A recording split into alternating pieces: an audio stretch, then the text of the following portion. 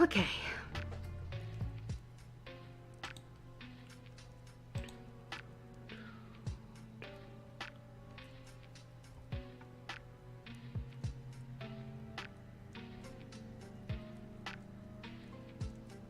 Okay, that was a little weird. Alright. I think we're good. Just gotta adjust the mic a little bit.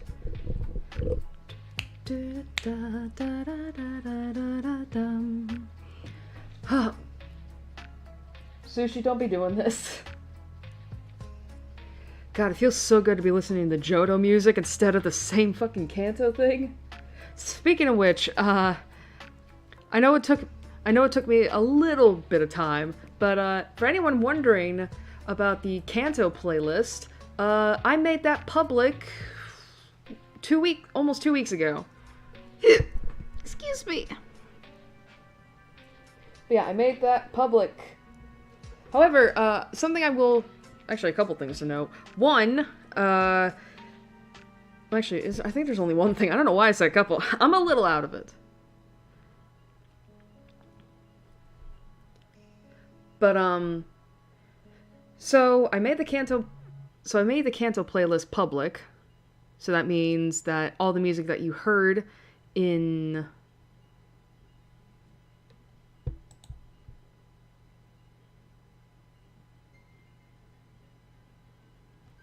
Sorry, music player's being a little weird, janky right now. Wow, can you hear that? There is music playing, by the way. It's just very quiet.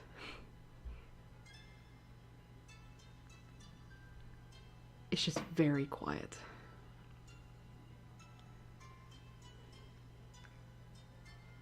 But anyway,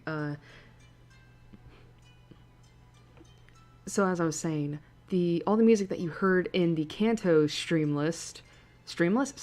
in the Kanto tier list stream is now publicly available. However, there were some new songs I added to it over the course of the 2 weeks.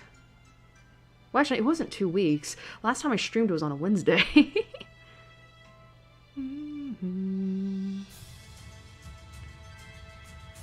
And that's because I found another artist while searching for more music.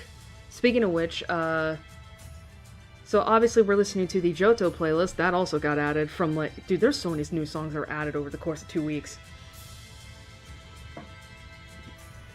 But, yeah, so in terms of the playlists, I have finished Kalos. That actually took only, like, what, 2 nights to finish?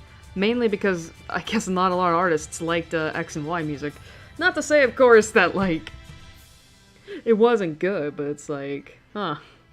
But anyway, good lord, there's so much music. And I'm hoping to get started on a Lola's playlist sometime this week. Don't know when yet. Hopefully tomorrow. Because I have been putting that shit off. And I didn't mean to. But, so obviously, as is the rule with the Kanto playlist, the Johto playlist will become publicly available once I've finished my ranking of all the Johto Dex Pokemon. However, I don't believe we're going to be facing the same problem we did last time, where we're just cycling through the same 30 songs over and over again. Actually, I don't even think it was 30. I think it was like 20-something, 27, 28. And of course, that shit got old real quick. That crap got old real quick, to the point that I wanted to kill myself after. But, Johto has a lot more music that I didn't realize was like, ooh, this is pretty nice. Like this song that you're hearing right now, Ekritique City. Man, it's like, maybe there's more to Johto than I thought. but believe me when I say, when we get to the later gens, especially Sinnoh and Unova, oh my god, we have music for days. Like, I'm trying to remember, I think it was the Unova playlist that ended up being like 6.5 hours long. which is crazy. It's like, god damn.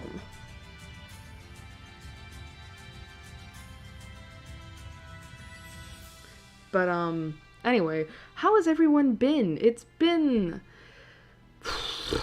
a week and a half, I would say. Yeah, a week and a half. Shit's still a little weird, I guess. I mean, I'm trying to think of, like, has anything major happened in the, last week and a half?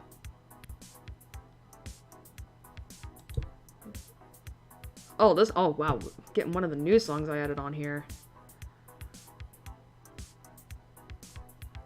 We just listened to this song too, but on a different format.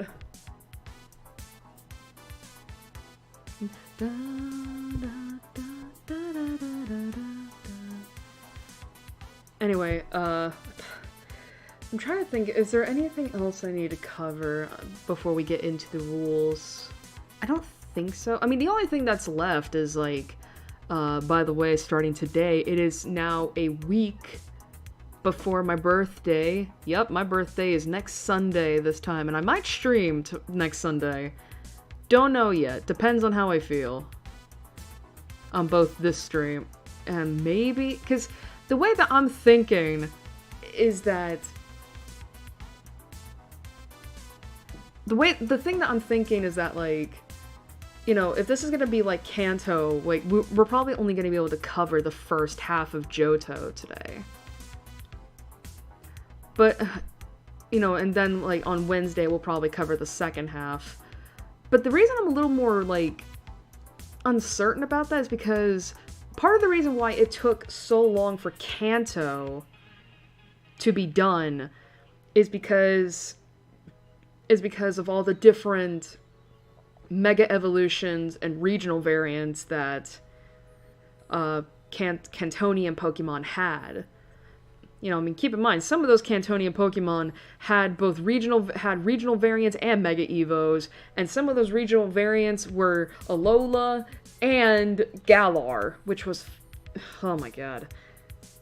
And it's like, it doesn't really, and it's like, remember my opinion on Kanto last time I streamed, where I talked about how it felt like they were leaning so hard into the nostalgia bias for Kanto?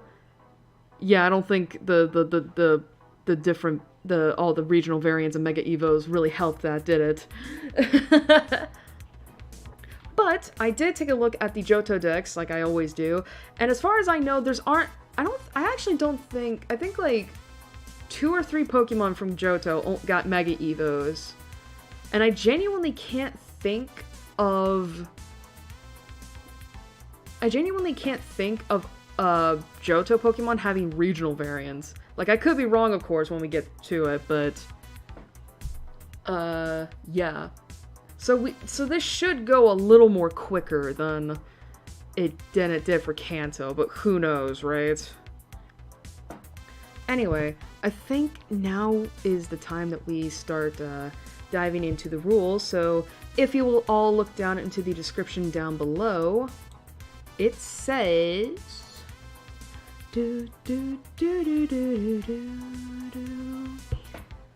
Alright, so we of course have only 3 rules, but these are important, so listen up. Number 1, keep in mind that what I say in this is purely my opinion and should not be taken as fact. I know every Pokemon out there has its fans, but I may not be one of them, so please understand that there can and will be places where we'll have to agree to disagree. There's over 1,000 Pokemon, guys. There is bound to be a fan for every Pokemon out there. So please do not get on my ass, because I may not like a Pokemon you do, or vice versa. 2, I'll only be covering Pokemon from games I have experience with, meaning this series of streams will only go up to Sword and Shield. This also means Pokemon that appear in games I've never played, for example, Ultra Sun and Ultra Moon, and the DLC for Sword and Shield, will not be covered. Apologies to fans of ScarVio in advance. As I said before, we're not covering Gen 9, so please don't ask about that. And 3, please don't harass me because I may not like certain regions. Here's the thing. I will give you all a TLDR in the Johto region. I like it a lot better than Kanto. And Sinnoh. That's all I'll leave it at for now. So... I know that... Okay, I was gonna say, it's like, what music... This is one of the towers. Burned Tower.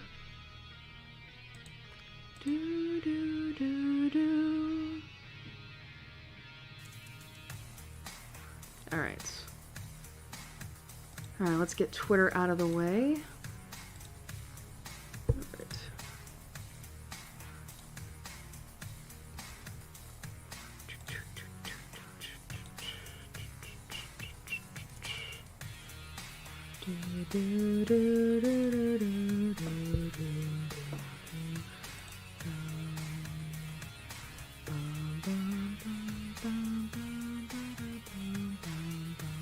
Sorry.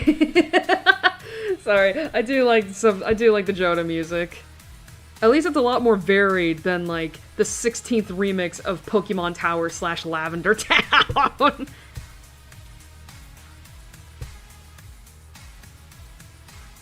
Oh, I guess that is something I should talk about, is, because here's the thing, I do know that, yes, Pokemon Gold, Silver, and Crystal, along with Heart Gold and Soul Silver, I know that, like, Kanto is technically a part of the games, is a part of those games there, but here's the thing. This playlist is only covering music that appeared in Johto. Like, whatever music that appeared in those games but belonged in Kanto, that went in the Kanto playlist.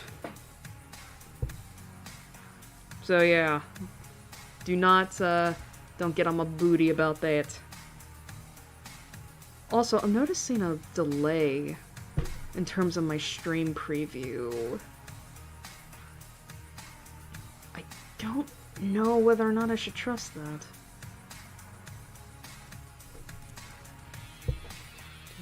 I'm gonna check mobile real quick.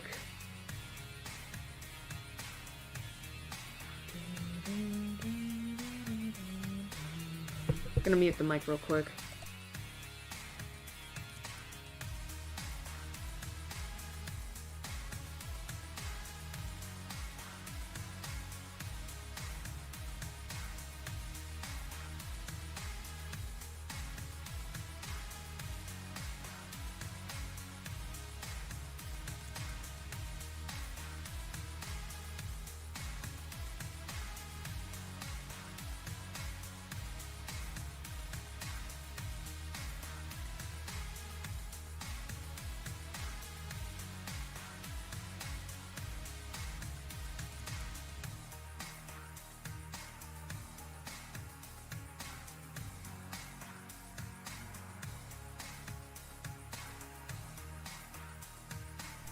Alright, sorry about that.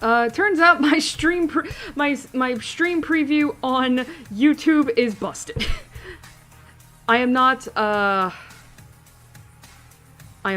lagging, I'm not delayed, it's just for some reason this is a little buggy. Don't know why that is.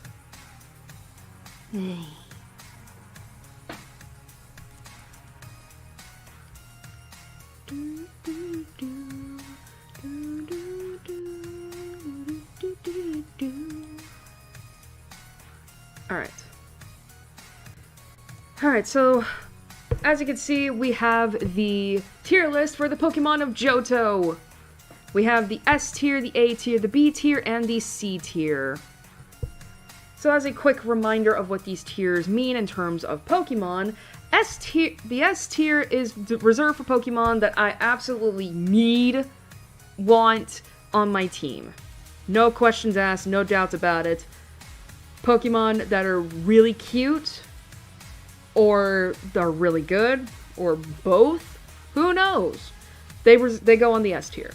A tier is for Pokemon that I would like to have on my team, if possible. But I'm not gonna cry about it if it's not available. I don't know how else to put it. It's just the A tier is like Pokemon that I think are cute, or good or vice or whatever. But again, I'm not gonna cry about it if they're not on my team. The B tier, as you can see, is divvied up into two sections, which I name as like the high B tier and the low B tier. So in general, the B tier is for Pokemon that I can agree are good and are aesthetically pleasing, but maybe they're not up to my tastes, or I'm just like, it's whatever. I'm indifferent towards. And obviously, it's, you know, it's gonna really lean either way in terms of the high or low B tier. It just depends on how I feel about it, right? And of course, the C tier is Pokemon that I absolutely do not want on my team. I don't care if they're good, if they're aesthetically pleasing, like Pokemon that I may even have a bad experience with, who knows?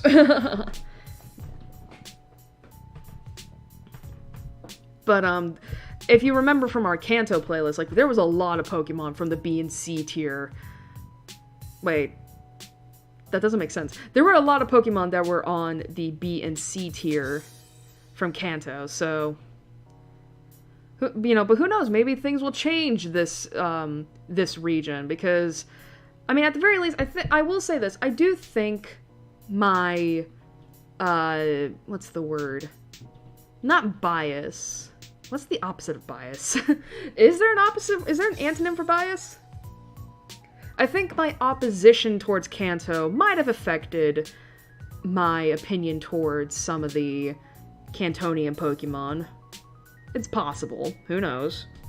But Johto I seem to have a little bit more of a favoring towards, maybe because of the fact that there's a lot of Pokemon from Johto that I like, and I think if anything I have more memories of the Johto region from the anime than I do of Kanto. I mean, Kanto, the anime episodes of Kanto, like, that was from, like, my early childhood, whereas Johto was a little more towards the middle, if that makes sense. Anyway, so, I think first up,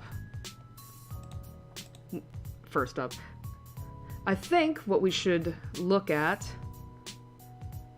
is the number one, is the first Pokemon to have come out of the Johto region, but in terms of the global dex, is number 152, and that is, let me get them up. Uh-oh. I was gonna say, please don't freeze. We have Chikorita! Okay, that was the dog. I was like, excuse me? Anyway, we have Chikorita.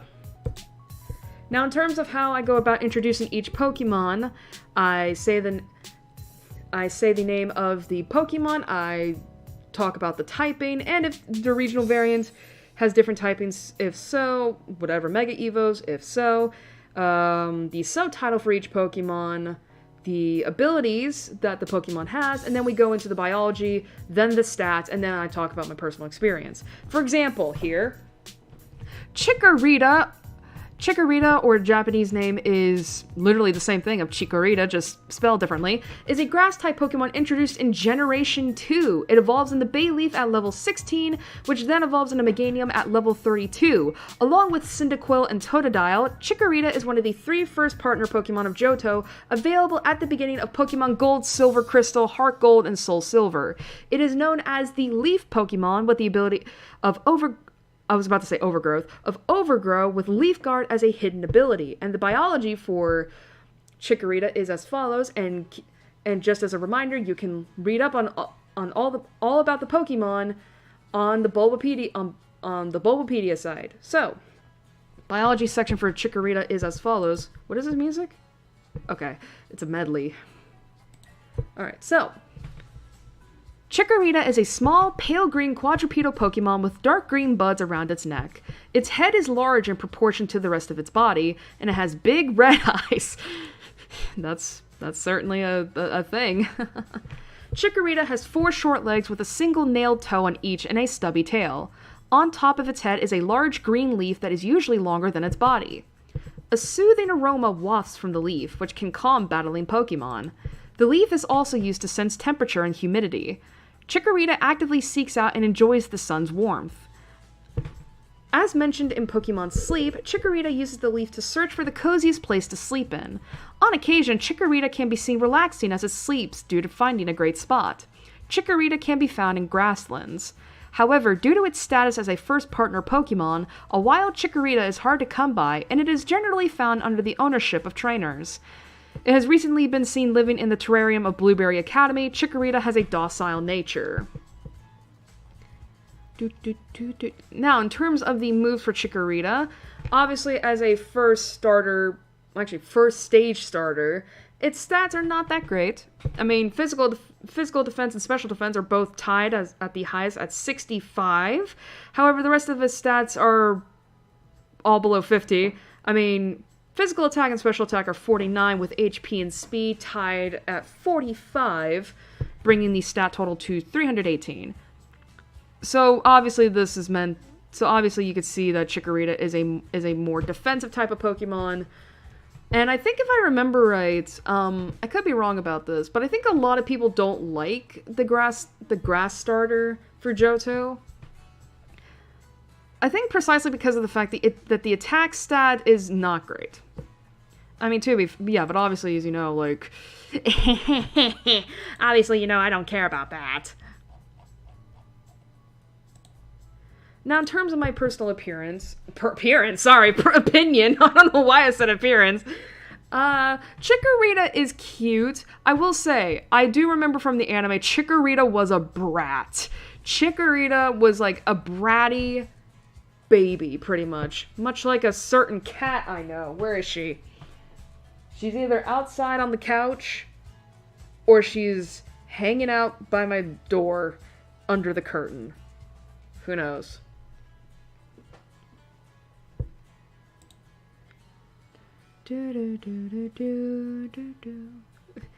Anyway, but I do know that Chikorita, it can be cute on occasion. I mean, not to mention, I think of the meme. I can't believe I'm mentioning this. There is a meme. I think that's pretty old. Like, for some reason, I feel like it's been around since 2013, but I could be wrong. Where it's basically like Chikorita, or better known as Thickorita. Yeah, Thickorita. Like, I know about that meme, and it can be really cute. Like, I think that's kind of the thing, though, too, when you watch the anime, is that Chikorita is a brat, but it's in that cute way of, like, God, I can't be mad at you for too long because you're too damn cute. And I remember, but the thing is, I remember, when I got Pokemon Mystery Dungeon Blue Rescue Team, my first ever playthrough of it, I had a Chikorita as my partner. And I think, you know, and thinking back on it, I think I had the tactics set to where my partner was just basically going to just not stick with me throughout the whole journey sometimes. But because I was a kid and didn't understand that, I had to constantly deal with Chikorita just dying on me. So that definitely impacted my opinion on both the game and partner and and Chikorita at large. But as I said, I got older. That was when I was a kid. I got older, and honestly, I do like Chikorita. And I do have plushies of all 3 of the Johto starters, but they're not on the desk. They're not even on the shelf. They're up in my closet. But don't worry, they're safe. They're good. Now, in terms of what tier I would put Chikorita in, I mean, again, it's pretty cute. Look at it. It's cute. Also, I still don't know why the heck.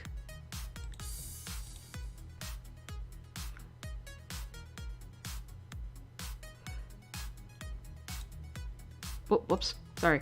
But yeah, I think it's pretty cute. It's nice. I just don't know where I would put it.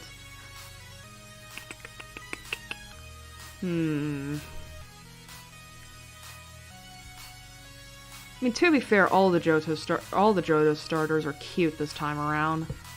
Well, then again, I can say the same thing for all the starters. It's just like, obviously I have my preferences. And I guess the question is like, would I choose Chikorita as a starter? I mean, on some playthroughs I would, on the others I wouldn't.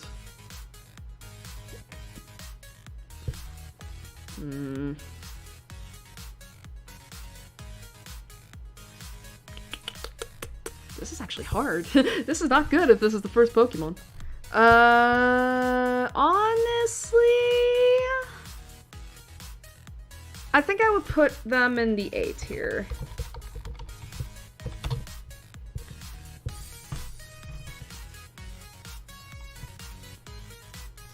Again, I think it is just a little bit of the bratty nature coming out from the anime. Like, I know I shouldn't be. I mean, again, it's my opinion. Then again, it's like, it's my opinion. I should let whatever I have my memories of influence me.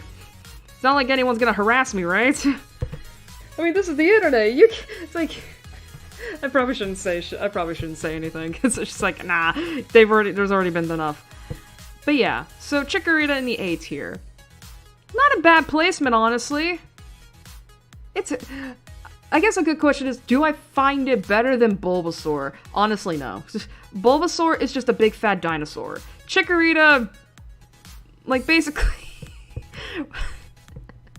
I keep wanting to refer to it as Thickorita. Honestly, though, I think Chikorita is a little less than Bulbasaur. That's not to say, of course, this is a bad thing. It's just, you know. Anyway, moving on to number 2 of Johto, but 153 in global, as the music takes a while to get started.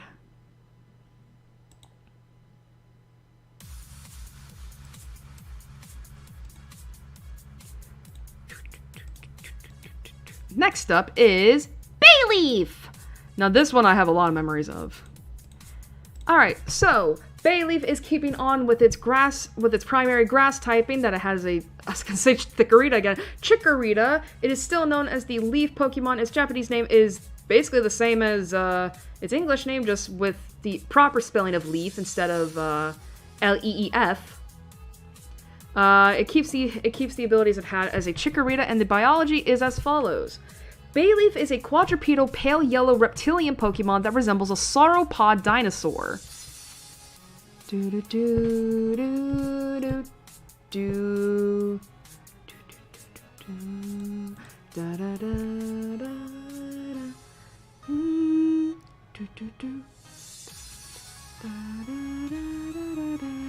Sorry, you're gonna hear me humming a lot of the music here. It's not like Kanto, where it's like I don't really have a lot of memorable tracks. This has a lot. It has a long neck, red eyes, a short rounded snout, and a stubby tail. Each foot has a single light gray nail. Sprouting from its forehead is a green leaf that curves back over its head and around its neck. And around its neck are a series of tightly curled leaves. Inside the leaves are small tree shoots. The aroma wafting from the leaves around its neck has a spicy scent and has various beneficial effects on those who inhale it. The fragrance has a combination of energizing, stimulating, and healing effects. Bayleaf can be rarely found in grasslands. As mentioned in Pokemon Sleep, any Pokemon sleeping near Bayleaf will feel invigorated. Alright, in terms of these stats... Alright, so it looks like physical defense and special defense is still its highest stat, tied at 80.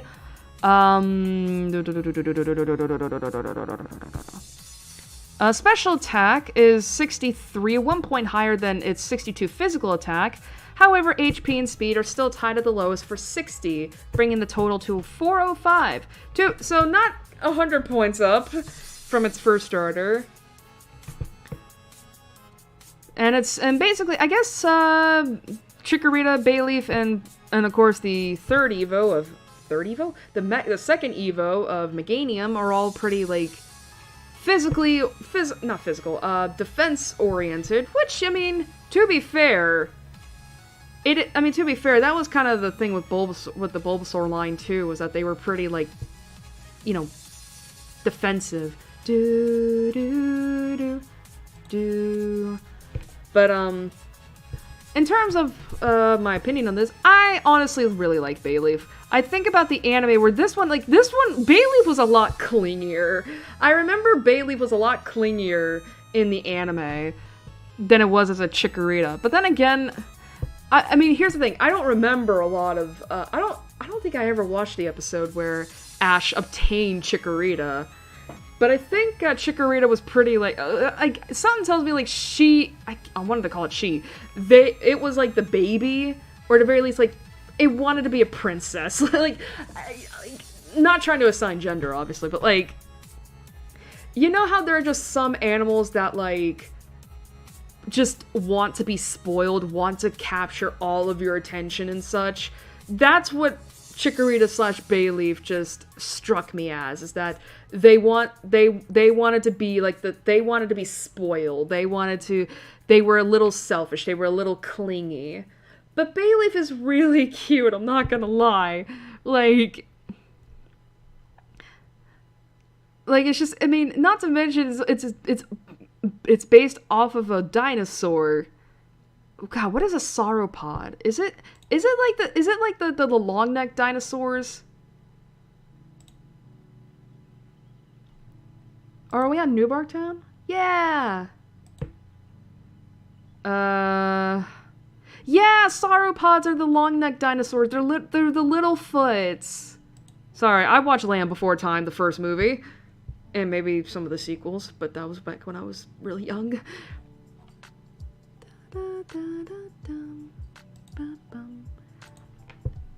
But yeah, it's so cute. It's so cute. Like, and not to mention, like, it just looks like it would be so good at hugging. I mean, or at the very least, like, you would want to hug this thing, right? It's just like, you just want to, like, throw your arms around it and just feel its stocky body. Like, wouldn't you want to hug this thing? I don't know, it's so cute. And I remember in the anime, like, its cry, just like, "Bay, Bay!" I found that really cute, too. I'm sorry. It's just... It's cute. It's cute. Honestly, I think I would put it in the S tier because... Which I know is crazy. It's like... It's kind of the opposite, ain't it? With Bulbasaur, Ivysaur, and Venusaur, or Bulbasaur and Ivysaur, where it's like, Bulbasaur was in the S tier and Ivysaur was in the A tier. Actually, was Ivysaur in the A tier, or was it the S? No, I think it was the A tier. And now we got the opposite here, where Chikorita's in the A tier, but Bayleaf is in the S tier. But again, like, just imagine hugging this thing. I want a plushie of Bayleaf. Do Bayleaf plushies exist? They have to, right? I mean, this is a marketable plushie. Just give it to a kid who maybe likes dinosaurs. And just be like, this is Littlefoot's little sister. little sibling, let's just say that. But yeah. I think I just also have a lot of good memories of this Pokemon. Anyway. Moving on.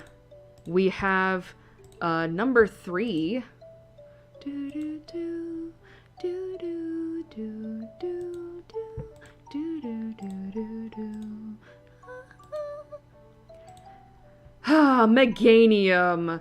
People who watch my Pokemon Mystery Dungeon randomized streams will know who this is right away. It's Hibiscus. Alright, so Meganium is keeping the primary grass typing it had as both Bayleaf and Chikorita.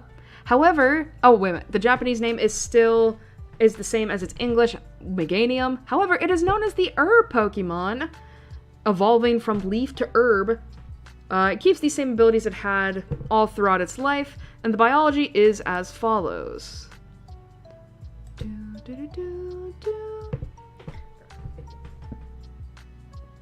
Excuse me. Meganium is a quadrupedal pale green reptilian Pokemon that resembles a sauropod dinosaur. It has a long neck, yellow eyes, a short blunt snout, and 2 stamen-like antennae on top of its snout. The antennae are shorter on a female than on a male.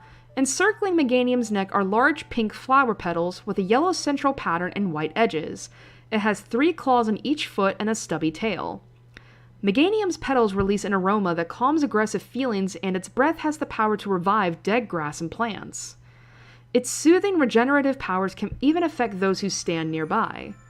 Meganium tends to be very docile and has been portrayed as a peacemaker in the anime. It can rarely be found living in grasslands. As mentioned in Pokemon Sleep, many Pokemon tend to sleep peacefully side by side with Meganium. The reason is fragrance given off by Meganium's flowers soothes and calms emotions of any Pokemon fighting near it.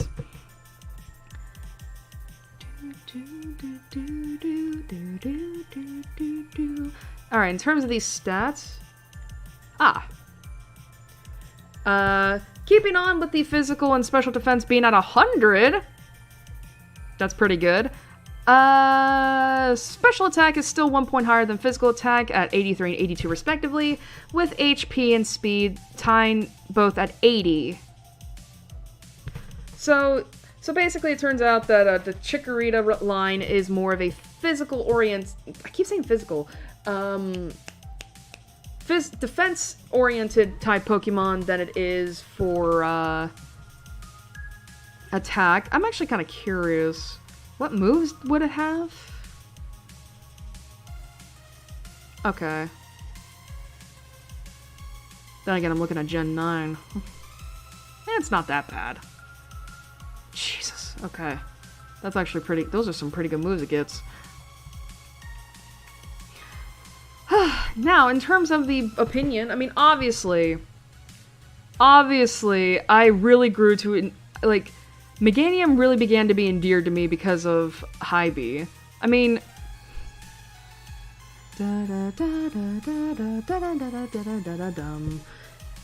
Anyway.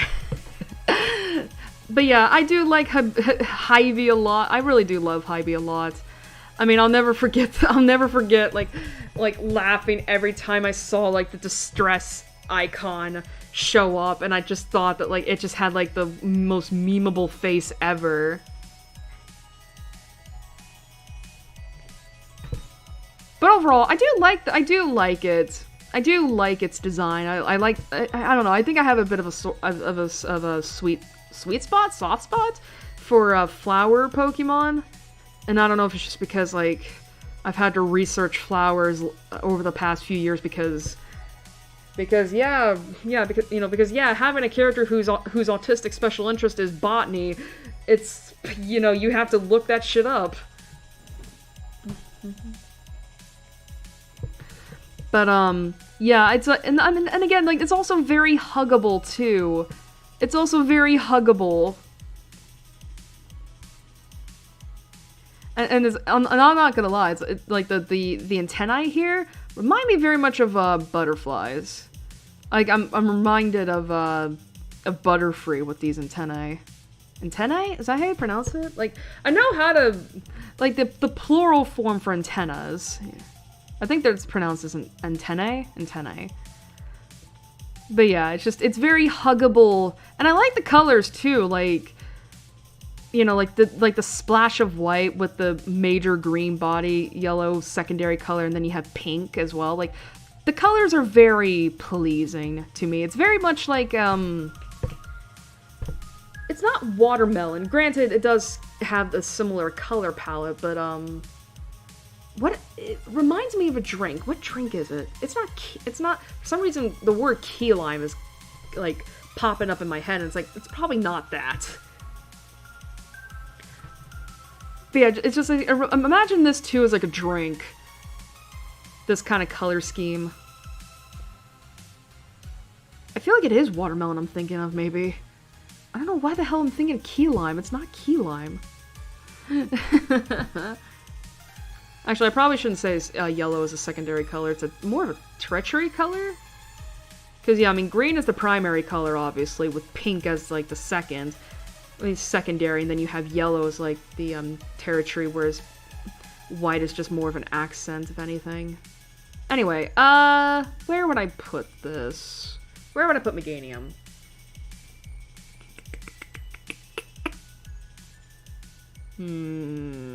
Honestly, I'm thinking S tier. I don't know, it's just... Okay, and now, and I do remember this. I remember Venusaur was on the S tier along with Bulbasaur, but now it's like the revert. So at least that stayed the same. It's just the Bayleaf and Chikorita switch places with the Bulbasaur and Ivysaur.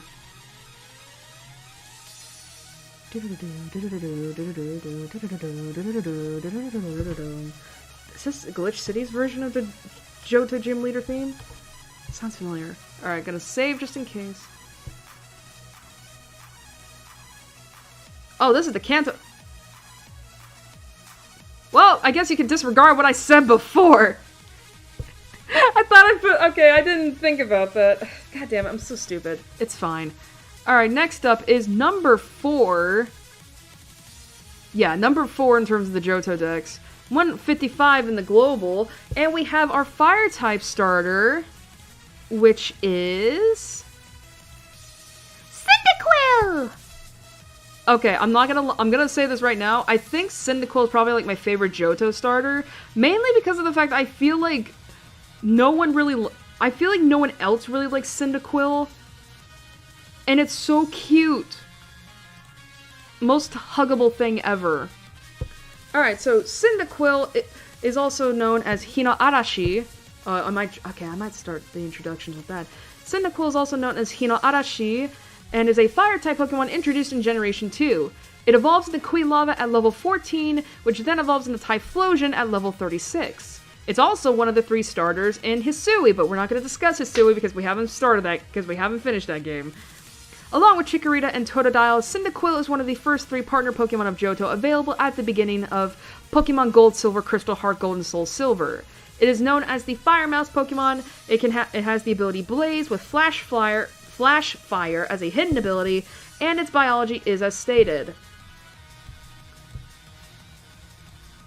Cyndaquil is a small bipedal mammalian Pokemon with bluish fur on top of its body and cream-colored fur on its underside. Its eyes are usually seen closed, and it has a long, thin snout. Its arms are short, but its legs are slightly more developed and have a single nail on each foot. On its back are 4 red circles that can erupt into flames. When the flames are burning, its back has the appearance of being covered in spines. Cyndaquil is capable of defending itself using these flames, and the fire grows more powerful as it becomes angry or defensive. Cyndaquil's firepower is described as being tremendously powerful. However, if it is tired, the flames are not able to burn properly. It is usually timid by nature and often curls into a ball when intimidated. Due to this, Cyndaquil prefers staying hunched over. Though rare in the wild, it can be found living on grasslands. It has recently been seen living in the terrarium of Blueberry Academy. As mentioned in Pokemon Sleep, Cyndaquil is known to usually sleep curled up. On rare occasions, it will spout flames from its back while sleeping. Now, in terms of the stats for our baby here, so it's actually 1 point higher than Chikorita. But unlike Chikorita, physical attack is actually actually, no, not physical. Speed is its highest stat at 65, so that's a quick little thing. With special attack at 60 and physical attack at 52. However, its special defense is at 50, physical defense is 43, and HP is a measly 39. So it's meant to be a speedy little attack, like, I guess more of a speedy attacker, maybe? What is that term in RPGs? I mean, obviously you've heard of, like, you know, the tank, glass cannon, DPS. Is that what's... Well, I don't think DPS is... Are DPSs supposed to be, like, quick? Swift? Swifty. God, let me not bring in the actual Swifties here, please.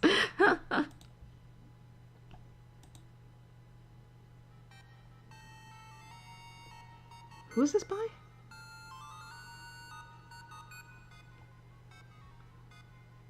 Is this Glitch City, or is this someone else?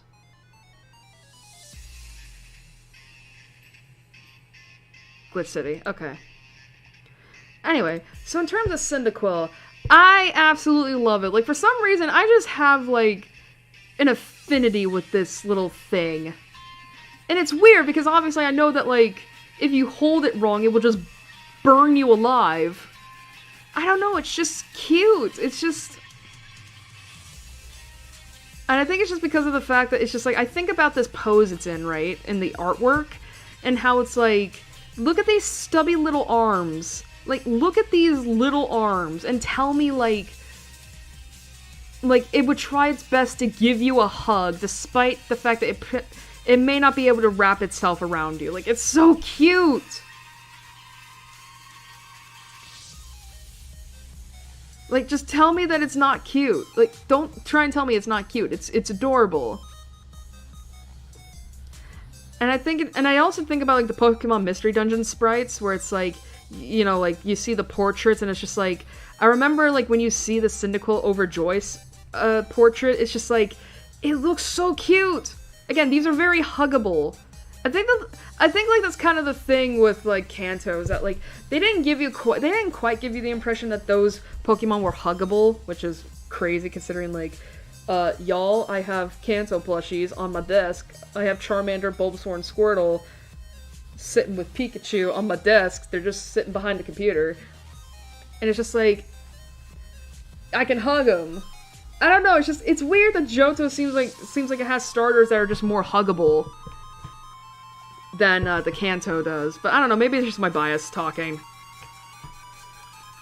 But yeah, like, it's cute! Honestly, I think I would put it up in the S tier. Because it's just like, ah! Again, it's so cute! So cute! Oh my god, it's so cute! I just have an affinity with it. Oh my god, I think about the cry too.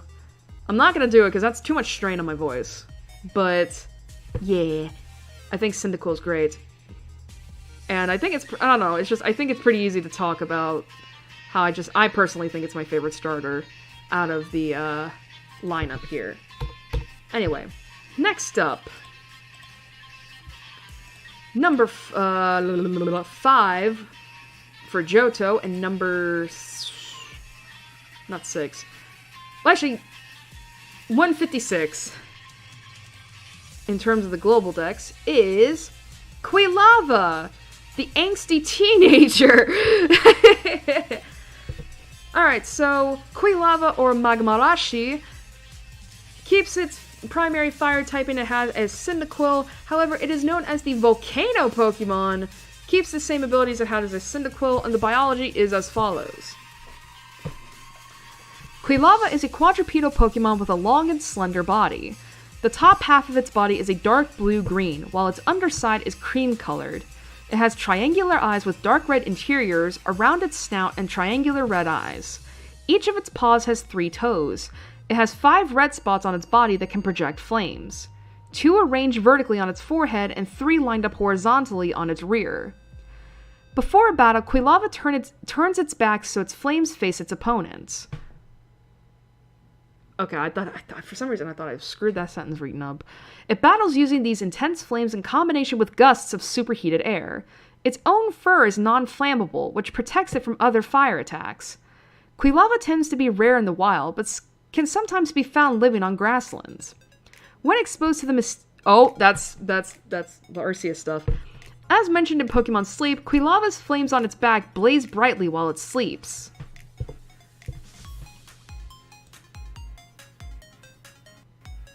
Oh, this bubblegum pop theme.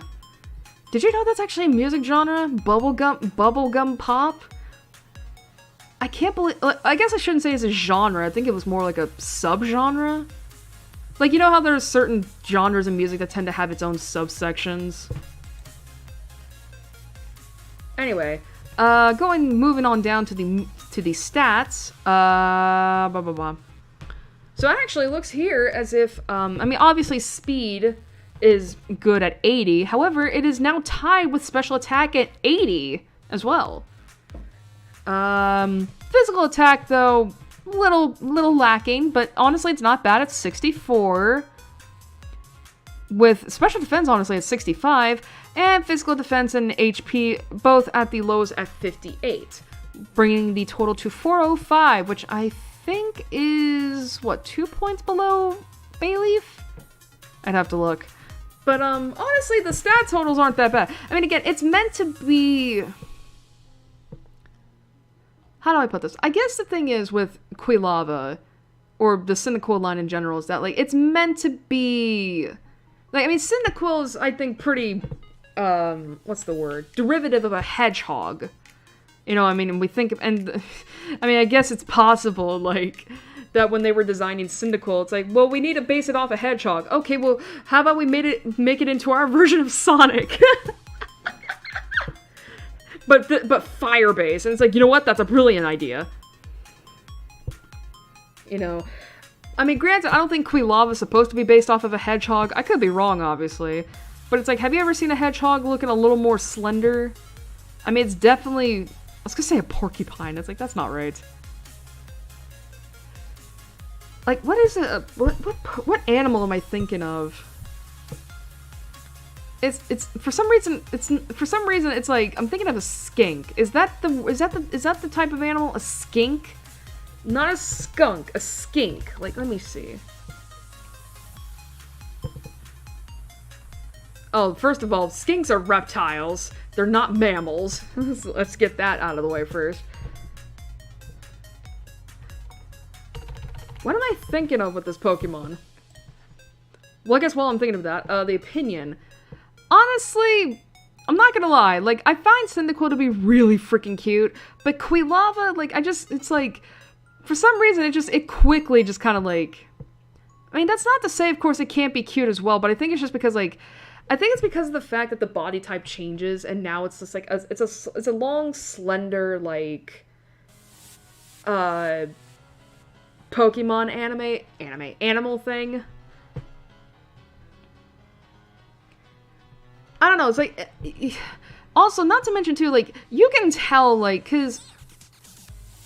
You know how with animals, right? Or at least with mammals, there's such a thing as, like, you know, you have your babies and such, and then they kind of grow up in the juvenile stage before maturing into an adult. Like, I don't know how to explain it. But Quilava basically just kind of gives me that vibe. That, like, you can clearly tell that, like, Quilava is the juvenile stage. I mean, that's not to say, of course, that this is a bad thing. It's like, it's still cute. I mean, well, I guess I shouldn't say that. It's just like, I don't know. I think of, like, for some reason, I'm thinking of Long Cat, where, you know, or at the very least, like, imagine, like, actually, Quilava's a noodle Pokemon. You know, like, or at the very least, like, you know, those animals that resemble, like, noodles, or at the very least, like, behave like noodles, where it's just, like... How else do I put it? Like, you just hold them, and they're just flopping about. It's just, like, long boys, or something like that. That's what Quilava reminds me of. But it's so weird, because it's like, without the flames there, like, honestly, I'm looking at a picture, I look at a picture of Quilava without the flames, and it's like, it looks a lot better. I don't know. It's weird. Oh, excuse me. I don't know, it's just weird. Honestly, I don't know what else to say about it. It's just... But I guess it's like, where would I put it?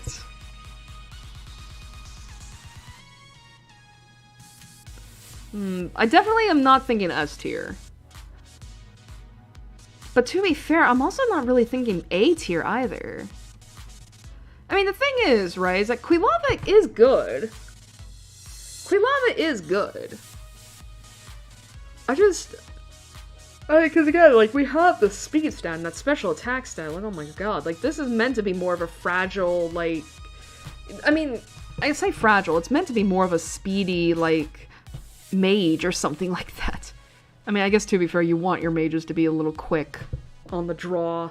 Like, they may not be able to tank hits, but they can fucking, you know...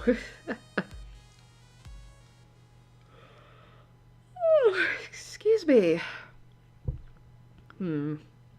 Honestly, I'm thinking the high B tier.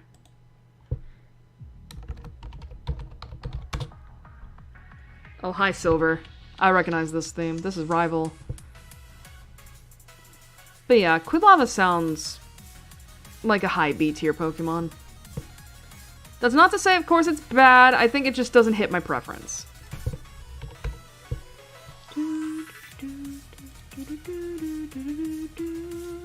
Alright, next up, 157 slash number 6. I was like, wait.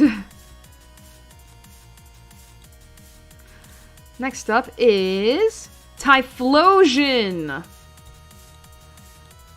You know, it's funny, we were talking about Quilava being a long boy. I think Typhlosion is also a long boy. Alright, so Typhlosion, also known as Bakufun. Bakfun. I hope this isn't... Oh, God. I don't know if I should even say that, because it sounds a little insensitive. You know what? I'm not gonna say it. I think it's a little insensitive. I don't mean to be, but I don't want to come off that way. Keeps on with its primary fire typing. It has both Quilava and Cyndaquil. It also keeps its subtitle as Quilava, as the Volcano Pokemon. And, let's see, it gains the ability... Okay, yeah, so basically everything's the same throughout its life. And the biology is as follows. And yes, I know there's a Hisuian form of Typhlosion, but we're not gonna talk about that. Typhlosion is a bulky mammalian Pokemon with a long yet agile body. It is classified as a quadruped, but it is capable of bipedal movement. That is true. Most of its body is cream colored, but its back and the top of its head are a dark green-blue. It has a short, rounded snout and small triangular eyes and ears. When its mouth is open, its sharp canine teeth and thick tongue are visible. Did I really need to know how thick the tongue was? Each of its paws has 5 digits and there is a coarse, spiky fringe of fur along its rear. Across the back of its neck, several red spots can produce fire. Typhlosion is capable of making anything go up in flames when angered and creating explosions by rubbing its fur together. The heat it generates when ready for battle creates a shimmering haze that can also be used to hide itself. When fully enraged, anything Typhlosion touches instantly goes up in flames. Though it is rare in the wild, it can be found living on grasslands. As mentioned in Pokemon Sleep, Typhlosion is known to toss and turn while sleeping. It is recommended to avoid a sleeping Typhlosion due to it unleashing blast fires from its back by accident. Jesus Christ. Oh, Lake of Rage. And in terms of the stat pool here...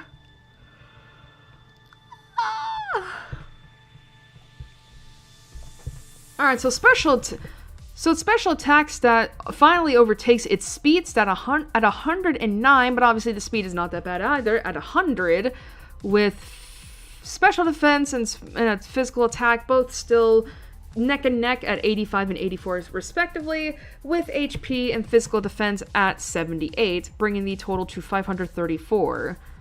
I think if I remember right, I think legendary Pokemon have at least a 600 base stat total, maybe. So yeah, the fact that the starters can reach like 500 something, it's like, oh my god. Oh, excuse me. But yeah, I remember I was saying before about Typhlosion being like a long boy. This is a long boy.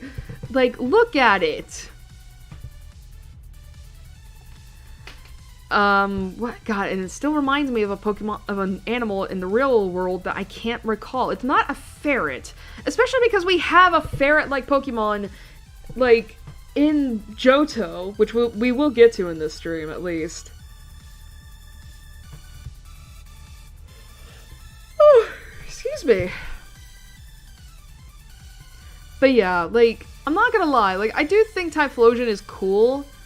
It's so interesting that, like, I'm not gonna lie, it's like, it's interesting that, like, because it's like, okay, I think about Cyndaquil being, like, my favorite starter, but then, like, there's the fact that I don't necessarily, that it's like, Quilava I can do without, and Typhlosion is kind of in the same boat.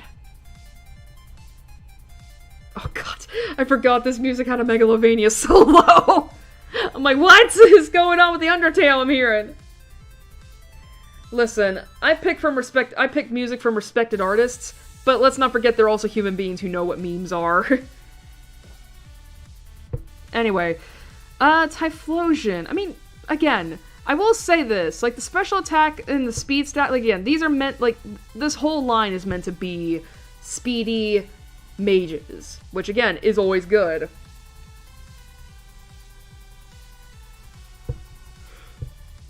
Excuse me.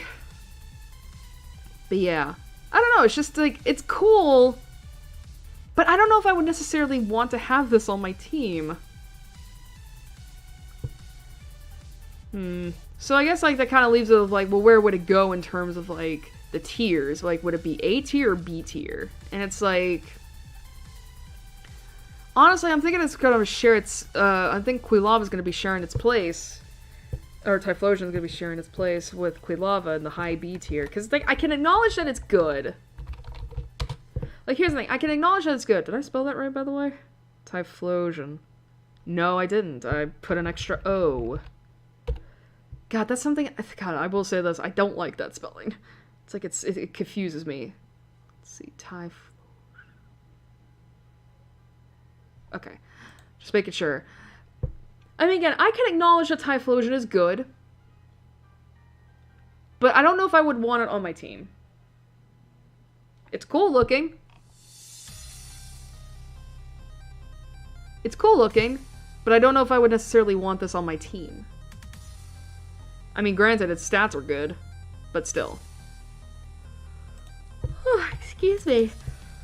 Alright, moving on to number 158 of the global decks, and number 7 in terms of the Johto decks. I forgot what I was at, and it's our water type starter. And honestly, I'm not gonna lie, Totodile!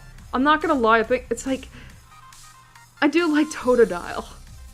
That's the thing, I do like Totodile.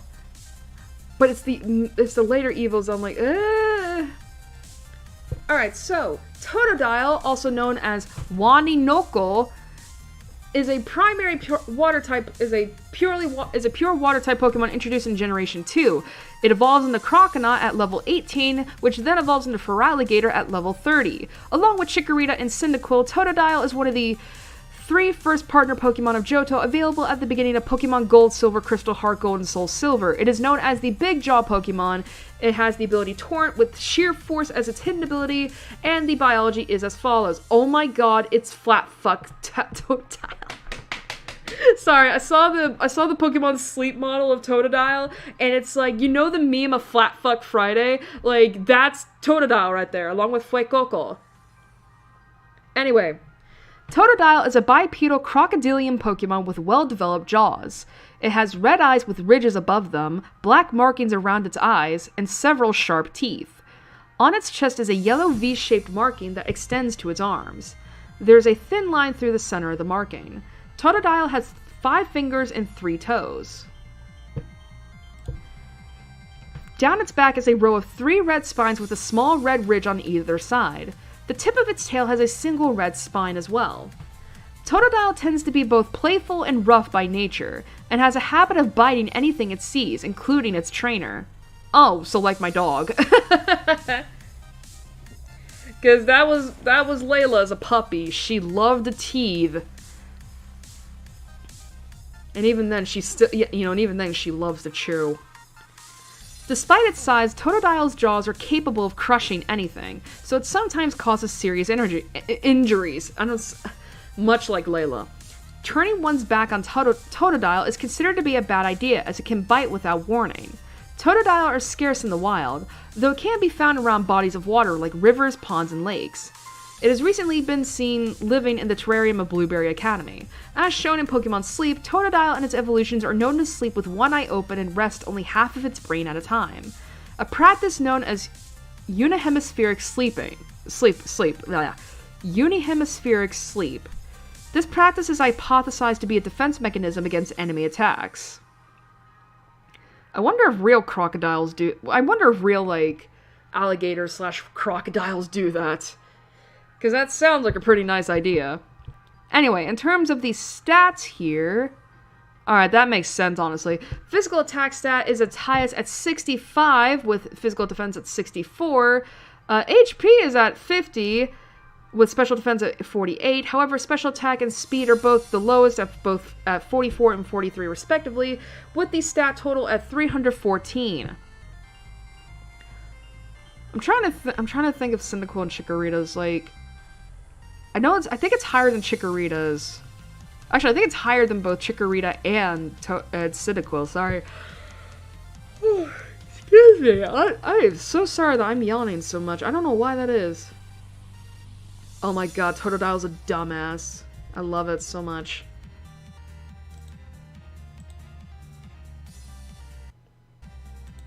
Anyway, Totodile, I'm not gonna lie, I think about the anime with Totodile and how it was so cute. Like, it was just so excited about anything. It's so hype. It's such a hype man Pokemon. It's so cute. And I also just think about the cry in the anime where it's just like, it sounds like someone just like gargling water. Just like, actually, I don't, can I get a drink actually?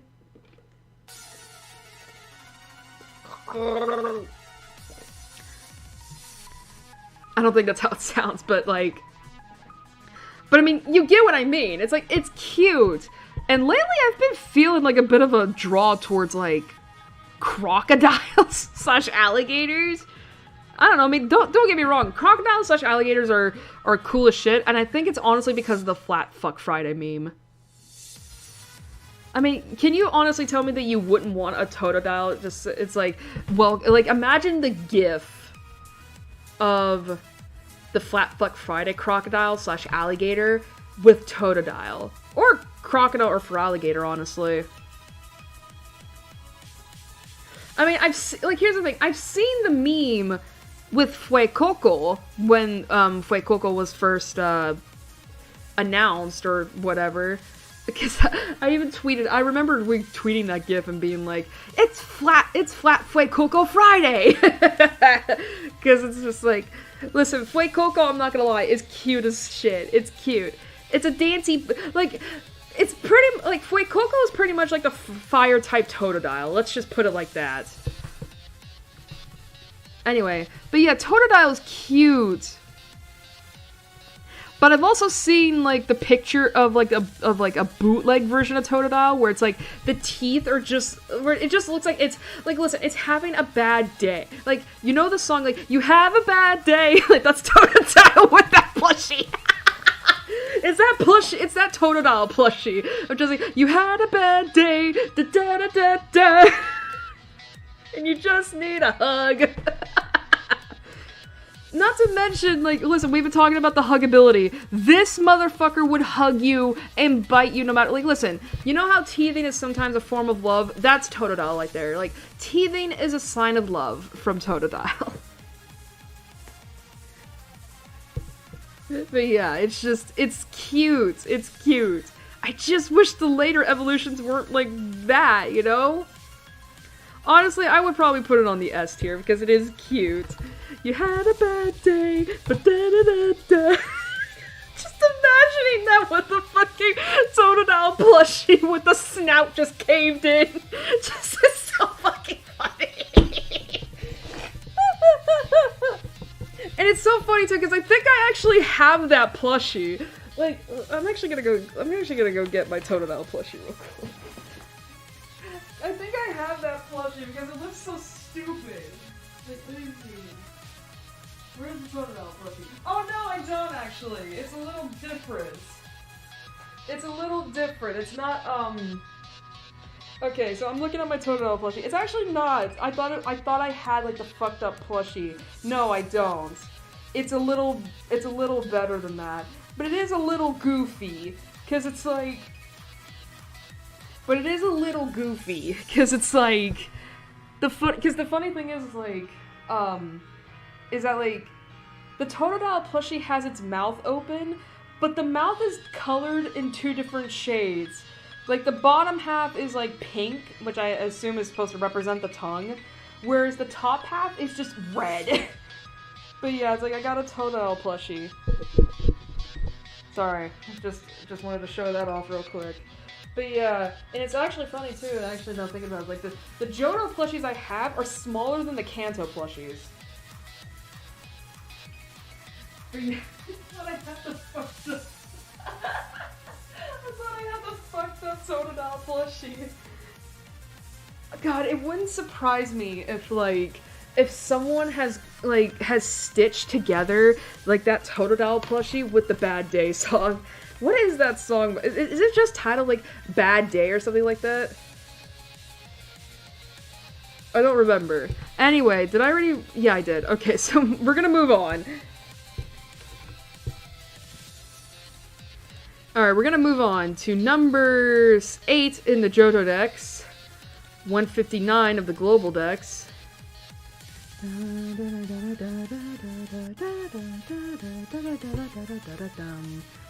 Oh. Oh dear. Okay, I think okay, I might have to close this out. Hopefully that helps a little bit. I thought my stream was lagging for a moment because my YouTube preview was being weird, but I looked at OBS and it's like, nope. Anyway, Croconaw! Alright, so Croconaw, or better, which is also known as, Aligates? Keeps its primary water typing as it had as a Totodile, and of course the subtitle as well of Big Jaw Pokemon. However, it has Torrent as an ability, but it keeps its Sheer Force hidden ability, and the biology for Croconaw is as follows. God, more runes of Alph thing. Anyway, Croconaw is a bipedal crocodilian Pokemon. It has well-developed rounded jaws with 2 fangs visible on in the corners of the lower jaw even when closed.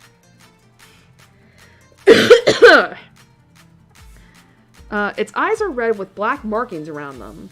There are 3 clusters of red spikes on its body, one with... I lost my place for a moment, I am sorry. One with 3 points on top of its head, one with 2 points between its shoulders, and a diamond-shaped one near the tip of its tail. While most of its body is blue, its lower jaw is yellow, and there is an asymmetrical yellow and blue pattern around its chest that resembles a spotted animal skin.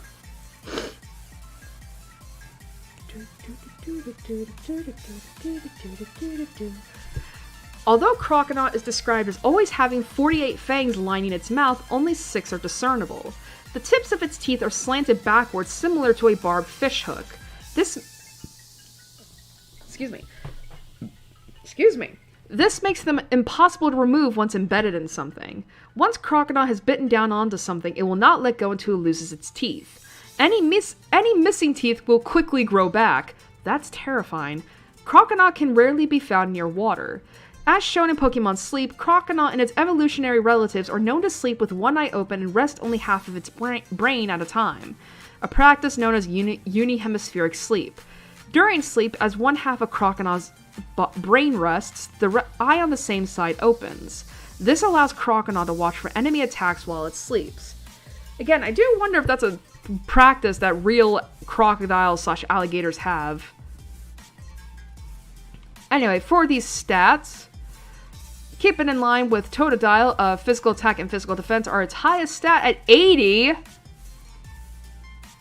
with HP at 65, special defense at 63, special attack at 59, and speed at 58. Much like real crocodiles. Much like real crocs, where it's like, they're slow, but they're methodical, and they could kill you with that death roll. Anyway, Croconaw, little goofy. Yes? Anyway, Croconaw a little goofy. He a little goofy. Little goofy goober.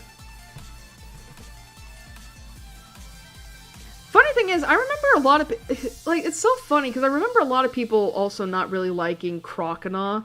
I think it's just because of the fact that it is a little goofy. Not to mention, like, it's very interesting that, like, the biology for crocodile states that, like, you know, that the pattern around its chest resembles a spotted animal skin.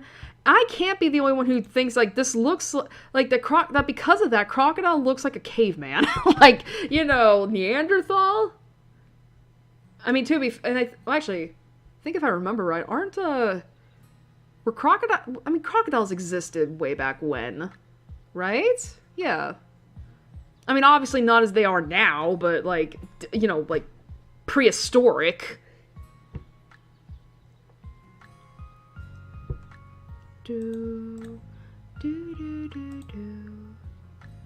Oh, national park. But yeah, crocodile, a little silly. Little goofball. But yeah, also, I think it's also pretty interesting. I think it is also, like, another thing where it's like you can clearly tell that this is more of a juvenile form for alligators. You know, like, basically this is a Totodile as a teenager. It's so interesting that, like, both Quilava and Crocodile, like, you could tell that, like, they're meant to be, like, the adolescent forms of, like, Totodile and Cyndaquil. But yeah, with Bayleaf, it's like, I don't know, I didn't get that vibe from Bayleaf. It's weird. But yeah, a little goofball, a little goofy. I guess in terms of where I would put this, I also think about the sprites with this too, where it's just like, it tries its best to be intimidating, but it's just not. It doesn't work. It just doesn't work. Honestly, I think it belongs in the higher B tier. Is that how you spell crocodile? I don't remember. Yeah, it is. I have to check the spellings to make sure now, because it's like, man, you would think for someone like me, I'd like, I could spell all the Pokemon here, but as you saw with Typhlosion, I screwed up. Anyway, moving on to the final, I'm out of it today, I'm sorry. Oh god. And now we got the biggest of goofs. Goofy goobers. Feraligatr. About ready to flex. Anyway, Feraligatr or Ordile.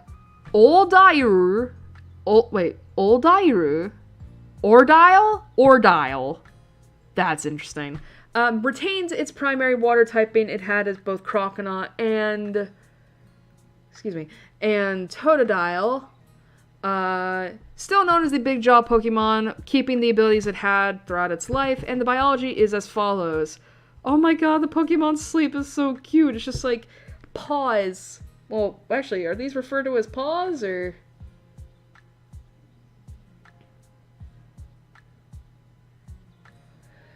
Excuse me. Feraligatr is a bulky bipedal crocodilian Pokemon with blue scales. It has large, powerful jaws lined with several sharp fangs. 3 teeth are visible when its jaws are closed. 2 in its lower jaw and 1 in its upper.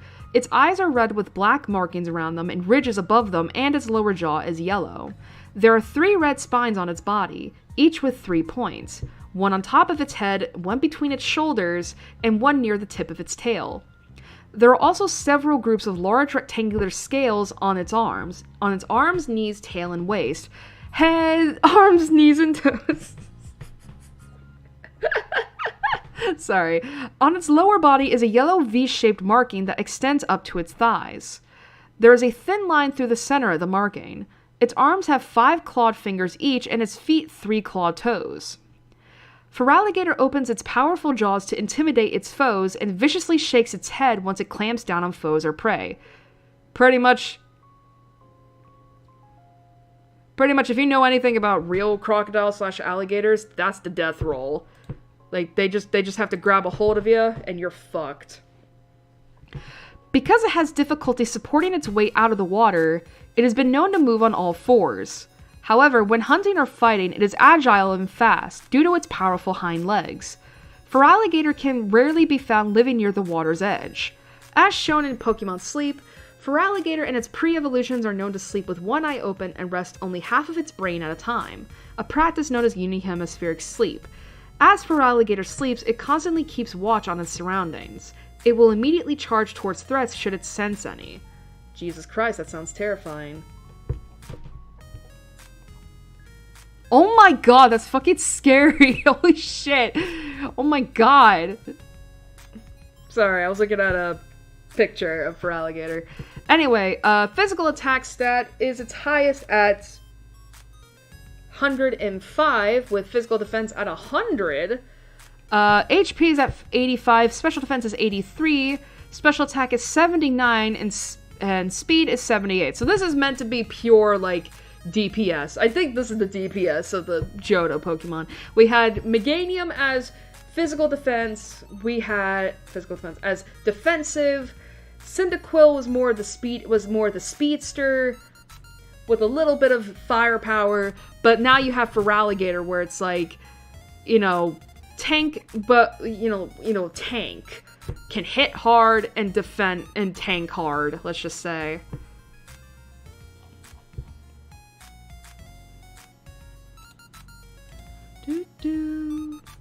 But yeah, Feraligatr. It is a little goofy, not gonna lie. It's also a little goofy. Thankfully not as goofy as a Crocodile, but still a little, like, eh. Honestly, Feraligatr reminds me of, the Batman villain. Like, it's Killer Croc. For some reason, I was like, it's Mr. Croc, right? It's like, no, that's not it. That doesn't sound right. But yeah, Killer Croc. But, like, I don't know, it's just like, like, it's like, Feraligatr in this pose right here, in this art right here, just reminds me of, like, he's about to go to town on your asses, just like, I'm about to eat you, I'm about to shank you. I don't know, it's just, but in a goofy sort of way, it's just, I mean, and then of course you got, like, these little, like, what the hell did the biology section call them? Like, ridges? No, it is ridges, okay. But yeah, it's like, what are the point? What is the point of this? Like, it's just like, I mean, I guess, like, to protect it, I guess.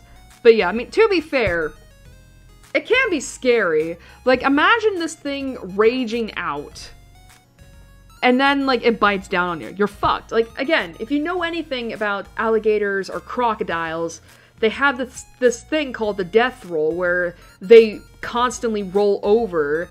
And that's, I think if I remember right, the purpose of that is essentially rip its prey apart. Like, tear it limb from limb. Or at the very least, tear the limb off. And you're supposed to die from it, basically. They do it in the water. You know, so it's like, if you don't, you know, so basically it's like, if you don't die from blood loss, you'll just drown. Because you're so fucking out of energy. But yeah, so it's like, the idea of this motherfucker being able to do that. I mean, how tall is this thing? 7 feet. Like, this thing is big. And it can stand. Hi, Silver. And this thing can stand. This would be terrifying to have a death roll of. Because it's like, at least with alligators, right? Like, you're not gonna, like, here's the thing with alligators / crocs. Like, they're not bipedal. You know, I mean, I know they can climb a little, but it's like, keep in mind, like, they're not, like, I know they can be as long as Feraligatr, maybe twice as long, but again, they can't stand. This motherfucker can. So it's like, just imagine this thing with your, like, arm in its mouth and just, like, death rolling you. You're fucked! Anyway, where would I rate this?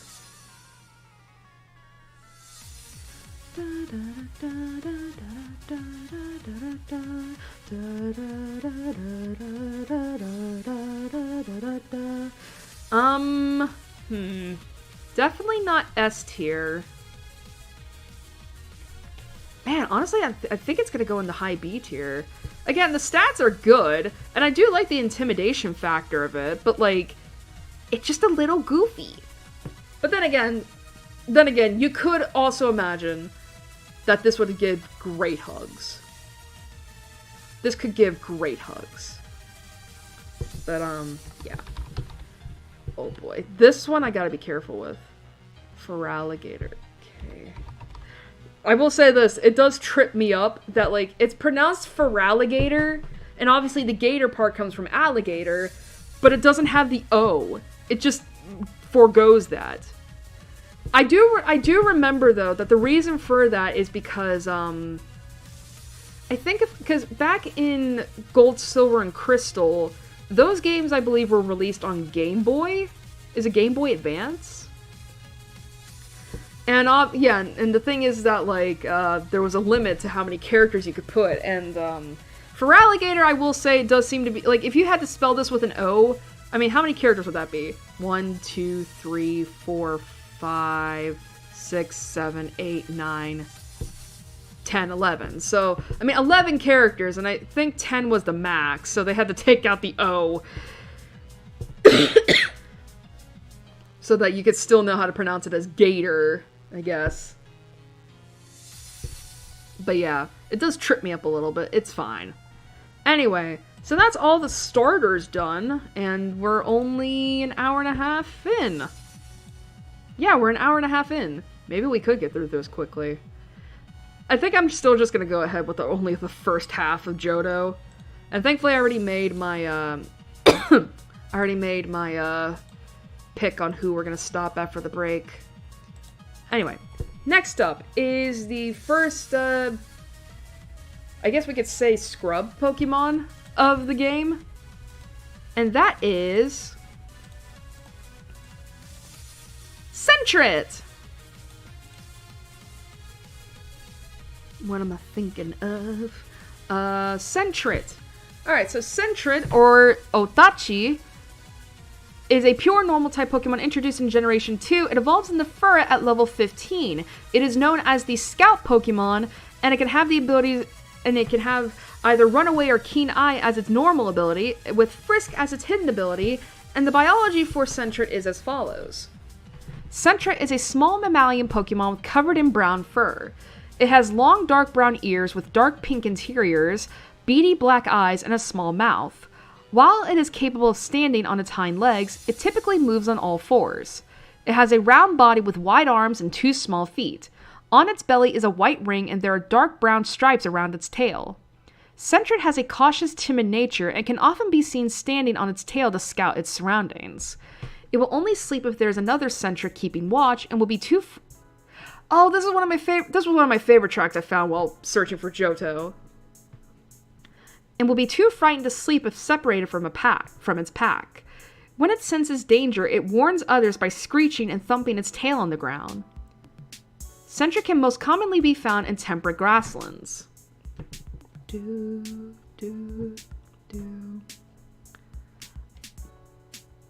Alright, so I will say this. Unfortunately, Sentret is not great. Like, its stats are shit. Especially in regards to the starters.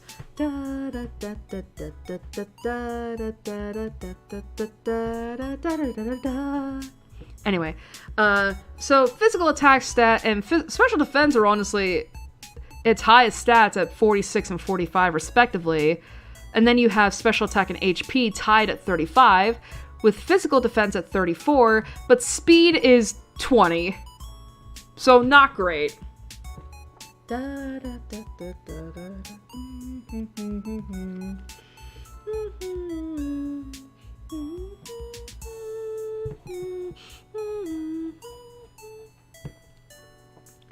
Excuse me.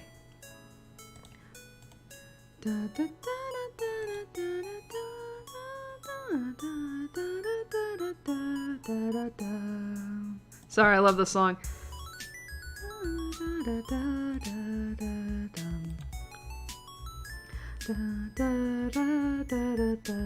Sorry, I do like this song. Anyway, Sentret. Honestly, I'm not gonna lie, it reminds me of a sugar glider. Although I think, Sentret can't glide.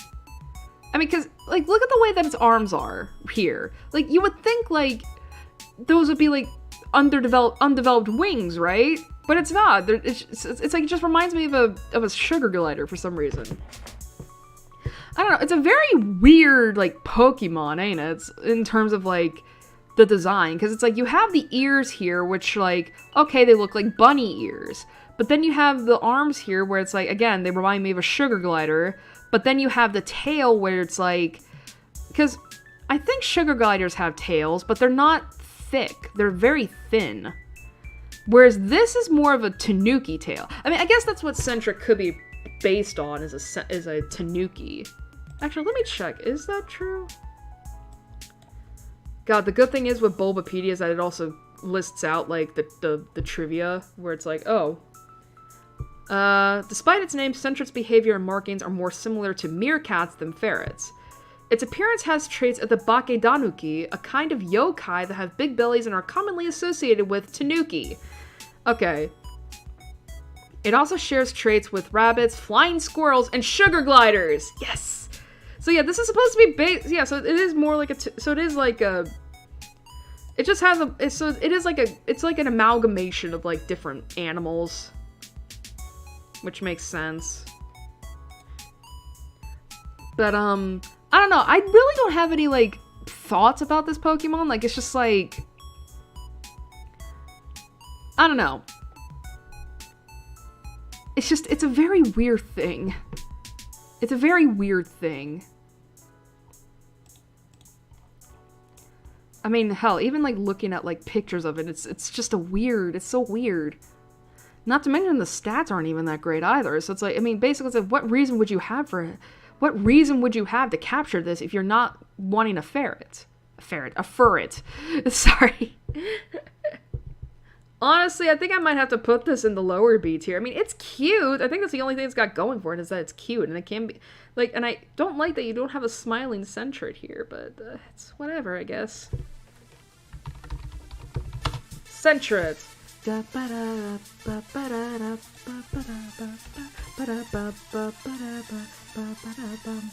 Anyway, next up. What music is this? Oh, Team Rocket.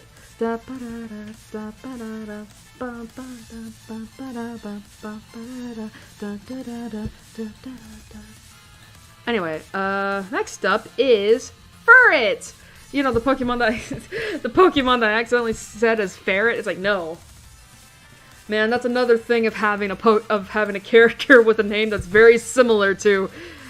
oh god. Ferret, Furret. Fuck! Ferret, fuck! See what I mean? It's confusing! Anyway, Furret. Furret, or Oltachi. So we had Oldachi, now we have Oltachi. It retains its primary normal typing it had as Centret. However, it is known as the long body Pokemon, but it keeps the same abilities it had as a Centret, and the biology for Furret is as follows. Furret is a long, slim-bodied mustelid? Mustelid? However you pronounce that. Pokemon with cream-colored fur and dark brown rings along the length of its body. The back of its head and neck are also dark brown. This marking extends to below its arms where the first ring is formed. It has cream-colored tips on its ears, 2 brown whisker-like markings on each cheek, and round black eyes. Its forelimbs are stubby, the forepaws are brown, and the hind paws are cream-colored. Furret is capable of standing on its hind legs, but prefers to move on all fours. Its body and tail are so similar in structure that it is impossible to tell where its tail begins. Despite its short limbs, Furret is very quick and agile. This allows Furret to escape even when in the arms of a human. Its speed allows it to catch prey such as Rattata.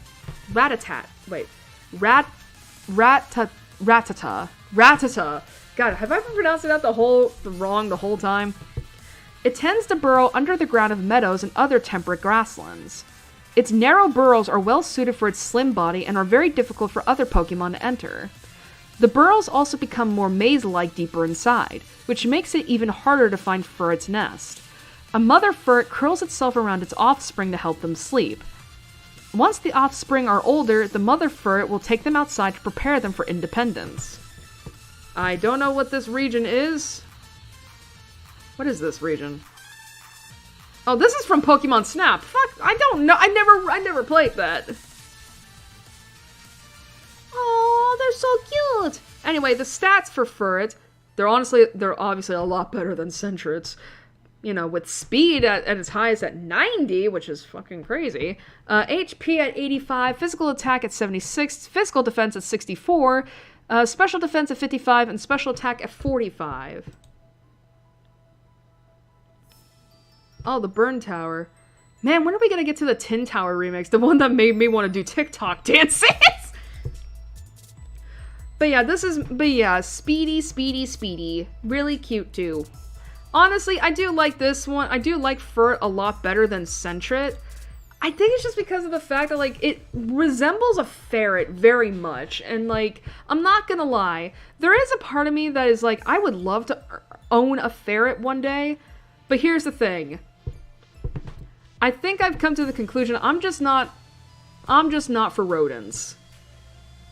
I mean, here's the thing. Like, I had a hamster once. I didn't take good care of it. I'm willing to admit that. And, yeah, that did not end well. And the thing is I do think ferrets just have a lot more needs than I'm willing to care for, which, I mean, again, perfectly fine to admit, I think. Like, if you're not, like, listen, because there's a difference between, like, wanting a pet, yeah, wanting to own an animal, versus being able to take care of it, and it's like, I just don't think I'd be a good ferret owner. I'm just gonna say that right now. And it's better to acknowledge that, and realize it's probably better I never own a ferret, as opposed to owning one and then realizing, oh, this was a bad idea. Not to mention, I don't know how Sushi would, or any of my future cats, would be able to handle a rodent. I don't want to come home one day to find that, like, oh, my ferret died because my cat killed it.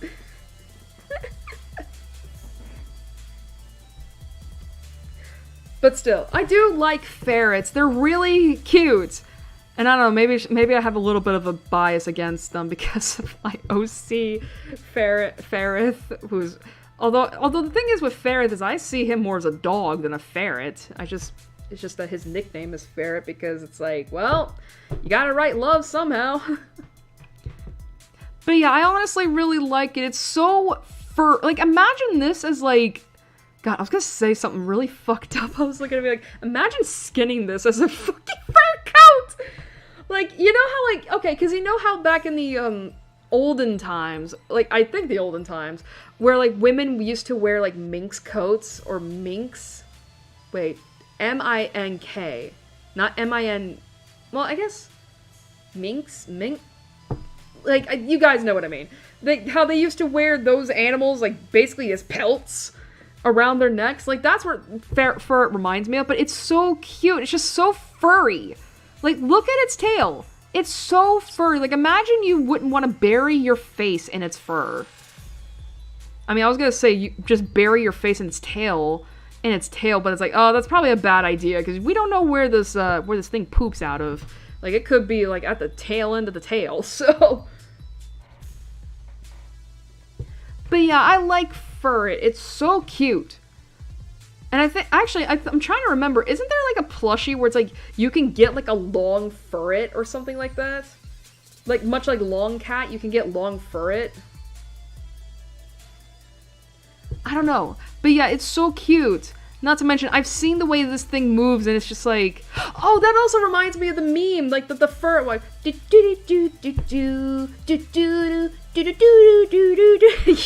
Like, that meme I always see, where it's just like do the Furret walk, just like like, it's just so cute. Especially because it's just vibes. It's a vibe in Pokemon. Honestly, I think I would put this in the A tier. It's so cute. The only reason I wouldn't put on S is because, like, I don't like the normal typing. I just find it way too bland. I find it way too bland, too average, and such. Hence why I don't think there's any normal typings. Hence I don't think there's any, like, normal type Pokemon, Kanto Pokemon in my S tier. Because normal type is not strong against anything. Hi, Sushi. But yeah, it's so cute. Again, and imagine just wrapping yourself up in the long Furret plushie. It's so cute. Anyway, moving on. I'm just talking about how cute some of these Pokemon are. Alright, number 163.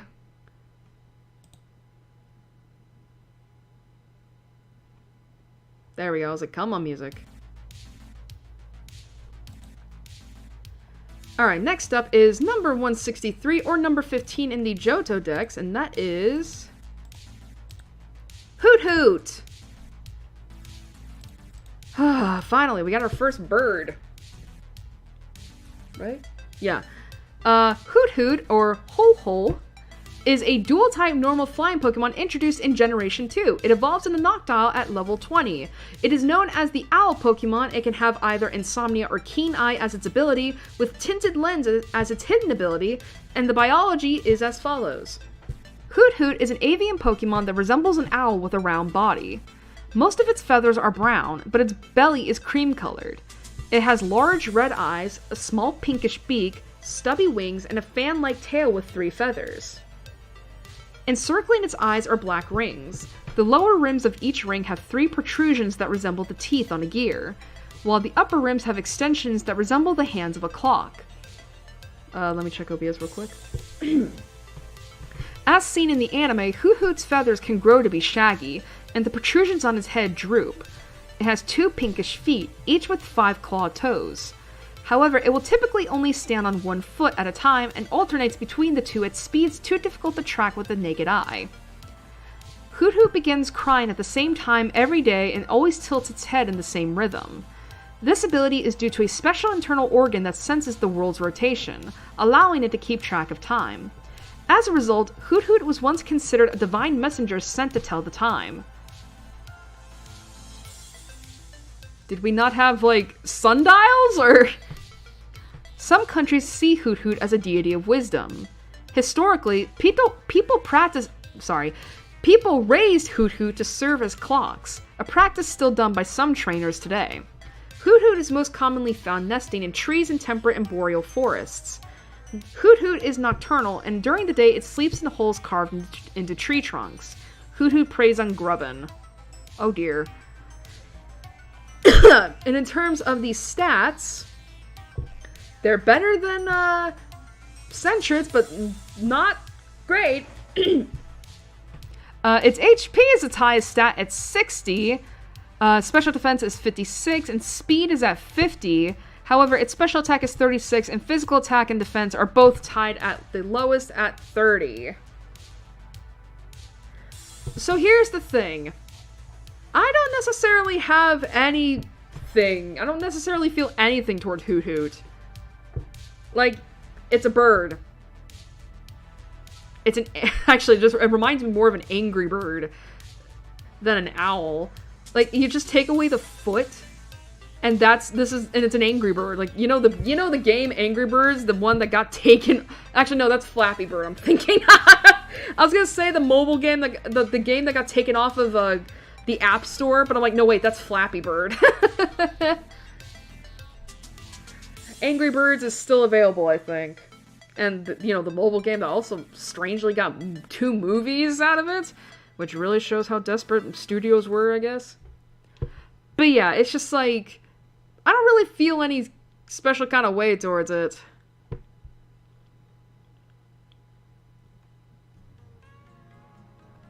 I don't know, I don't feel any kind of way for it, honestly. It's just like, it's just there. Just there. I mean, the fact that the eyes are said to represent, the fact that they said that the upper protrusions here are supposed to represent clock hands, it's like, so it's basically like either 250 or 1110, who knows.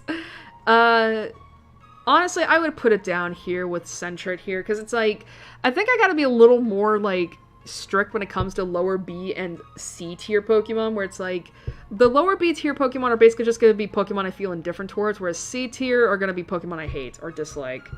And Hoot Hoot just don't fit in the C tier. It's just, I feel nothing towards it. I'm indifferent towards it. Moving on. Am I back on Ruins? Oh, Ilex Forest. Number 164, or number 16 in the Johto Dex.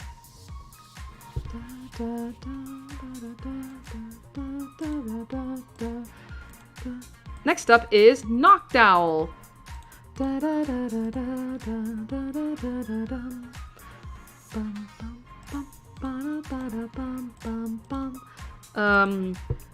Noctowl, or Yoru Nozoku, retains its dual typing of normal flying. The subtitle owl Pokemon and its abilities are the same as ever, but the biology is as follows. Noctowl is an avian Pokemon that resembles an owl. No shit. It has light brown plumage with a darker brown pattern of triangles on its chest. Its fan-like tail is the same dark brown, while its wings are a slightly lighter shade of brown with light brown undersides. It has red eyes with black rings around them and a second cream-colored ring around the first. Above its eyes are bushy cream-colored feather horns that resemble large eyebrows. Its small beak and talons are pinkish, and its feet are cream-colored with 3 toes facing forward and 1 backward. As shown in the anime, an elderly Noctowl can grow a small beard. Noctowl is a nocturnal Pokemon that is called the Emperor of Dark Nights by some. It has exceptional eyes that concentrate the faintest light and give it night vision, supple wings capable of silent flight, and it can twist its head at a 180-degree angle to increase its intellect. Its superior senses and intellect allow it to catch prey without fail in the darkness. It can also turn its head upside down, which signals that it is troubled by something. If disturbed in this state, it will peck at the offender. Fair. Noctowl is most commonly found nesting in trees in temperate and boreal forests. As for the stats of Noctowl...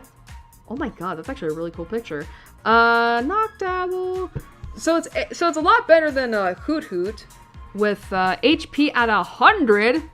Oh wait, no, there's 2 stat blocks. Excuse me, I apologize. So for the first stat block, it goes from Generation 2 to 6, and then we have another one for Generation 7 onwards. So in terms of regular stats that don't change, so HP is its highest stat at 100, with special defense at 96, speed at 70, and physical attack and physical defense at 50. However, the special attack stats, depending on which generation we're talking about, either it can be 76 or 86, so it's a lot better than Hoot Hoot, I will say. But it's not a speedster, is it? And it's so weird to have bird Pokemon not be speedy. I think it's just because I'm so used to flying type Pokemon being like granted, I'm not looking to them to be like the top speedy Pokemon, because, you know, electric type Pokemon have that. But flying types, you would think, right? It's like, huh. What music do we have now? Another National Park remix. Anyway, Noctowl. I will say I find it cooler than Hoot Hoot. But honestly, you know, I mean, I do find myself catching Noctowl. But it's like, it's more so out of the sense of like, I want to say I have a owl Pokemon. But the thing is, I don't think I've ever used a Noctowl in battle. Like, even after catching it, it's like, I don't think I ever use it in battle, because it's just like, I think it's just because I have a lot more better choices than Noctowl. And it's weird because I do like owls. Like, I do consider them to be like one of my favorite birds. I mean, there's a reason. I mean, for fuck's sake, I love the owlin race in D&D. I have Cordelia, my undead burb, who is an owl.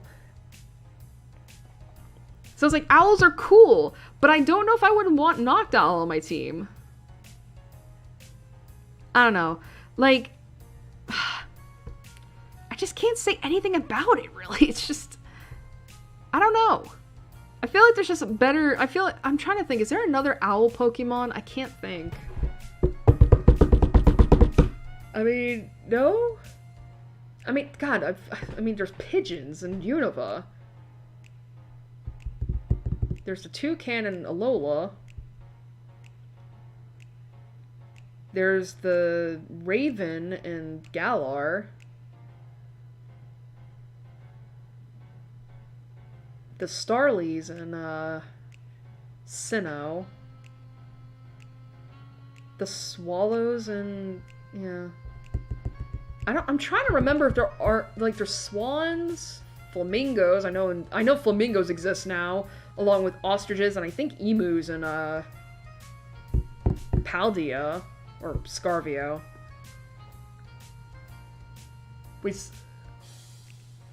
Actually, I forgot. Pigeons are also a thing in Kanto, but I'm thinking of the Unova, you know, Pidove. What else is there? I'm trying to think. There's ducks? Are there no other owls? Can people not think of owls? Oh wait, no, there's rowlets. I forgot. I forgot. It's like, oh yeah, rowlets. Yeah, rowlet, dartrix, and decidui. They're owls.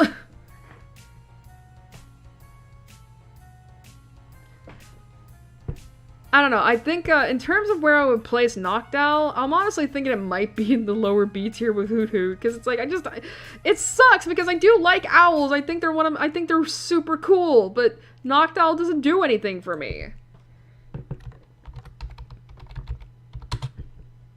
I mean, I will say this. I do like the name of Noctowl because it's like because it's like obviously you have the word owl in it, but then you also have like Noctis. I think that's what the Noctin is supposed to stand. Like, let me see. What does the trivia page say in terms of Noctowl? Like, it's Noctis, right? Oh, nocturnal. I thought it was Latin. What is this? Oh, ho-oh. Speaking of hoes. I shouldn't say that. Anyway, moving on. More scrubs.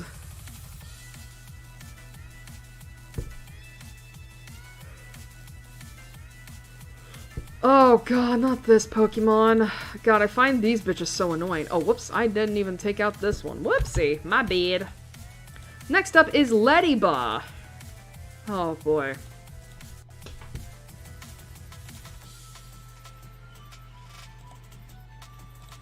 We've been going for almost 2 hours.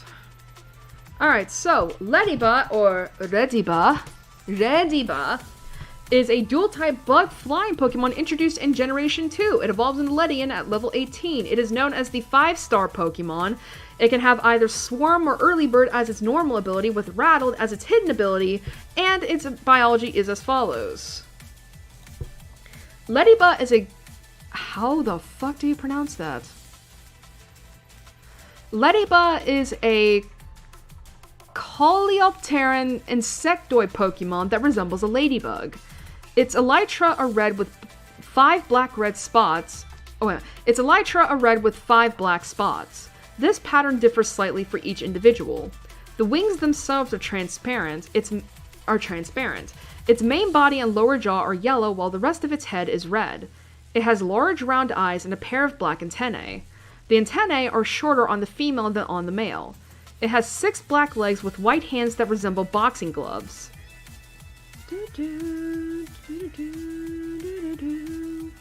Ledyba is a social Pokemon that is active in large groups. If left alone, it becomes timid and afraid to move. Sorry. It is also very sensitive to cold, so it forms clusters with other Ledyba for warmth. An aromatic fluid is secreted from its feet and leg joints, which it uses for communication. The fluid indicates its location and conveys emotion. It will smell sour if Ledyba is angry. In the anime, Ledyba has been shown to serve a role in pollinating fruit-producing plants and is usually instructed to do so by means of a special whistle. However, like most Pokemon, it will also respond to regular vocal commands. Ledyba builds its nest on leaves in temperate forests and jungles and joins with other Ledyba to protect its home when needed. As shown in Pokemon Mystery Dungeon and Pokemon Mystery Dungeon Rescue Team DX, they sleep in groups of 4. And in terms of these stats, oh, they're shit. Special defense, funnily enough, is its highest stat at 80, with speed at 55 and HP and special attack at 40. However, its physical defense is 30 and physical attack is a measly 20. These things suck. Here's the thing, I don't like Ledyba. I don't. Both because of you know, I just find it useless, but also because I have grown to hate ladybugs since living in this state of Tennessee. Seriously, my house gets invaded with ladybugs every time it gets warm, and I dread the day in which I have to deal with that shit again.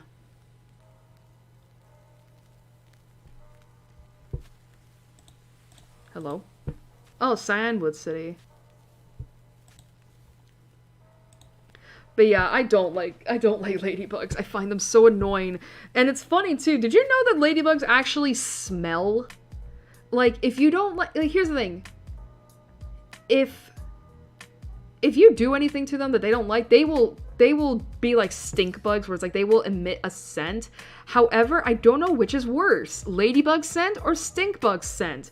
Either way, it's gross. I hate ladybugs now because I've had to deal with the corpses of so many over the years. But overall, I think in terms of ladybug, I just find it so annoying, especially because, like, I think about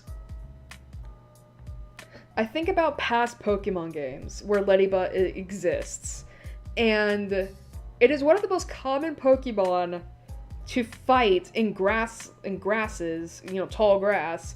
And then you also have to deal with in Legends as well when you, like, hit trees and such.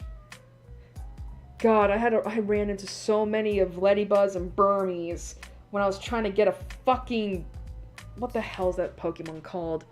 Not Cherim, the pre-Evo that... What the fuck was it called? Cherapy, that's it, Cherapy. Oh my god, I hate, that, listen, I already talked a lot about, like, my fucking, that hunt. That just lasted longer than it should have, honestly. But yeah, this is just so annoying, and I don't like them. I really don't. Honestly, I think this is gonna be our C tier, people. Ladybug. Oh god, I don't like it. I find it annoying. And it's not good. It's not good. Why would you get it? Anyway. Moving on. Actually, I need to do something real quick. I gotta refresh the pages real quick, just so I don't lose my place. Actually, how close are we in terms of,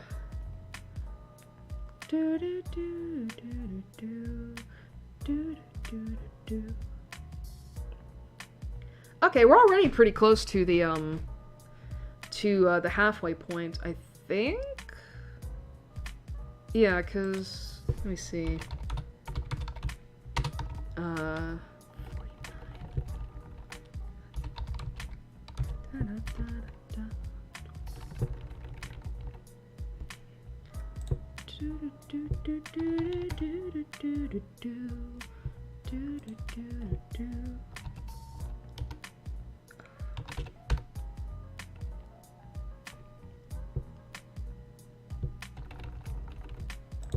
Okay, yeah, we're already almost close to the halfway point, and we've only been going for 2 hours. Cool. All right, next up we have. At least it's a little cooler. Ledian. All right, so Ledian, or Redian, retains its dual typing of bug and flying that it had as a ladybug, along with its subtitle, its abilities. Ah, this is the Tin Tower! Sorry. Oh man, I found this when I was looking up Glitch City's music for Johto, I of course listened to Tin Tower. This remix is fire. What the fuck?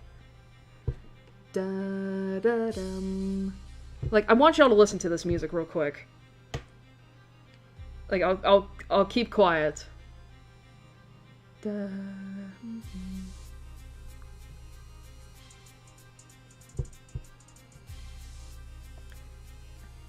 And here's the reason why I like it so much.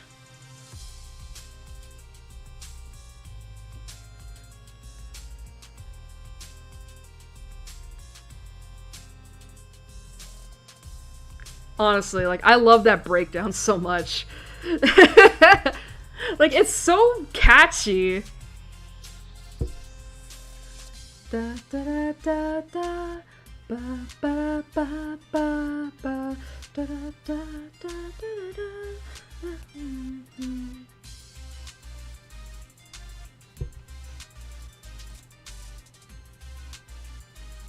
Sorry, I know we should be moving on. It's just I like this song so much.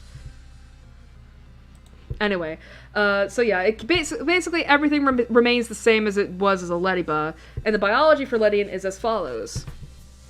Ledian is a Coleopteran insectoid Pokemon that resembles a slightly humanoid ladybug. That's weird. It has a pair of black antennae, a black spot in the center of its forehead and on the back of its head, blue eyes, and a cream-colored area around its mouth. The rest of its head is red. The antennae are shorter on the female than on the male. Its back and the top of its elytra are red with black spots, while the underside of its body and elytra are cream-colored. Underneath its elytra are a pair of clear wings. Its neck and limbs are black. It has 4 arms with white hands that resemble boxing gloves and a pair of legs with red feet. Ledian sleeps wrapped in leaves or grass in temperate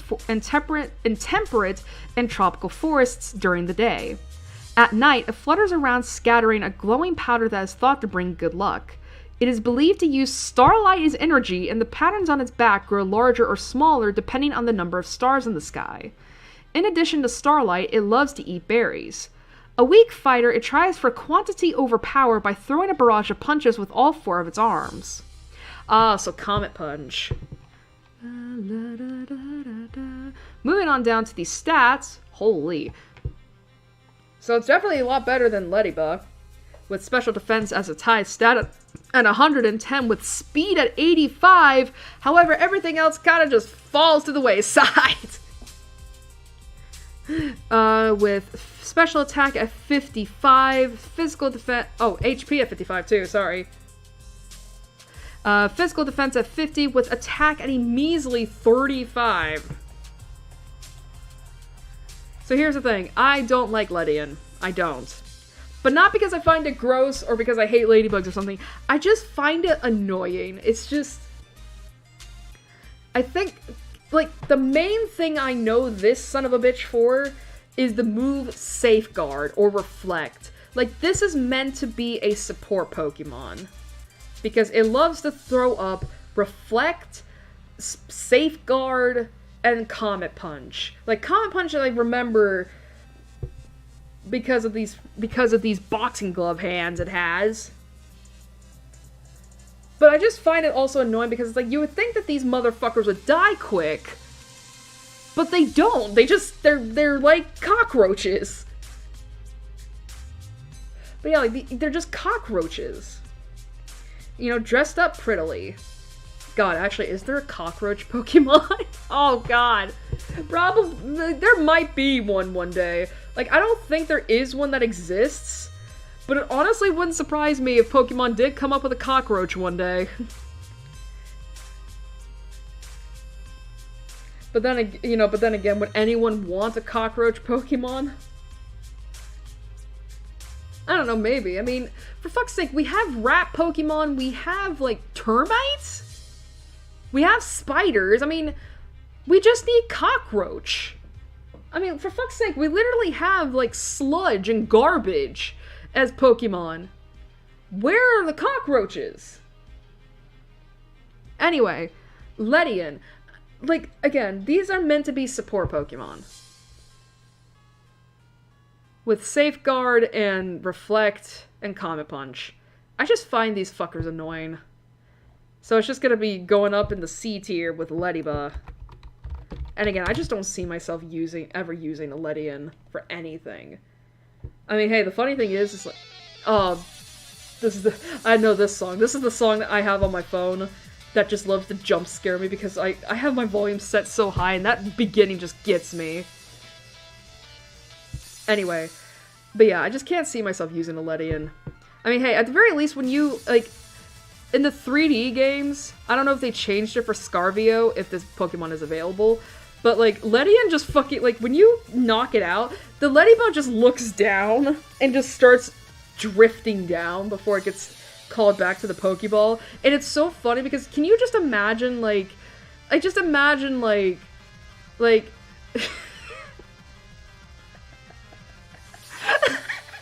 Damn it, I'm thinking a bad day again. But this time, it's like, you know, actually, no, I think of the meme of, like, what is that? What are the lines? I don't know where, I think it's from a drug PSA or something like that. It's like, you think you're fine and you're not fine, and but you gotta tell people that you're fine. That's what the Sprite reminds me of when it goes down. Anyway, I gotta save real quick. There we go. Anyway, next up, 167, but number 32. Let me get a sip real quick.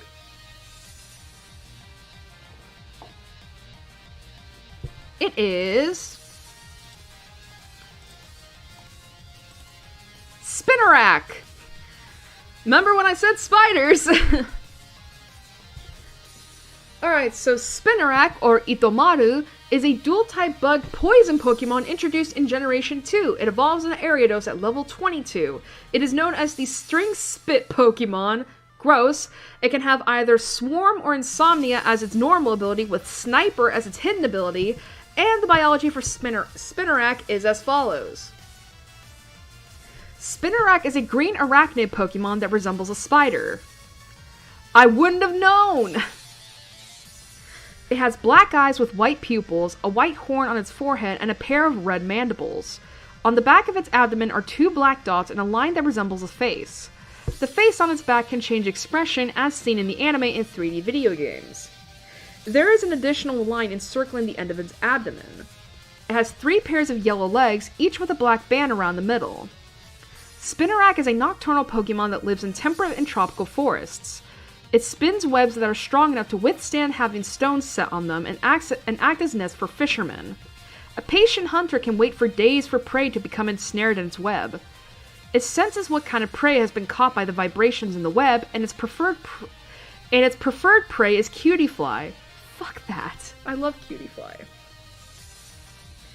Once its prey is captured, a motionless Spinnerack will wait until darkness falls. Its poison is not very strong, but is potent enough to weaken caught prey. As seen in the anime, silk produced by a Spinnerack can be used for facial treatments as well as patching up skin wounds. Spinnerack and its evolved form Ariados are the only known Pokemon capable of learning the move Toxic Thread. Before Generation 5, Spiderweb was its signature move. And in terms of the stats, they're not great. Then again, God, that's the thing with a lot of like scrub Pokemon, aren't they? Aren't they? Aren't there? Right? No. Alright, what is this music? Ah, Game Corner. Physical attack is its highest stat at 60. However, literally every stat except for its speed is at 40, and speed is at 30. So it's not doing great. Here's the thing. I find these motherfuckers to be annoying too. Mainly because of the fact that, like, they have Poison Point? Not Poison Point. It's either Poison Point or Poison Sting, but they also have the annoying move of, what the hell is it called? String Shot. I feel like you know how there's certain moves that you just associate with certain Pokemon? Like, remember how I was going on about Comet Punch for Ledian, like, just a little bit ago? I feel like String Shot is especially egregious with Spinnerack here. But yeah, it's very interesting. Like, I know this is technically a spider, but it looks more like a flea to me for some reason. Like, it looks like a flea. I don't know. Here's the thing. I normally don't ever catch, bug type Pokemon are just my least, or probably like my least favorite typing. Although it is up for debate whether or not I consider bug type to be better or worse than normal type. But yeah, I just cannot see myself with a Spinnerack at any given moment. I don't. And it's weird because it's like, I have no problem with spiders. I mean, I don't have a phobia of spiders. You know, if anything, I just let the spiders live in my home. I mean, if they can take care of the other bugs, that'd be great. Like, you know how some people will keep cats around because like, they catch rodents and such? Yeah, that's what I do with spiders. It's just like, listen, you can live here, just eat the other bugs for me. That'd be great. You could even have them for your babies, I don't care. And you know what? The spiders, at least, you know, don't bother me. Even as they crawl down the walls.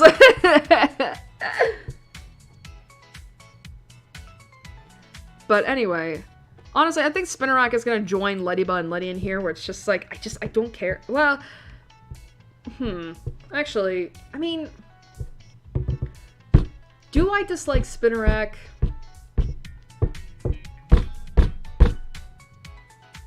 Yeah, honestly, I'm feeling more towards C tier than the lower B tier.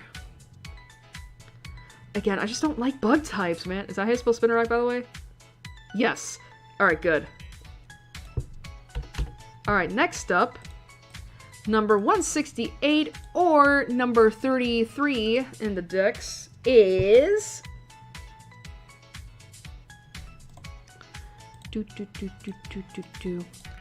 Ariados. Ariados? Ariados? Alright, so Ariados, or... okay, it's just known as Ariados in Japanese too, retains its dual typing of bug poison. However, it is known as the long leg Pokemon, but it keeps the same abilities it had as a Spinnerack. Excuse me. And the biology is as follows. More legendary beasts. Ariados is a red arachnid Pokemon that resembles a spider. It has purple eyes, a pair of white mandibles, and a white horn on its forehead. Around its abdomen are 2 black stripes, and there are 2 black spots and a yellow spinneret on its rear. Spinneret, huh? The spots and spinneret together form a pattern similar to a face. Ariados can produce thread from both its spinneret and its mouth. It has 4 yellow legs with 2 purple bands each. On its back are yellow structures similar to its legs with a single purple stripe each. Its feet are tipped with tiny hooks that allow it to climb ceilings and vertical walls. Ariados makes its nest in the depths of temperate and tropical forests and leaves after dark to hunt prey. Ariados never rests in a specific place while hunting. While Ariados wanders in search of prey, it spins a single thread from its rear that leads back to its nest. When prey is captured, it is wrapped in thread and then attacked by fangs. Ariados then drinks the victim's bodily fluids at leisure. Sometimes it will instead release prey with only a single thread attached. The thread is then followed to both the caught prey and its friends. Ariados and its pre-evolved form Spinnerack are the only known Pokemon capable of learning the move Toxic Thread. Before Generation 5, Spiderweb was its signature move. And in terms of the... stats, much like Ledian... Actually, no, not Ledian. Which Pokemon was it that I read earlier that had 2 stat blocks? Because Ariados has a stat block for generations 2 through 6, and then generation 7 onward. In terms of what remains the same, let's see. Physical attack is its highest at 90 points, with physical defense at 70. Special attack at 60, HP at 70, and speed at 40. Meaning the special defense stat changes from 60 to 70 depending on which generation we're playing in. So a little better than Spinnerack, but not by much. Alright, so in terms of Ariados, I don't think I ever used an Ariados, but I have seen it, and it's like, it's a little, I will say, it is a little cool. Like, I'm trying to think of like Ariados in terms of like a viable Pokemon, and it's like, I don't know, honestly. I will say it is a little cool. I don't know, it's just, I don't know. Would I have an Ariados on my team? Honestly, I could see myself having one. Like, probably not for very long, but maybe enough to where it's like, okay, maybe I could use it in terms of, like, status Pokemon. Like, you know, Pokemon that you would just have for its status effect, like a lot of grass types with poison, paralysis, etc. Like, I think Ariados could work. But again, it probably wouldn't be, like, it'd probably be only, like, for a small area at the time, at a time. But honestly, I don't think it's not bad as Spinnerack, so honestly, I think I would put it in the lower B tier. I mean, not to mention, I do like Ariados, the name.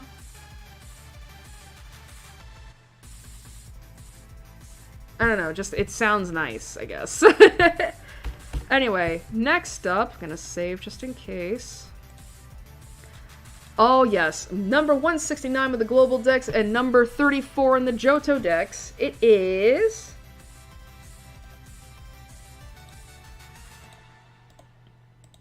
Crobat! Oh my god, I finally got to experience what having a Crobat is like in Generation 7, and it is glorious. Alright, what music do we have coming up? More Burn Tower.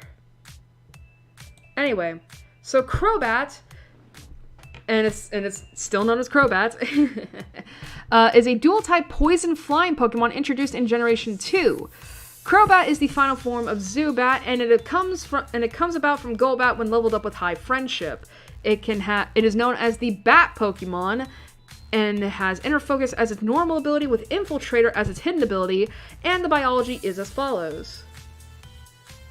Crobat is a purple Chiropteran Pokemon with a small round body. It has long pointed ears, yellow eyes with red pupils, and a small mouth that usually has its teeth bared. On its body are two pairs of wings, an upper pair that is slightly larger and a lower pair that develop from its hind legs. Both pairs have green-blue membranes, but the lower pair's membranes are only visible from the back. The upper wings have two claw-like fingers near the middle. On the bottom of its body are what appear to be a pair of stubby feet or tufts of fur. God, for a moment I was gonna say something stupid of like, wait, bats have fur? And it's like, yeah, they do, dipshit. Crobat is capable of flying long distances by alternating between its two sets of wings. The extra set of wings have also improved its flight speed without sacrificing its ability to fly silently. It can also travel through cramped caves without ever slowing. The combination of silent flight and sharp fangs allows it to bite down on prey without being noticed and drain their blood. If unable to consume blood, it becomes lethargic and unable to fly. Due to its lack of legs, it is clumsy on the ground and only able to crawl around with its wings. Crobat is rarely found in the wild, though it is typically found in caves or on tree branches, where it hangs upside down by its rear wings. It is a nocturnal Pokemon. Now, in terms of the stats, I mean, speed is definitely its highest at 130, with physical attack at 90, HP at 85, physical defense and special defense both at 80, and special attack at 70. So yeah, I'm not gonna lie, this is a good Pokemon to have. Crobat is a really good Pokemon to have. Like, I finally got to experience what it's like to have a Crobat in Pokemon Moon, and it is so good. Like, Acro is amazing. I mean, seriously, like, there's not really any Pokemon that can outspeed him.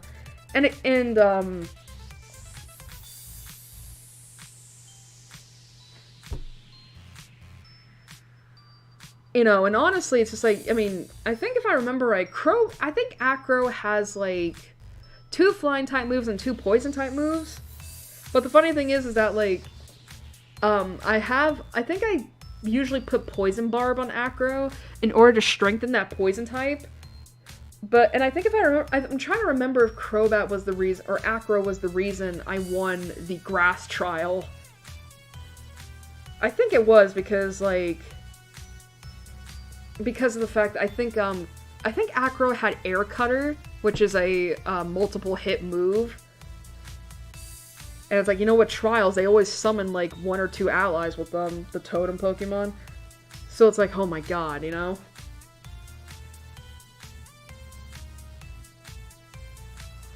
But yeah, honestly, Crobat is so fucking good. You know, I mean, and it does, you know, I mean, granted, I know that it is, like, a Pokemon that you can get with, like, high friendship. I mean, and again, like, if you can, like, here's the thing. If you can stomach using a Zubat and a Golbat, Crobat is worth it, I feel. Honestly, I would rate Crobat in the S tier. Like, it's so good. It's so good. And I think it's just, and I think the only reason, and I think, like, it's all right for it to be an S tier. Because it's, like, again, like, it's the fact that it's a friendship Pokemon. Like, the very fact that, like, you have to spend time with it and make it as happy as it can be, or Golbat as happy as it can be, in order for it to evolve as a Crobat. I mean, I said before when we were doing, either, both Zubat and Golbat ranking, where where, like, I only had Acro as a Golbat for, like, one level before it evolved into Crobat, because I used Acro so much as a Zubat beforehand. But yeah, like, Crobat is so fucking good. Like, I would highly recommend getting a Crobat. And yeah, it belongs in the S tier. It belongs in the S tier. So yeah, Crobat is good. Alright, so moving on to number 170. And number 40. Oh, I know. Well, then again, it's known as 174 in Gold, Silver, and Crystal, huh? Anyway. We have an interesting Pokemon in terms of typing. Chinchou! Chinchou! Which is the same... Oh, wait, no, it's... Wait, is it? Okay, no. So it's Chinchou, but in Japanese it's known as Chonchie. Chonchi. Oh, Chonchi. Okay. It is a dual-type water-electric Pokemon introduced in Generation 2. It evolves in Lantern at level 27 and is known as the Angler Pokemon. It can have either Volt Absorb or Illuminate as its normal ability, with Water Absorb as its hidden ability. So yeah, this is an interesting Pokemon just in terms of its typing, because think about it. Water is weak to electric-type Pokemon. So already we got, like, a major weakness of water out of the way. And the thing is that, like, you wouldn't normally think that this was a electric-type Pokemon. Like, unless you're a little savvy to understand that, like, the antennas here are electric, or filled with light, you would think it's a pure water type, so you would go to, like, Zap it, right? But then you have Volt Absorb, where, well, your electric type move just got absorbed, and it heals the Pokemon instead, and it's like, oh shit! Anyway, Chinchou's biology is as follows. Chinchou is a small Piscine Pokemon with a round blue body. It has large yellow eyes with pupils shaped like... Oh, this was another song I really like! Da da da da dum bum ba dum bum bum bum bum bum bum. Like, this is another TikTok dance song. There's a lot of songs here that are good. Anyway, it has large yellow eyes with pupils shaped like plus signs, a pair of semi-transparent light blue pectoral fins, and stubby feet. Positioned on Chinchou's rear, where its tail would be, are a pair of antennae that curve up and over its head. The antennae develop from fins and have yellow teardrop-shaped orbs at the tips. Inside Chinchou's antennae are electricity-generating cells that create so much electrical power that they even make Chinchou tingle slightly. The orbs on its antennae can glow and light up from the electric current, which Chinchou uses to lure prey. It also flashes its light to communicate with others of its kind and claim territory. By discharging positive and negative electricity from the antennae, it can both defend itself and stun its prey. Chinchou lives on dark ocean floors, rarely ever coming up to the surface. However, it has demonstrated the ability to walk on land in the anime.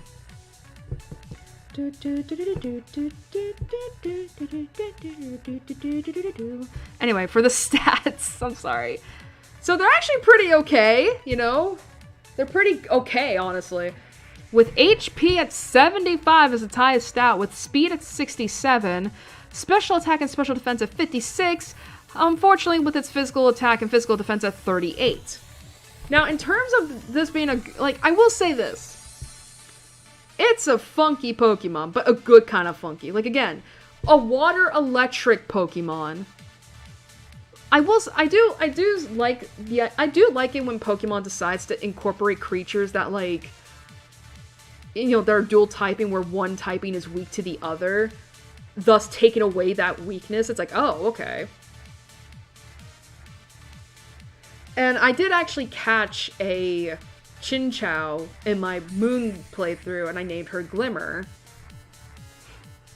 Man, these names I tell you for my Pokemon are like, I think there's a pattern, obviously. But yeah, Glimmer is actually, like, here's the thing. Glimmer was a little problematic, not gonna lie, when I first began using her and such. But I don't think she's that bad. Not to mention, I do like the design of Chinchou. Like, it's known as an anglerfish, which, like, I will say this right now. If you've ever seen what an actual anglerfish looks like, they're the ugliest motherfuckers ever. Like, we think about the blobfish, right? Where it's like, nah, I think the blobfish at least can be cute in the pathetic sort of way. Anglerfish are scary motherfuckers. Like, you ever watch Finding Nemo? That's the fish. You know, where you have Marlin and Dory being like, oh my god, look at this pretty light. You know, that's an anglerfish. Granted, I do dig the hunting it uses. Like, yeah, sure, let me use my light as a way to lure prey over to me so that I could destroy them. Granted, Chinchou here is a lot cuter. But still, it's just, I like it. I like the design too. Like, just the blue and yellow. It's so good. So good. Honestly, I would put it at the higher B tier. You know, because while I wouldn't necessarily say that I would like to catch Chinchou / Lantern, I don't think it's a bad Pokemon. You know, but maybe that's just like my bias for water and electric type Pokemon. I'm actually trying to think, where would I place water types? Because obviously electric type is my favorite typing of all time, followed by dragon and psychic. But where would water be? Because I do like the water typing. Maybe 4 or 5. I don't know. It's like, again, I like water, steel. I like water, steel, fairy, along with dark, but anyway, moving on to 171. As soon as we can get there.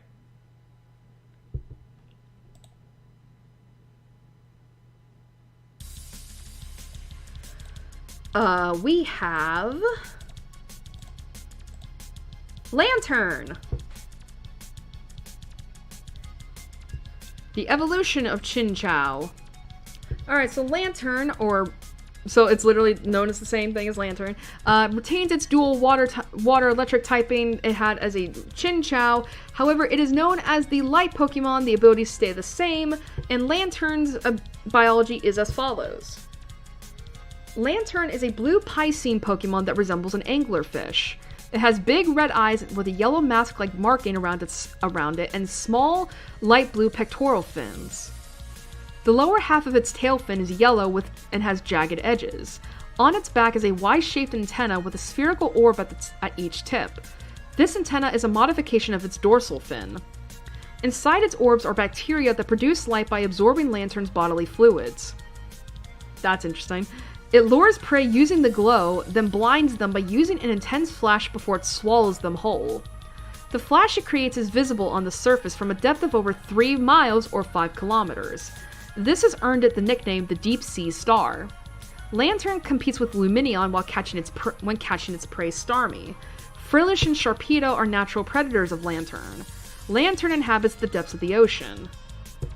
And in terms of the stats, HP is its highest at 125, with special attack and special defense both at 76, speed at 67, and its physical attack and physical defense at 58. Now here's the thing. It may not be great in terms of offense, unless you you grant it some kind of power enhancing item, like, I don't know, magnet or something like that. Honestly, I will say this, it can be tanky. Like, Lantern are surprisingly, like, stocky. Lantern are surprisingly stocky. I mean, I say surprisingly stocky. I mean, it is a little bit of a fatty fish, ain't it? But honestly, and if you were to take this to Pokemon and Me or the Pokemon grooming thing, like, it can be really cute. You just gotta rub its little, like, ball here, its little orb here, and it just smiles at you as it waits for you to give it a treat. Like, it's adorable.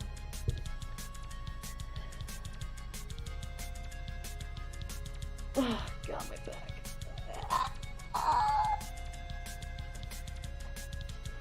But yeah, honestly, it's not that bad. But yeah, it's not that bad. It's just, you know... Sorry, I'm getting distracted. Anyway, yeah, I think it's alright. Like, here's the thing. I'm not saying it's great. But, I mean, honestly, I don't think it's a bad pick to have on your team. Like, do I think it will take you to the Elite Four? Hell no. But I think it can at least take you through a couple gyms, if you're so willing. Honestly, I would put this in the lower B tier. Lower B? Higher B, I meant that, sorry. Higher B tier. So yeah. A pretty decent pick, all things considered. Can be a little tanky. And it's just so gosh darn cute.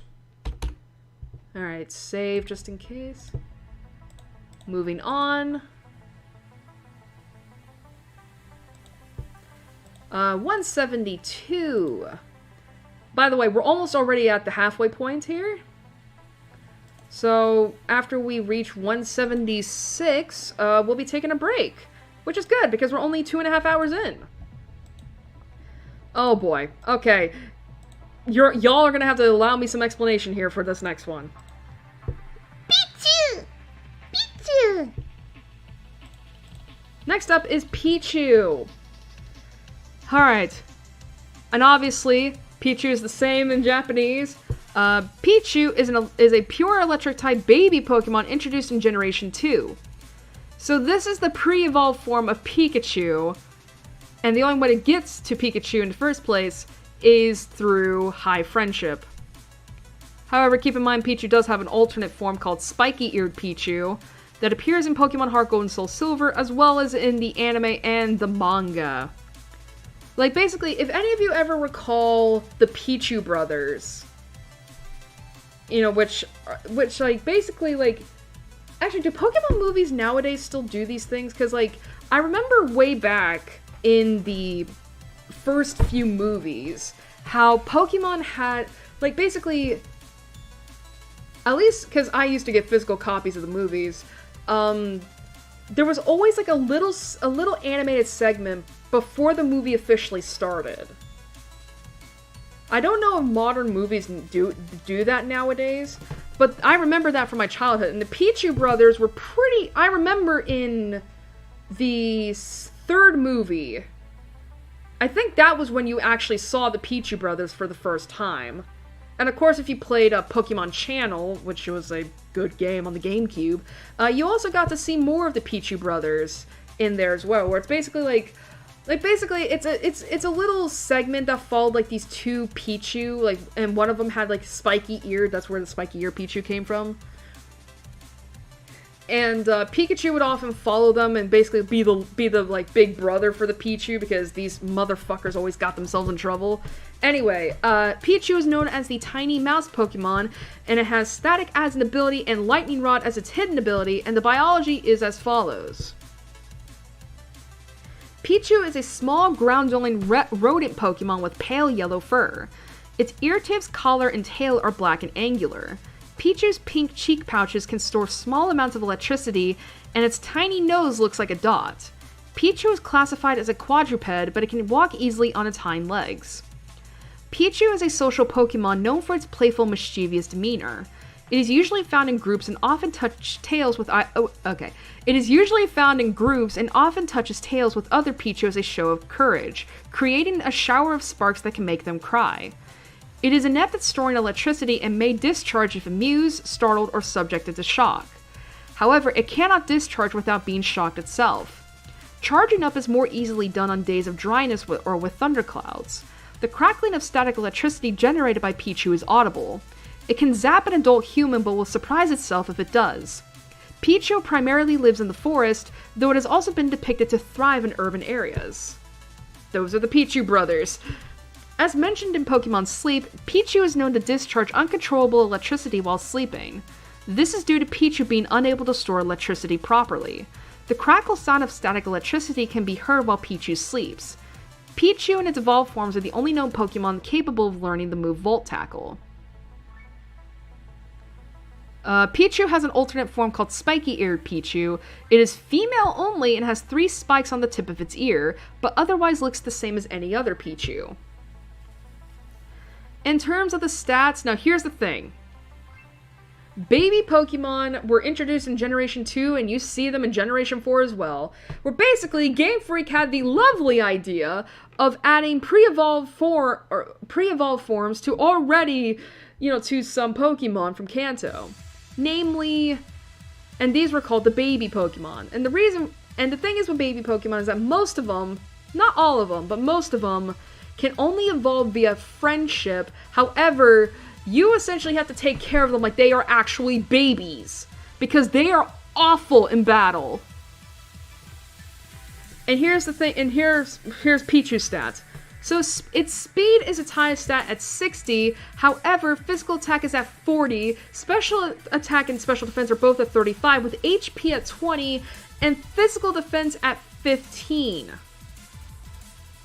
And the thing is, right, is that the best way to get happiness for your Pichu, naturally, if we're not talking, like, going to, like, a massage parlor and letting a strange woman massage your Pokemon once a day, or feeding it something that is beneficial, like, or healing it, like, battling is one of the best ways to gain happiness for Pokemon. However, as I said before, baby Pokemon are awful in battle. So so more than half the time these babies cannot tank hits for crap, and you have to waste resources trying to heal them. But if they get knocked out, you lose friendship, and it's like, ah! Which is why it's always good to get a Soothe Bell as soon as possible.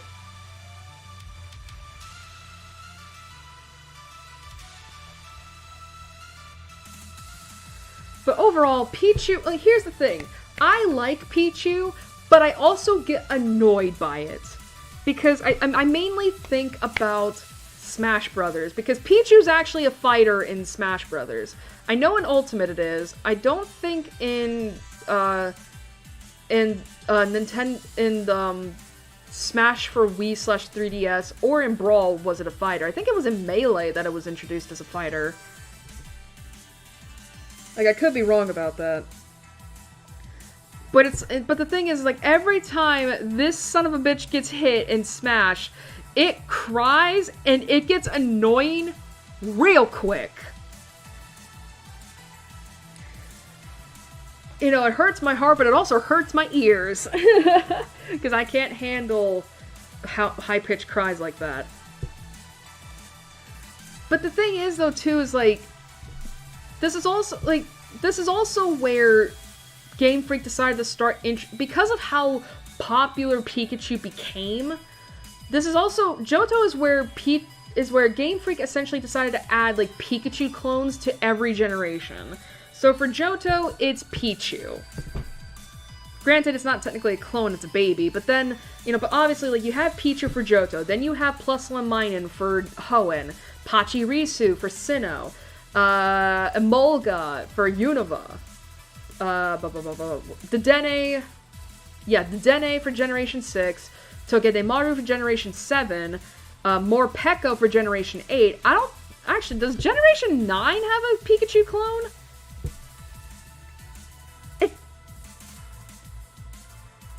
Does it?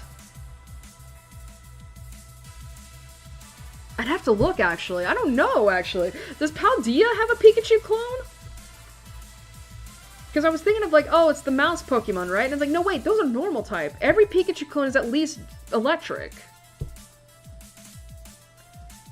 But yeah, I guess a good question, but regardless, it's like, here's the thing. I did, obviously, like, Pichu is actually one of the first catches you can get in Pokemon Moon from one of the early routes. So, of course, I caught it and named her Sparky. I actually got a female Pichu. And, actually, what is the gender ratio for... Oh, they're 50-50. Anyway. But yeah,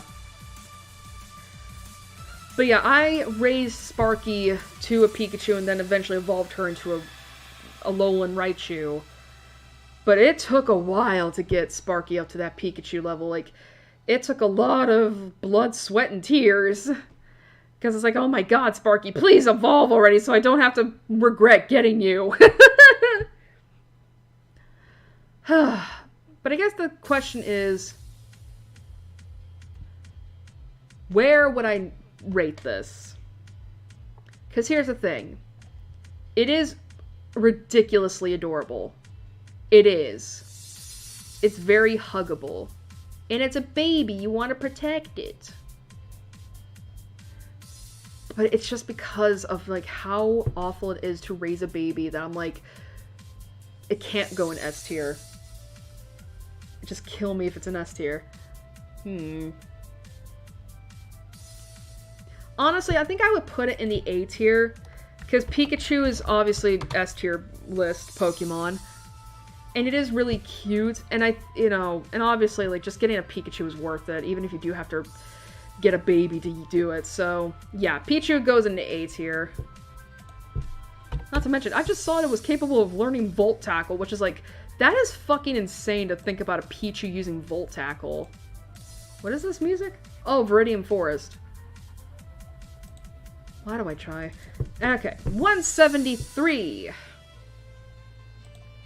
Oh boy, and this is from a Pokemon that I rated in the A's last time. Next up we have Cleffa.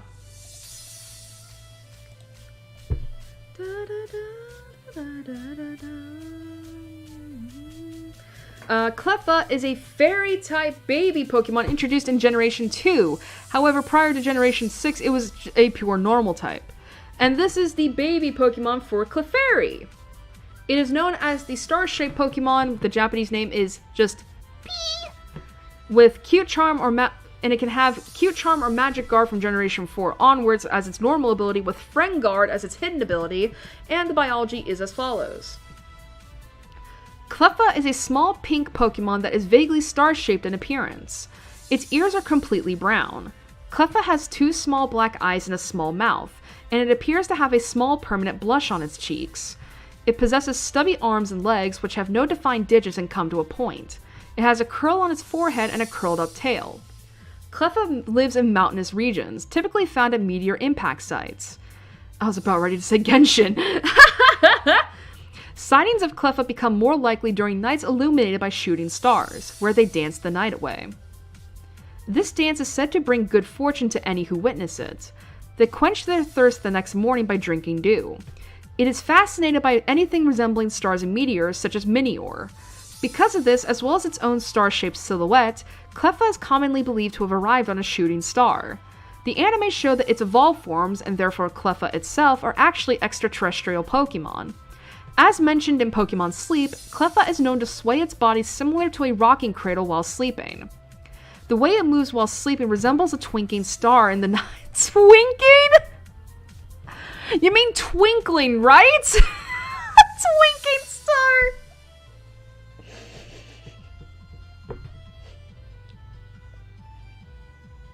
Oh my god, I just thought of a VTuber who would love to have that as their Discord name. Twinking star.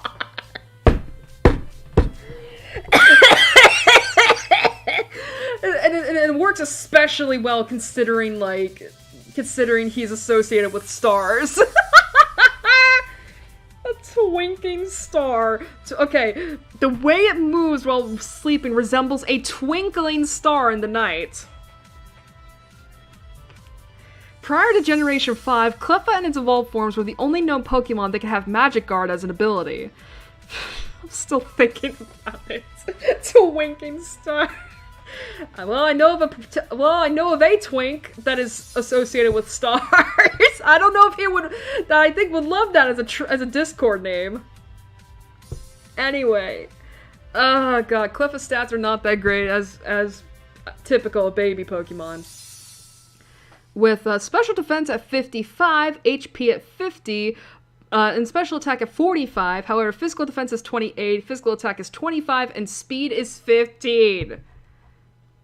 Actually, I want to see the moveset. Yeah, okay, I thought it was Metronome that I could learn. Or am I thinking of Clefairy that has it naturally? I think it's Clefairy. Oh, I remember this music too. I was like, ooh, this is a nice remix of Olivine. Anyway. Alright, so Cleffa. So here's the thing, I do like Cleffa's design. It is really cute, and just imagine, like, the funny thing is, I imagine this is a mochi. Like, if you don't know what a mochi plushie is, like, it's basically like if you've ever seen anime characters and like these small oval shapes that you can hang off of things, that's a mochi plushie. I just imagine this thing is either a mochi or a ball, like a ball plushie, like a stress ball. It's just like, imagine squeezing this thing.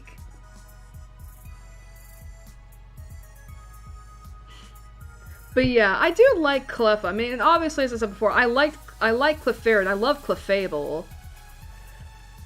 You know, but again, like, would I use... I mean, here's the thing. When I caught Ariala, which was the name of my Clefable now, I did catch her as a Cleffa. And that was a pain in the ass, trying to raise her up to a Clefairy.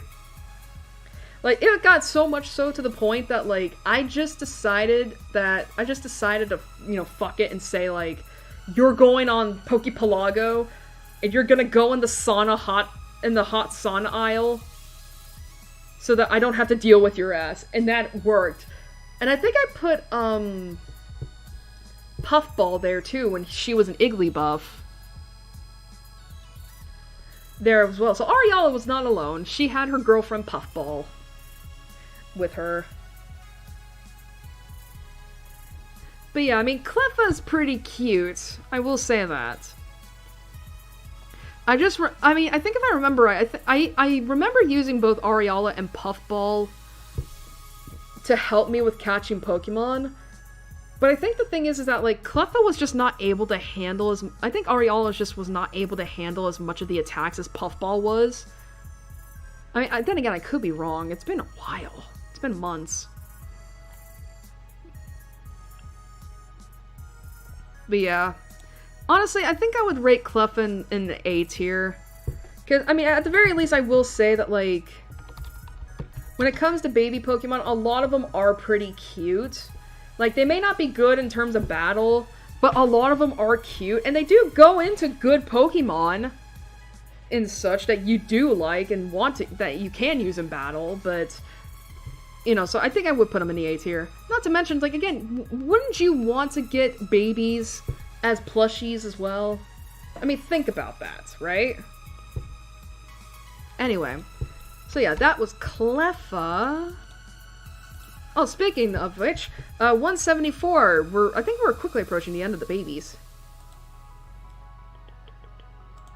I'm still thinking about Twinking Star.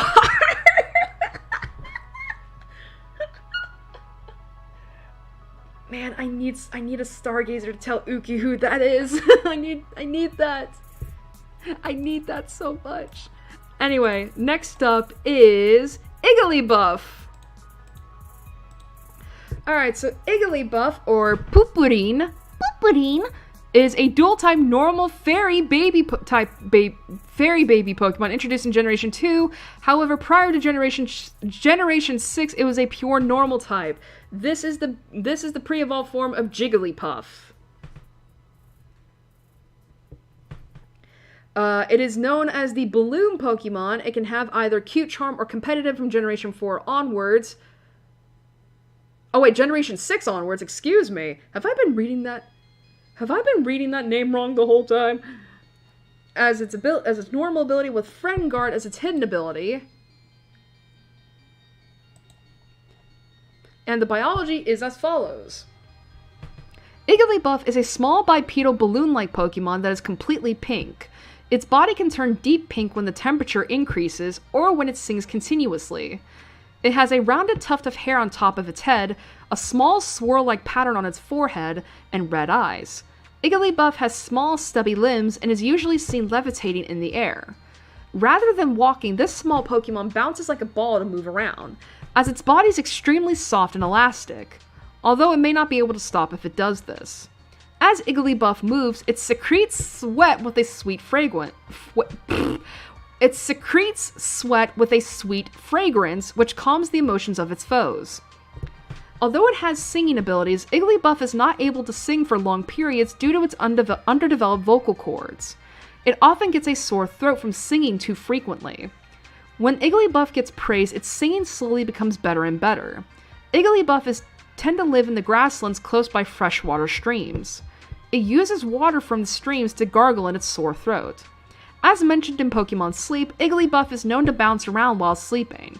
On rare occasions, Igglybuff practices its singing as it dreams. I swear, tonight is just a night where I just talk about memes all damn stream, because I'm thinking of fucking, like, oh my god, this is a blast from the past. Like, if anybody's has ever known of the movie, like, The Adventures of Shark Boy and Lava Girl, you know that one song that happens where it's like, it's Taylor Lautner as a kid, and yes, it is Taylor Lautner as a kid, as a 10-year-old boy, before he became a man in Twilight, singing a song to help the protagonist get to sleep. And it's just like, go to dream, bitch, go to dream.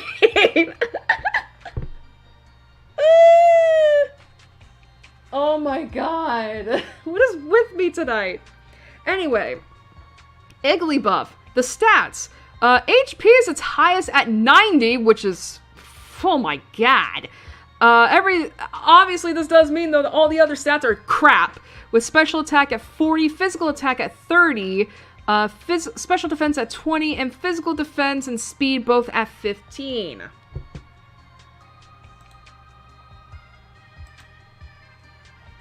Okay, so I might have been Puffball that I used to help me in regards to, like, leveling up Pokemon. Well, not leveling up, but catching.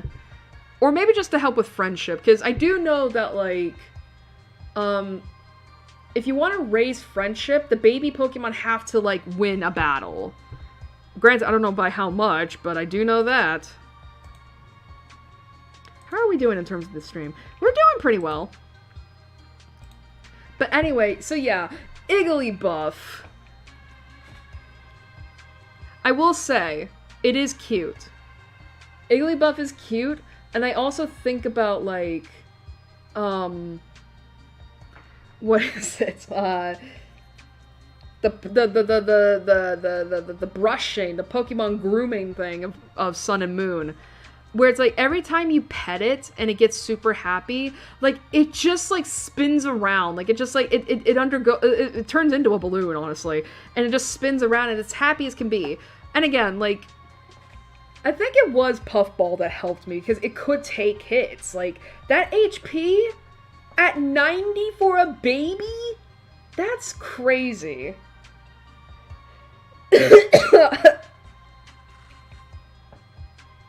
Like, it's crazy.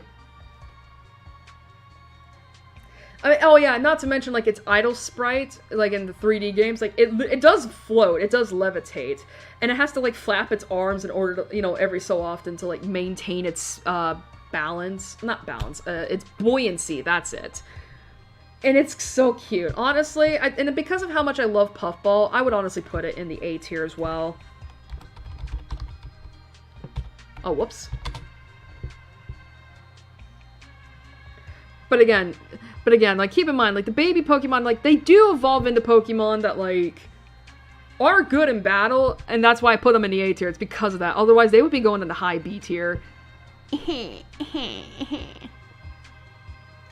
Again, I mean, not to mention again, like, Ariella and Puffball, girlfriends from babies, toddlers, hatchlings? I mean, it's so weird, it's so weird that it's like, there are some Pokemon that are clearly classified as mammalian, and yet all of them evolve, you know, hatch from eggs, and it's like, it's like, it's a weird thing. Considering that in our world, you know, animals, like, are birthed, you know, are either born or hatched. Like, eggs or, like, pushed through a birth canal. You know, it's weird. Although it is kind of, oh god. It's kind of funny. I think about, like, how I recently found out, like, what is it? I think it's a reptile. Whereas, like, it's either a reptile or an amphibian, where I learned that, like, because I was wondering, and I just came across this fact, randomly. I think it was because I was doing research for something else, and I just came across it because I think it was just an association, because I was wondering, like, when it comes to hatch, you know, like, you know, not birds, but, like, reptiles and such, like, they hatch from eggs, you know, they're not birthed. And it's like, well, how does that come to be? Like, how do females lay eggs? Like, how do you fertilize the eggs? Because obviously there are some reptiles out there that, like, can't do sex. And it turns out that, like, I don't remember, like, what species of reptile or amphibian it was, where it's like, I think it was birds, not reptiles. I think it was birds. Yeah, that sounds right now, it's birds, where, like, and I found out, like, a certain species of bird, like, so they'll lay the eggs, and then, I don't know how this comes to be, but, so it's like, you'll have a female bird, at least I think a female bird, lay eggs, right? And then you'll have a male bird come along and basically and the way that the male bird will fertilize the eggs, I guess, is to jack off on the eggs. Like, it comes on the eggs. God, it sounds so gross. It sounds so gross, but it's biology. It's natural. It's nature. It's natural. What music is this? Route 47. Okay. So now I kind of have to wonder, like, how are Pokemon fertilized? Like, how do the eggs become fertilized? Because again, as I said before, like, we have Pokemon that are classified as mammalian, and yet virtually all the Pokemon are hatched from eggs. Where's the, you know, where's the correlation?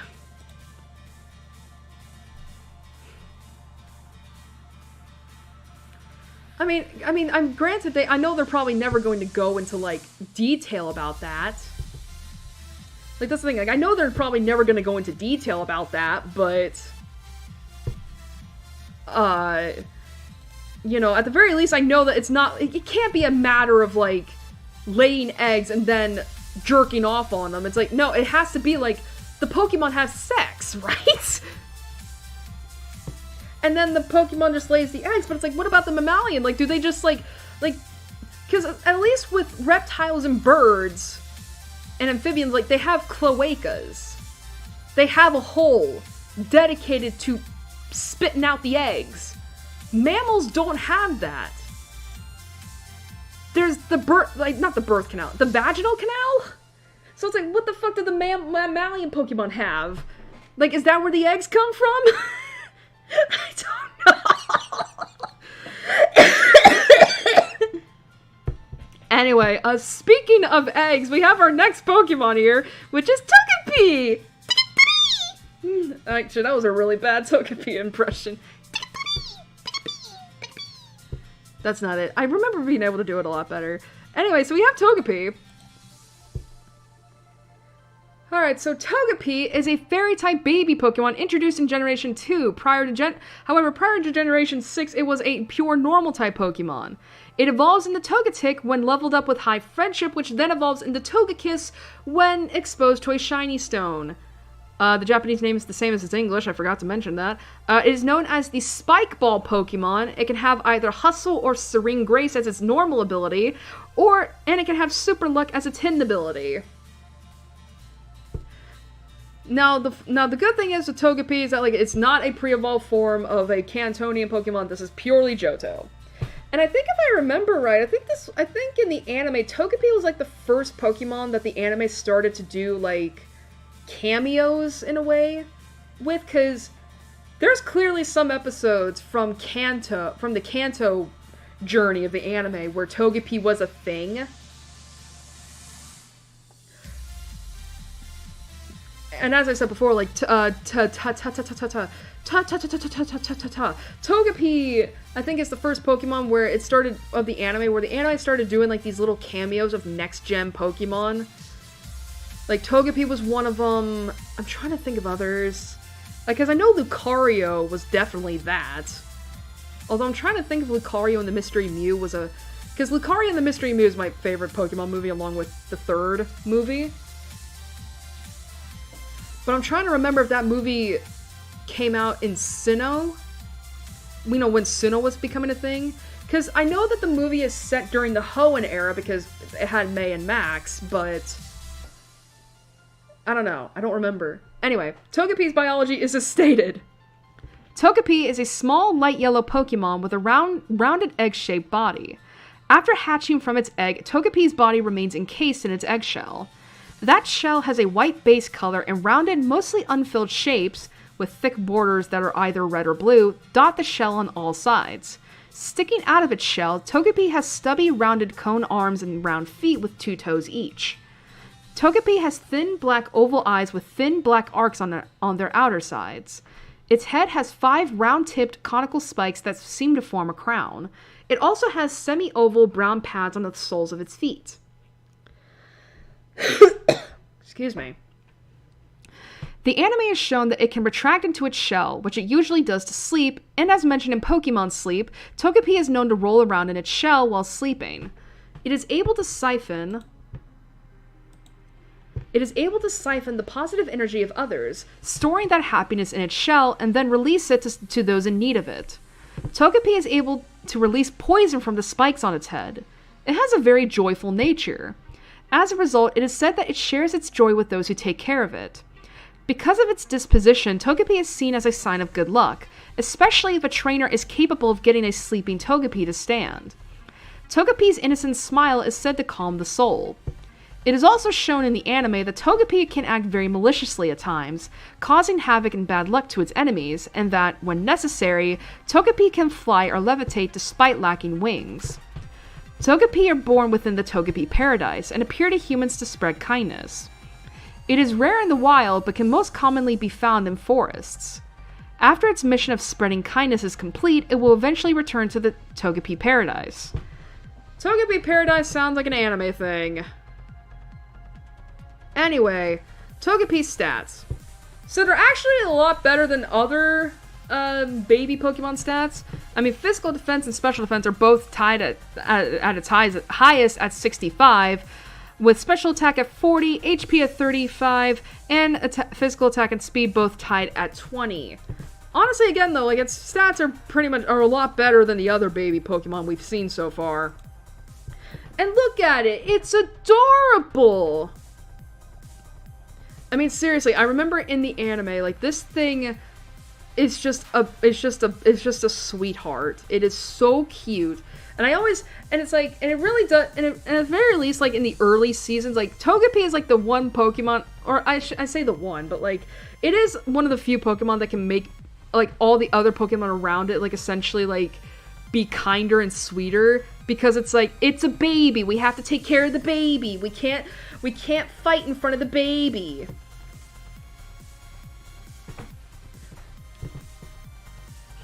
And it's such a joy to have this thing, and it's so cute. God, I will say, though, I've never actually owned a Togepi before. I think the closest I've ever come to this whole line is a Togetic and then a Togekiss.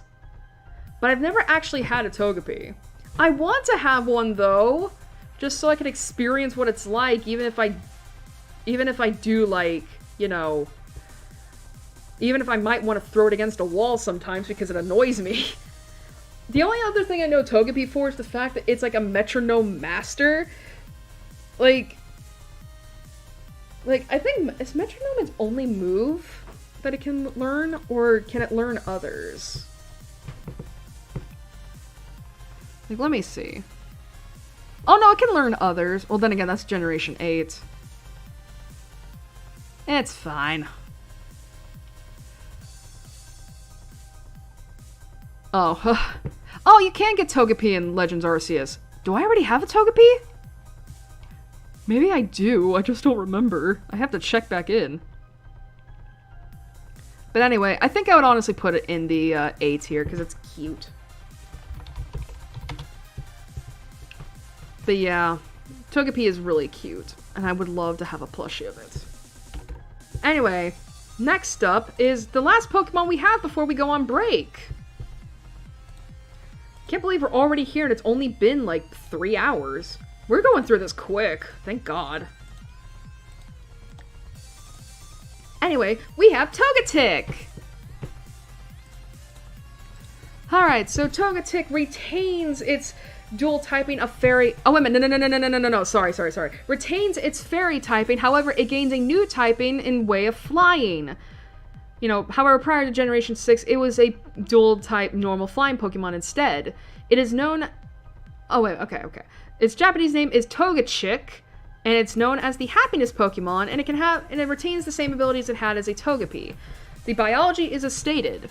Togetic is a dainty bipedal Pokemon that is small in stature. It is white with a red and blue triangular ring pattern on its body. It also has a relatively long neck and long legs and a pair of wings on its back, giving it a vaguely angelic appearance. Togetic is capable of levitating itself without needing to flap its wings. Togetic can sense the kindness in other people and Pokemon's hearts. Whenever it spots a pure-hearted person, it tends to go to that person and shower them with happiness and glowing down called joy dust. That's interesting. To share its happiness, it is said to fly around the world seeking these people. If it is not with kind people, however, it becomes dispirited and loses energy. Okay, so it develops depression. Okay. Togetic is rare in the wild, but can sometimes be found living within the forests. As mentioned in Pokemon Sleep, Togetic is known to occasionally sleep while floating and steadily flapping its wings. It is believed that a mysterious power is keeping Togetic in the air. Yeah, it's called acid. No. Anyway, in terms of its stats, it actually gets a lot better as a Togetic with special defense at 105, which is really good. Physical defense at 85 with special attack at 80. HP unfortunately is at 55 with physical attack and speed both tied for lowest stat at 40. Now I will say this, considering the fact that like we don't get Togekiss until Generation 4, meaning another 8 streams, probably 4 at the very least. Togetic I think seems to be pretty good.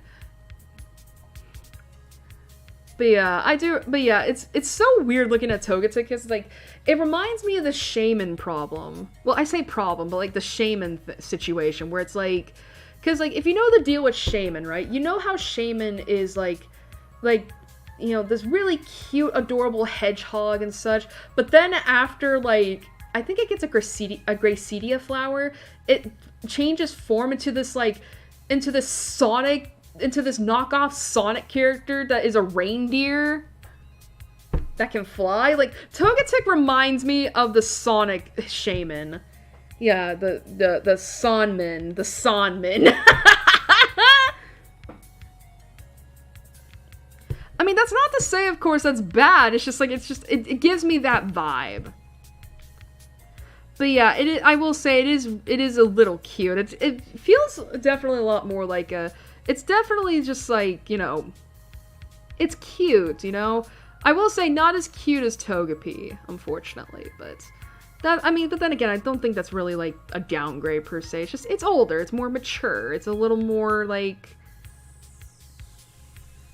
you know, it's more adolescent, which is fine. Like, basically, like, if we were to look at Togepi as the baby and Togekiss as the adult, Togetic is obviously the adolescent form, and it's like, you know, and obviously you can tell that it's, you know, it's a lot more like, you know, like, oh, it's a Togepi, like, that thinks it's grown up, you know? And its form changes to accommodate that.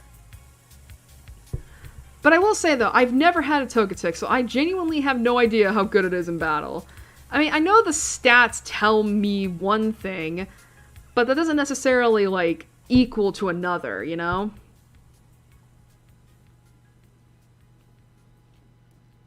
I mean, I will say, though, that special defense stat is great. And the fact that it's known as the happiness Pokemon is just like, yay! I don't know. I think, honestly, I would put this in the high B tier. I think it's cute, I just don't know if I would have it. Alright. So, that is the halfway point. And so we have... So this is 24 Pokemon. We have another 24 or 5 to go. What is this music? Ah, more Team Rocket. But yeah, so we finished... So yeah, we have our first half... Or I guess our first quarter, let's just say. Our first quarter of the Johto deck's done. So as a quick recap, let's list off the Pokemon here. In the S tier, we have Bayleaf, Meganium, Cyndaquil, Totodile, and Crobat. In the A tier, we have Chikorita, Furret, Pichu, Cleffa, Igglybuff, and Togepi. In the higher B tier, we have Quilava, Typhlosion, Croconaw, Feraligatr, Chinchou, Lantern, and Togetic. In the lower B tier, we have Sentret, Hoothoot, Noctowl, and Ariados. And in the C tier, we have Ledybug, Ledian, and Spinarak. Gonna save just in case. Honestly, this is a lot better. We have a lot more Pokemon in the high B tier and in the S and A tier than we did in Kanto around this point. And that's good. That's great. Already showing that Johto's off to a pretty good start. Alright, so we are going to go to break real quick, but I'm gonna get some music ready. Okay, so I'm gonna switch off from the Pokemon music for a second.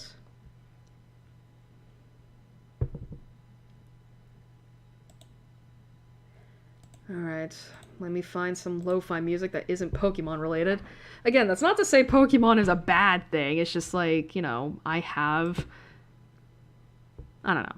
But yeah, we're finally at a reasonable time to be taking a break. We're at 3 hours.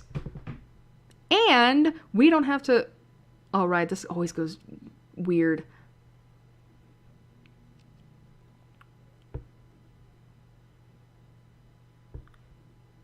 Oh boy, I'm trying to find the other album and it's hard. Excuse me. But yeah, honestly, like, we're doing pretty well, all things considered. Where the heck is it?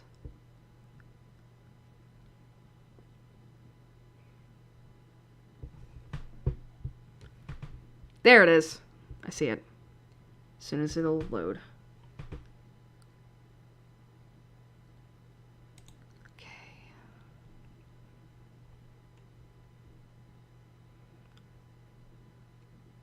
I'm gonna cut the desktop audio real quick.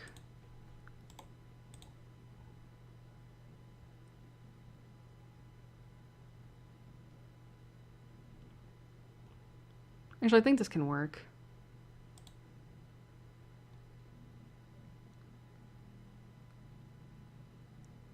Yeah, I like this song. Alright. Alright, let me get the desktop audio back up.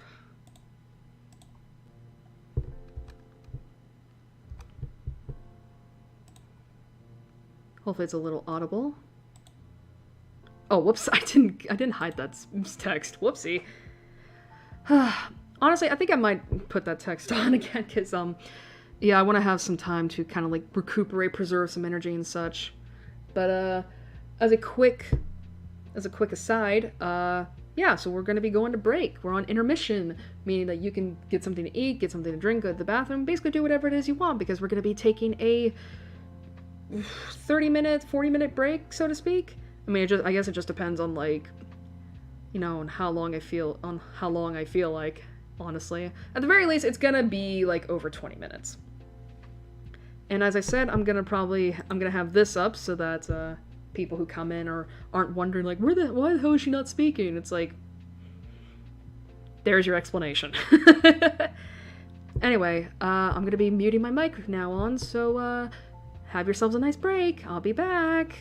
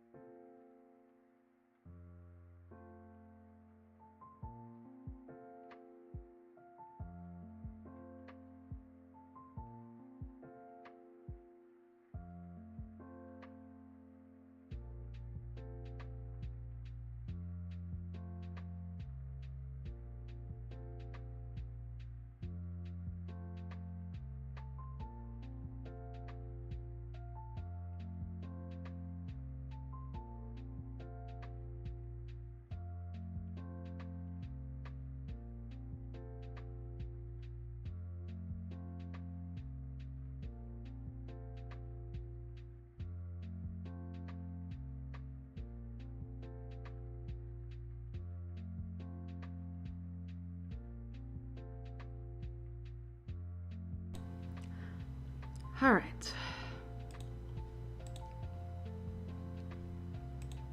Alright, I'm back. Let's get some music back up in this.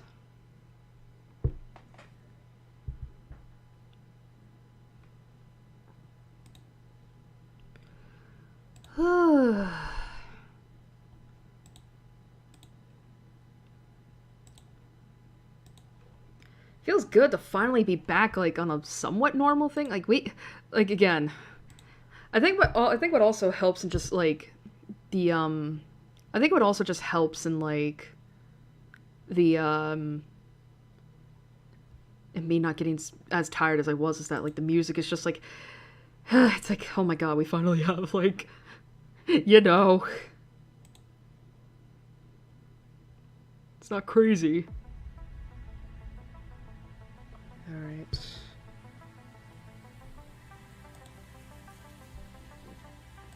Getting some...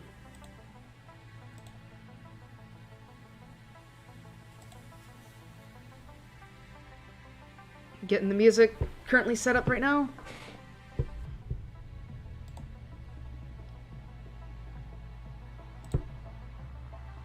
Alright.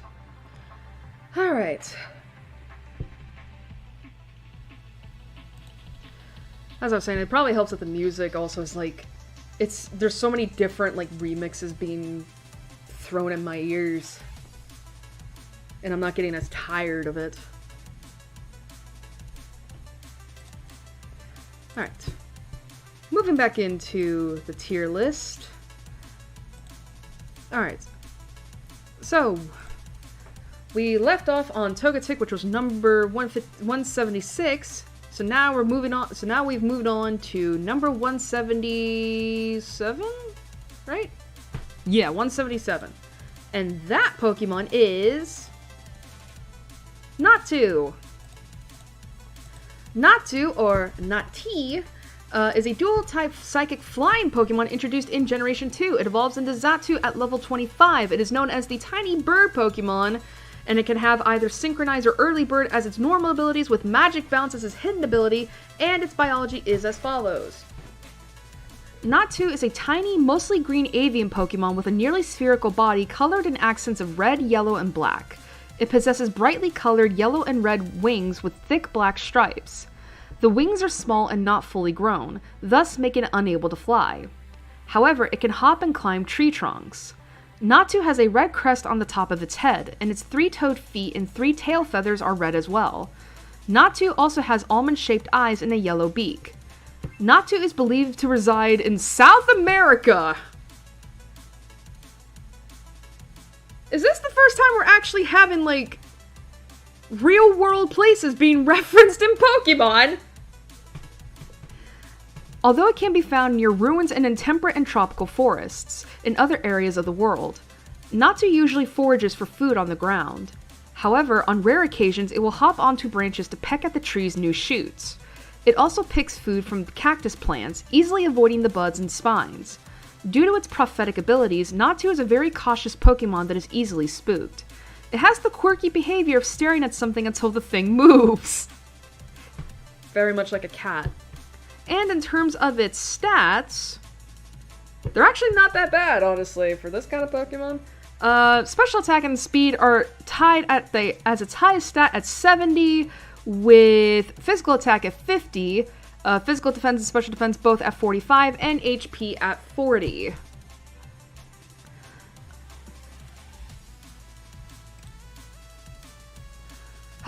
Okay, in regards to what I think of this, I don't really think of anything. It's just, it's there. It's essentially another, like, another, like, Sentret Hoot Hoot knocked out, Sentret and Hoot Hoot, that it's just, like, I don't really feel anything. I've never gone out of my way to be like, oh, I need to get a Xatu, so I'll just catch a Natu instead. You know, like, I've never been like that.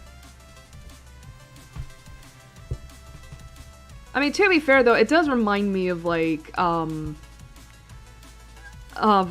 that and Xatu, honestly, both remind me of, like, indigenous people's totem poles.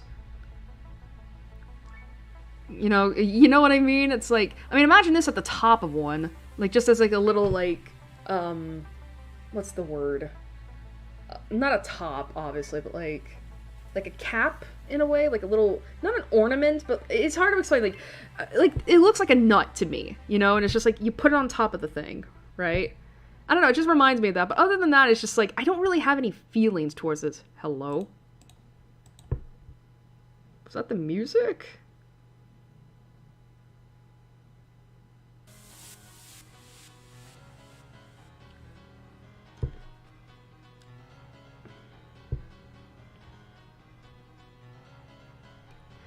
But yeah, I don't really feel anything towards this thing, so I think it's gonna go in the lower B tier. But, I mean, although to be fair, what is a worser fate? Being indifferent or being disliked? I don't know, honestly. Anyway, moving on to 178 in the global dex.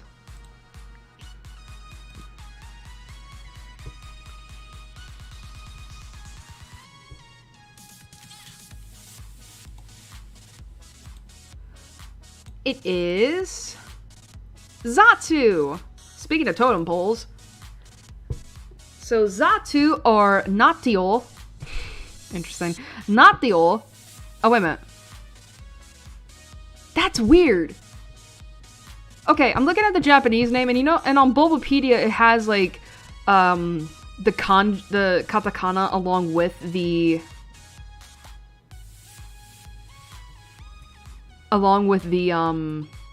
Romaji, and it says Natio, but I'm able to read it, and it should be Nathiel. Nathiel. Nathiel. That's weird. Anyway, it retains its dual typing of Psychic Flying. However, it is known as the Mystic Pokemon, and it retains the abilities it has a Natu, and its biology is as follows. Xatu is a green condor-like Pokemon with long red and black tipped white wings that cover most of its front. Underneath its wings are designs that resemble red eyes. Along with its main green coloration, Xatu's design has accents of black, yellow, and red. There's an extra set of yellow stripes on a male Xatu. Oh, okay. It has almond eyes, a long, slightly hooked beak, and two long red feather crests. Xatu's feet have only 2 toes, one in front and one in back. Xatu's design is similar to a totem pole or a kachina doll?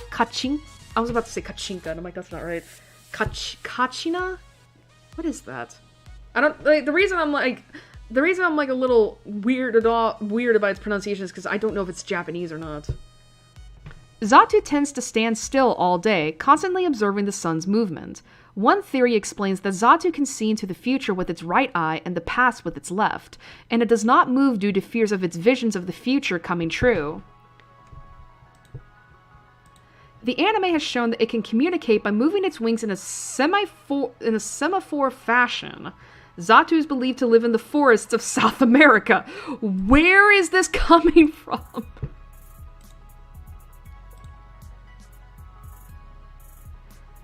Anyway, in terms of these stats, oh my god, that is weird. It's a lot better than Natsu, obviously. With special attack and speed both tied at 95. Crazy.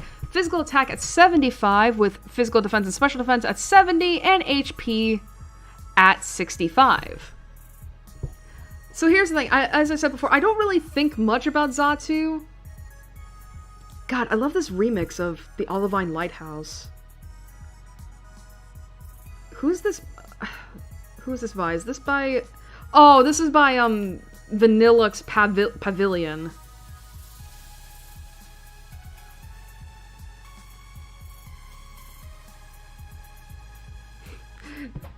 Believe me, well, like, yeah, Vanillux Pavilion. That's it.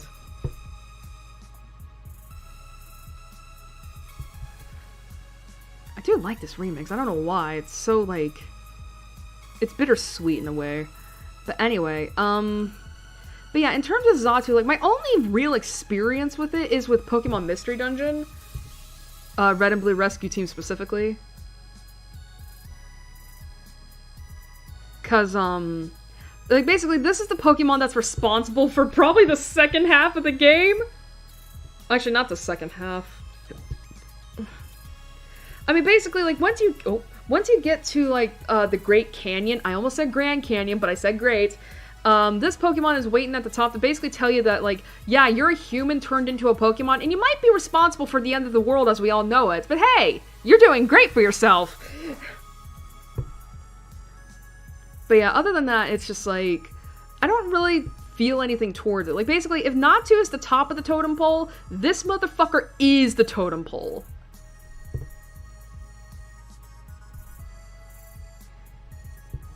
Like, I don't know how else to put it. It's just... I just don't really think anything of it. I mean, yeah, it's mystical, it's mythical, but... Again, I've never gone out of my way to be like, I need a Xatu.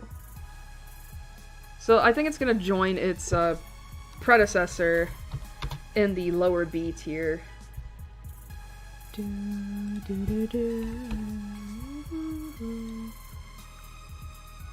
Alright, saved.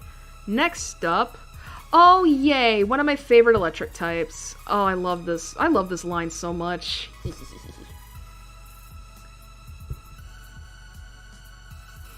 Maybe this is the reason why I'm a fan of Maybe this is the reason why I'm a confidant. Anyway, the next Pokemon up is Mareep! Mareep! Ah, look at that sheep. Alright. Mareep, or Mareep, is a pure electric type Pokemon introduced in Generation 2. It evolves into Flaffy at level 15, which then evolves into Ampharos at level 30. It is known as the Wool Pokemon. It has the ability Static, and Plus as a hidden ability. And the biology for Mareep is as follows. Mareep is an ovine Pokemon with fluffy cream-colored wool covering its entire body, as well as a curly tuft of wool in the middle of its head. Its head is blue and it has black eyes. Its 4 feet are blue and have 2 digits on each foot, and it appears to be on tiptoe at all times. Yay!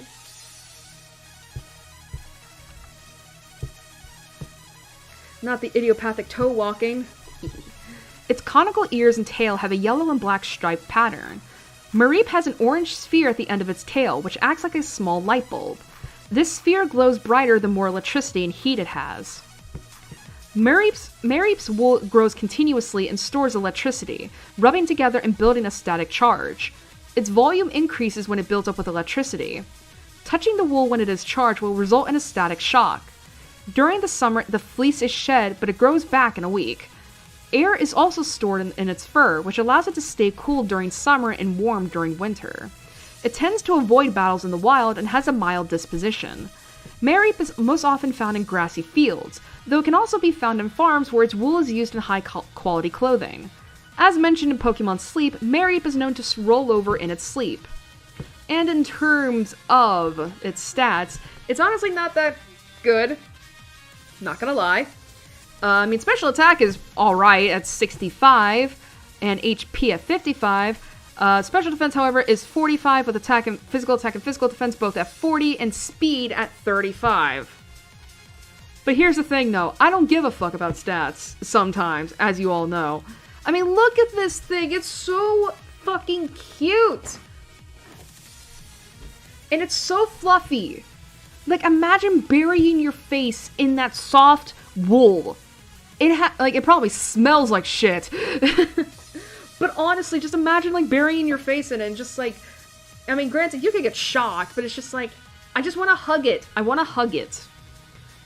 And imagine squeezing the life out of it. And it's also a sheep. It's also a sheep. I don't know. God, why is tonight both a meme stream and a VTuber and a VTubing appreciation stream? Like, god damn it.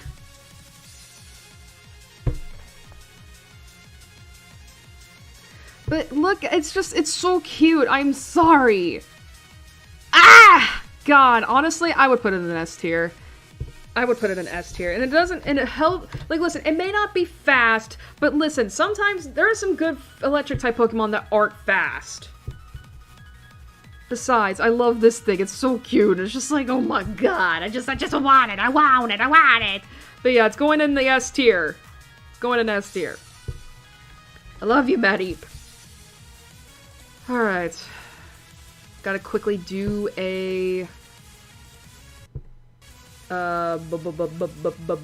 what is it? A quick little thing.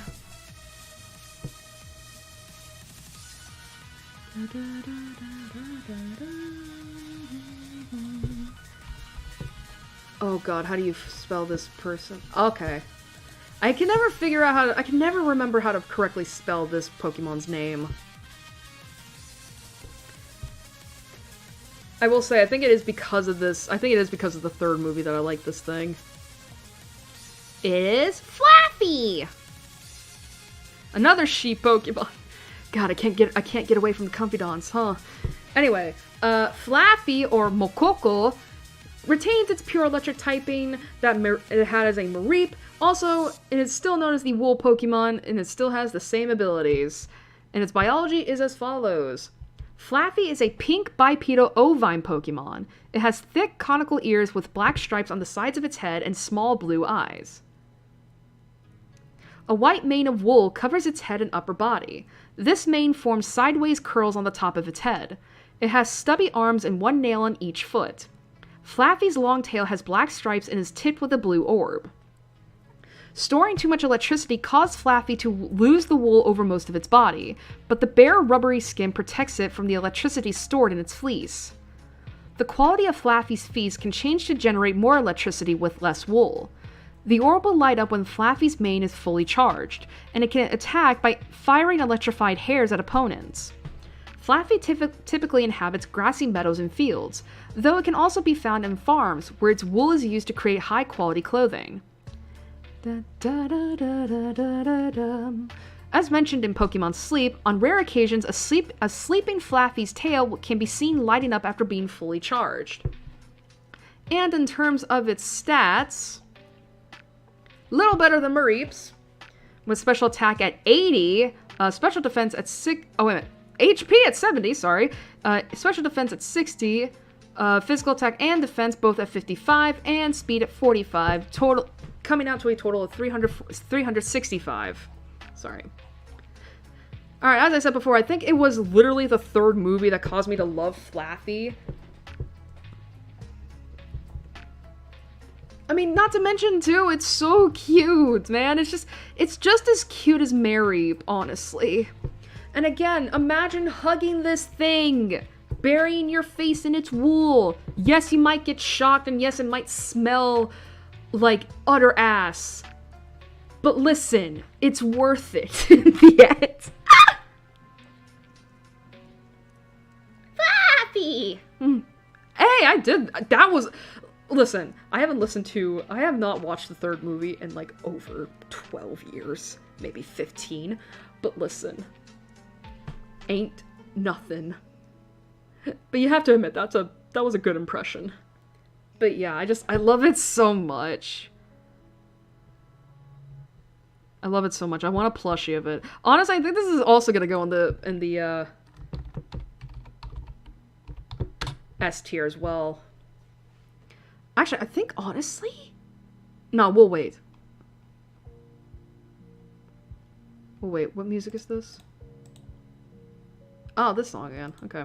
God, and I will say the only thing I don't like is its name, because I keep thinking that like it has like 2 A's and 2 F's in its name instead of 3 F's, but it's fine. Like again, like we can have like Flaffy, you know, in the S tier all we want. All right, I just want plushies. Seriously, I am in desperate need of plushies. Anyway, I love Flaffy. All right. All right. Next up. Remember at the beginning of the stream I said that like there was only a couple or so Pokemon that had Mega Evos?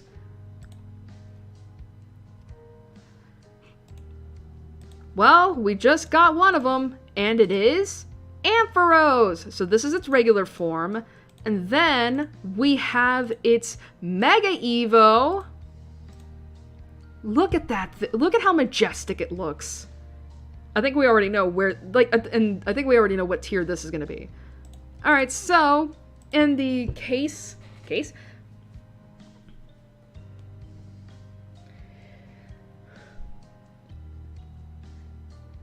So, in the case of Mega Evo / regional variants, I will describe what the normal version of it looks like first, and then we'll move on to, like, whatever the second form, Mega Evo, whatever, is. So, Ampharos, or Denryu, retains its pure electric typing through to the very end. However, it can Mega Evolve into Mega Ampharos using the Ampharosite. It is known as the Light Pokemon. However, when it Mega Evolves, it not only retains its electric typing, but it also gains the Dragon typing. We're talking Zekrom here, motherfucker. Regular Ampharos retains its static normal ability. However, it gains the ability plus as a Tin ability, and when a Mega Evolves, static is replaced with Mold Breaker. And in terms of the biology, so regular Ampharos, keep in mind, let me check. So this cutie patootie here, biology is as stated. Ampharos is a yellow bipedal ovine Pokemon with a white belly. It has conical ears with black stripes and a red orb on its forehead. Its long neck has several black rings around it near the base. Its stubby arms resemble flippers, and each foot has a single white nail. It has a long black striped tail with a red orb at the tip. The orb on its tail can shine so bright that it can be seen from space. People have used the light as a beacon, or to send signals across the ocean. Ampharos is generally found in grasslands, though it can also be found in farms alongside its pre-evolved forms Mareep and Flaffy. As mentioned in Pokemon Sleep, the tail light of a sleeping Ampharos can sometimes be seen in the distance at night. The reason is due to Ampharos forgetting to turn off its tail light before going to sleep. Alright, moving on to Mega Ampharos. As Mega Ampharos, its toes turn black and it regrows white wool at the back of its head and over its tail, having its genes stimulated by Mega Evolution. This energy also awakens its long-sleeping dragon blood. Its long, woolly tail has many small red orbs attached to it. Its conical ears retain their stripes but are now segmented with swirled tips. When it increases the amount of electrical energy within itself, the red orbs on its body and wool emit a strong light.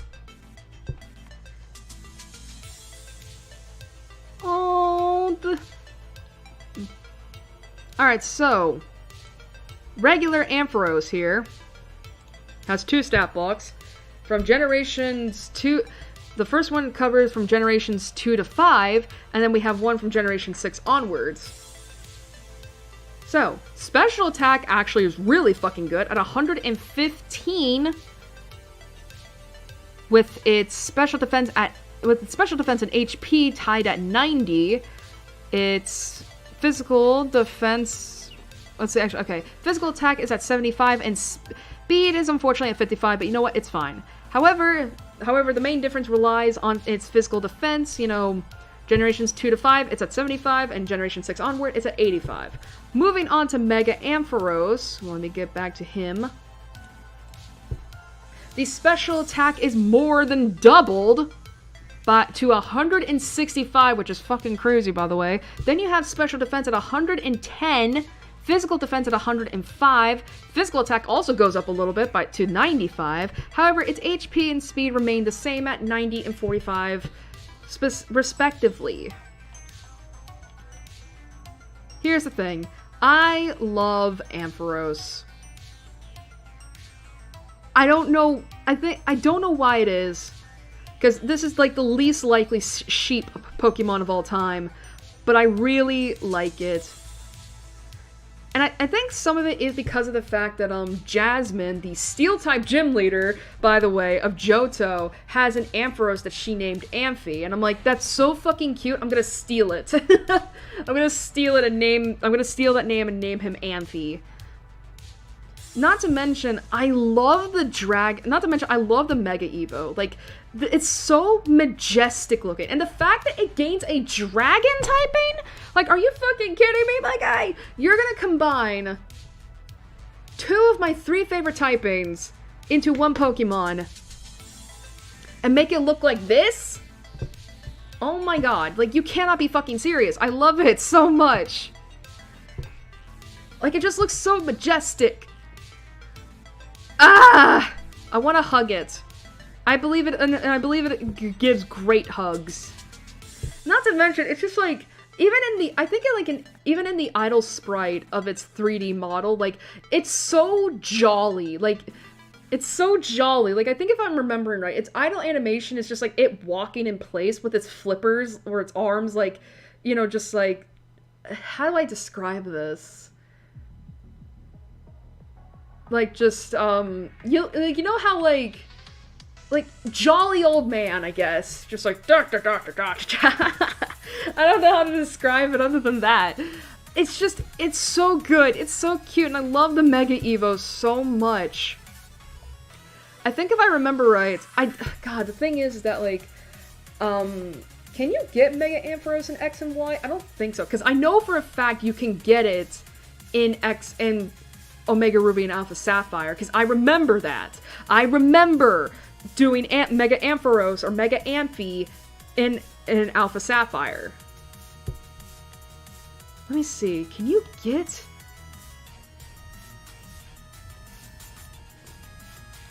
Okay, I was like, what music is this?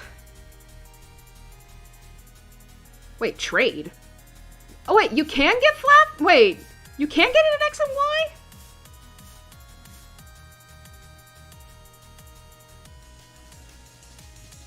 Huh.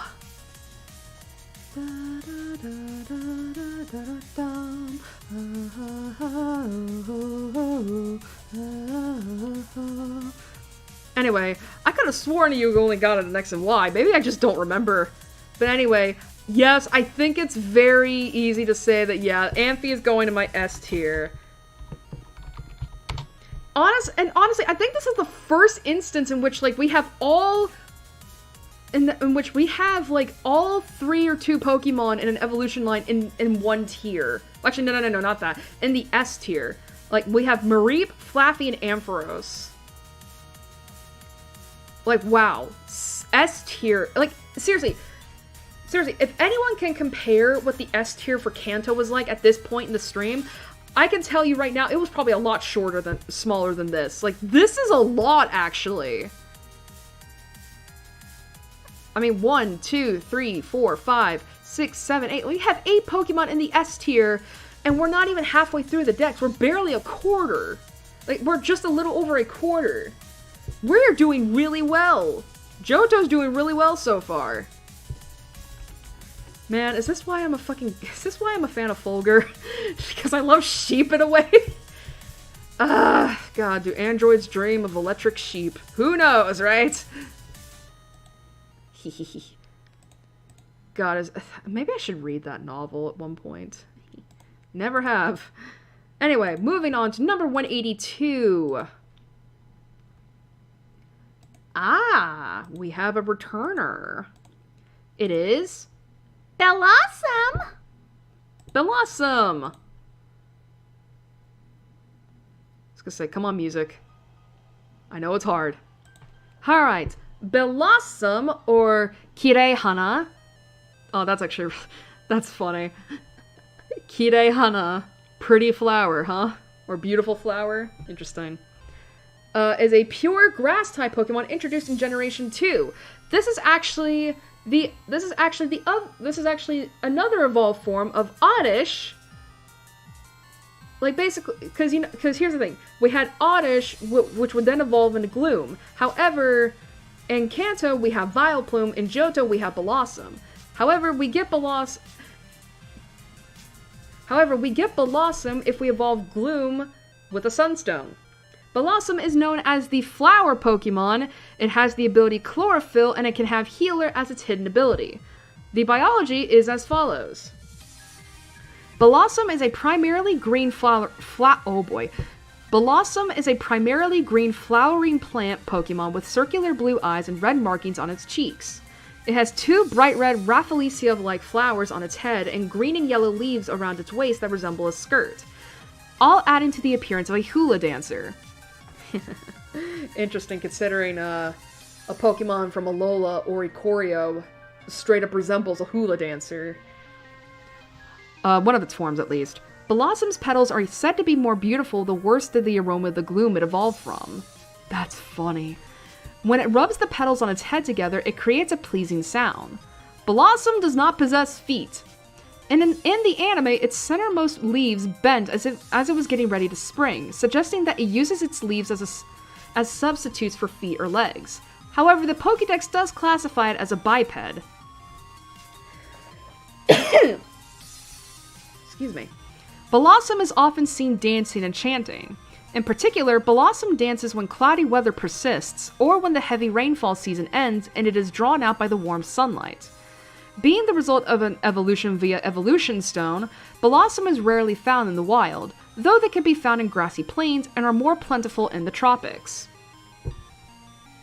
Now, in terms of these stats... Oh, that's cute. In terms of these stats... 480! That's pretty good. With... Wow. It's actually... Honestly, all of its stats are pretty... Like, most of its stats are pretty average, balanced out. The only thing that lacks is its speed. Like, I mean... Special defense is at 100, with special attack at 90, physical defense at 85, physical attack at 80, HP at 75, and its speed is at 50. Oh, I just realized I read that from one stat block. It has 2 stat blocks. Excuse me for a moment. So, that was from Generations 2 to 5, and in Generation 6 onward, its physical defense goes from 85 to 95. I'm so sorry, I did not realize the second stat blocks. Here's the thing, I've never had a Blossom. I want to, though. I actually probably should. Just so I can have more weed girlfriends. Listen, when we get to Alola, I'll explain the joke. But yeah, I actually really do like Blossom's design. And again, it would be really nice to have a Blossom. It's just that, again, like, it feels like every time there's a cool Pokemon, it's always via stones that I don't have. Or trade that I can't do because I am a lonely son of a bitch. But honestly, Blossom's not... I honestly really like Blossom. And all that. And again, like, those stats are pretty balanced. Like, I can deal with a slow poke, you know? And I don't mean the Pokemon. Honestly, I think I would have it in the A tier, because while I can think of other, like, good grass-type Pokemon, this is a pretty fine addition. Is that how you spell Blossom? Okay, just making sure. Man, the S and A tier are getting a lot of Pokemon, which is good, don't get me wrong, it's good, it's great. Ooh! Oh, that baby Pokemon is in Gen 4. Okay. Alright. Alright, so next up we have... Meryl! That's not how it sounds. Meryl! Yay, this remix of Olivine is up. It's by, at least it's not the Lighthouse theme, it's the city. And it's by Mewmore. Anyway, Meryl... Or, oh yeah, Mariru,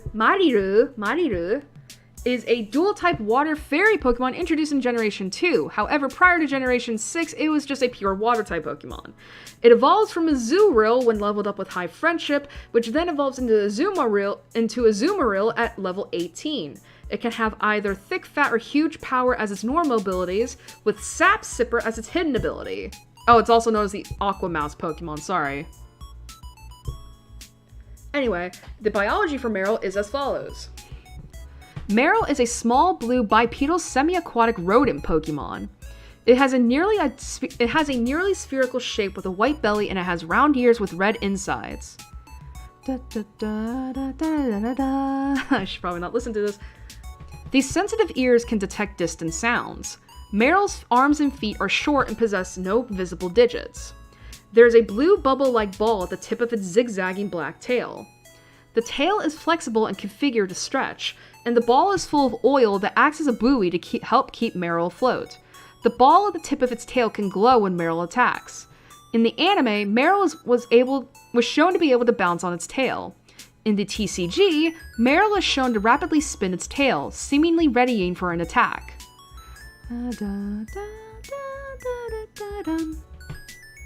Anyway, Meryl is able to swim in strong water currents without being slowed down by the water's resistance, due to its water-repellent fur. Meryl feeds on aquatic plants in addition to fishing for food. When it dives, its tail can be seen bobbing on the water's surface. It will anchor its tail around a tree when fishing at the edge of a fast-moving stream. Meryl never gets cold after swimming in cold water, due to its water-repellent fur drying up quickly the moment it leaves the water. It lives on the water's edge. Prior to Generation 6, Meryl and its evolutionary relatives are the only known Pokemon that can have huge power as an ability. And in terms of the stats... Oh, they're not that great, honestly. Like, that is a 250 stat total, my guy. HP is its highest stat at 70, with physical defense and special defense both at 50, and its speed at 40. However, its attack and special attack are really bad at 20. So this is not a great Pokemon to have.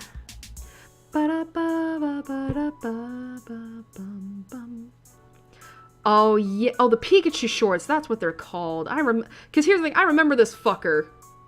This fucker's an asshole.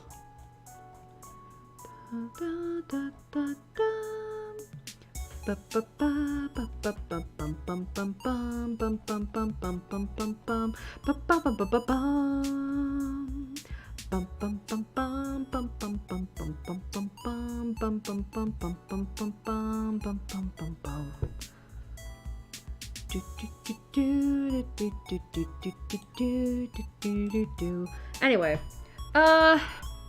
I have owned Meryl before. I've gotten it from Azurill, because Pokemon Moon was just famous for babies. Well, actually, is it? No, I don't think it was Moon. Is it? Wait, is it Moon or is it X and Y?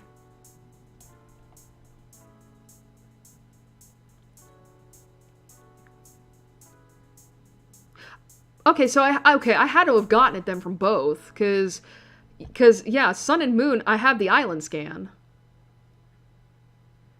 I got all the island scans up to Pony, fuck. No, that's Phoenix Wright. Sorry, I'm watching a Let's Play I'm watching someone play Spirit of Justice right now, and and one of the places is called Mount Pony. I meant Pony Island. So yeah, I had to have gotten a Meryl in Moon, because I got it via the island scan. But it also says I probably got it in X and Y. Probably because I like the Azumarill so much. Anyway. Here's the thing. I don't mind Meryl. I don't.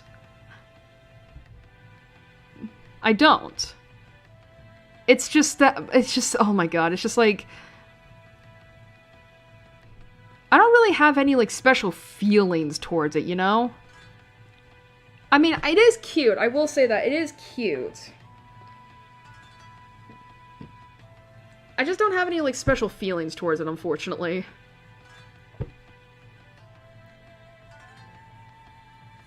I mean, at least with Azurill, there's a reason I have a little bit more sentimentality towards that, and Azumarill I love. Honestly, I think I would put Meryl in the high B tier. Again, not a bad Pokemon, it's just like, you know, I just don't have any special feelings towards it, honestly. Alright, moving on to 184.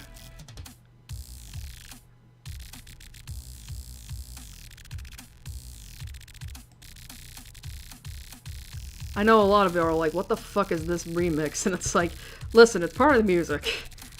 Sometimes you just get some funky tracks. Alright, next up is Azumarill. Or as everybody remembers it way back in the day, Peekaboo, or fake Pikachu? Who knows? Alright, Azumarill, or Mari, wait a minute, oh boy, that Japanese name. Mariruri, or Marili, retains its dual water fairy typing, and obviously, prior to Generation 6, it was a pure water type. However, it is known as the Aqua Rabbit Pokemon, going from a rodent to a rabbit, as you can see by the bunny ears. The abilities remain the same as ever from Meryl, and the biology is as follows. Azumarill is a blue bipedal semi-aquatic leporine Pokemon that has an ovoid... Oh god, there's that word again! Ovoid body. God damn. At least I know when Fulgur's coming back. It's not this week, unfortunately, but still. That has an ovoid body. The lower half of its body is white with a white... What? The lower half of its body is white with a white bubble-like pattern above it, which helps to camouflage it in water. It has elongated rabbit-like ears with red insides and circular eyes. When in the water, it rolls up its ears to prevent the insides from becoming wet. Its arms and feet are short with rounded ends and no discernible digits. It has a black zigzagging tail with a blue bubble-like tip. The tip of its tail tends to glow when it attacks or is excited. Azumarill has highly developed hearing that allows it to hear distances, even when it is underwater. By keeping still and listening closely, it can identify prey even in wild, fast-moving rivers. Da da da da dum bum ba da bum bum bum. Do do do do do do do do do. Anyway, if Azumarill spots a drowning Pokemon, it will make an air bubble that helps them breathe, or when Azurill are playing near the rivers. It lives in rivers and lakes and can live in the water all day long. Prior to Generation 6 and in Generation 9, Azumarill and its pre-evolved forms are the only known Pokemon that can have huge power as an ability. In terms of these stats, they're honestly a little great. Oh, there's 2 stat blocks, by the way, keep in mind. So we have a stat block from Generations 2 to 5, and then 1 from Generation 6 onward. Alright, so HP is its highest stat at 100, with physical defense and special defense both at 80. Physical attack and speed are both at 50. However, the special attack actually loses some points after some generation. Going from oh wait a minute, no it doesn't. Sorry, I misread that. I miscalculated. It gains 10 points in special attack, going from 50 to 60. Oh.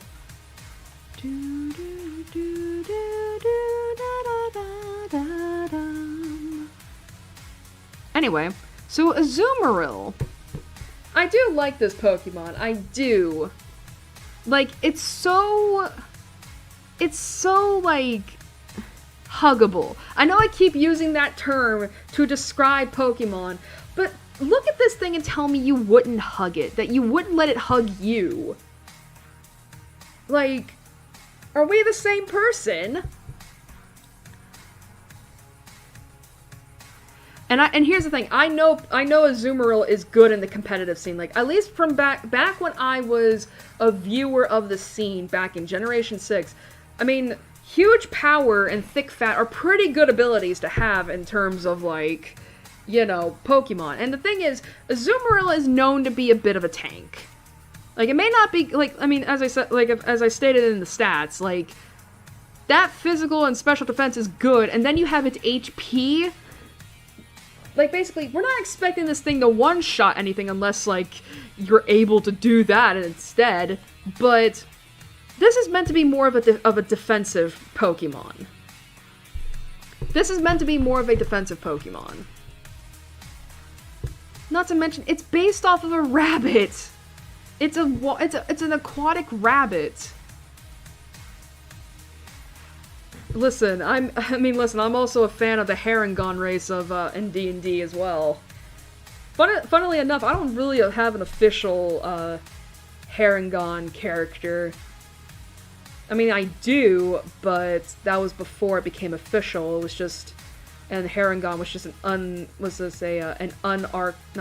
unearthed arcana race meant for beta testing. But yeah, honestly, I mean, here's the thing. I'm not like crazy about as I am with like the S tier, but honestly, I would put it in the A tier. I really do like this Pokemon. I really do.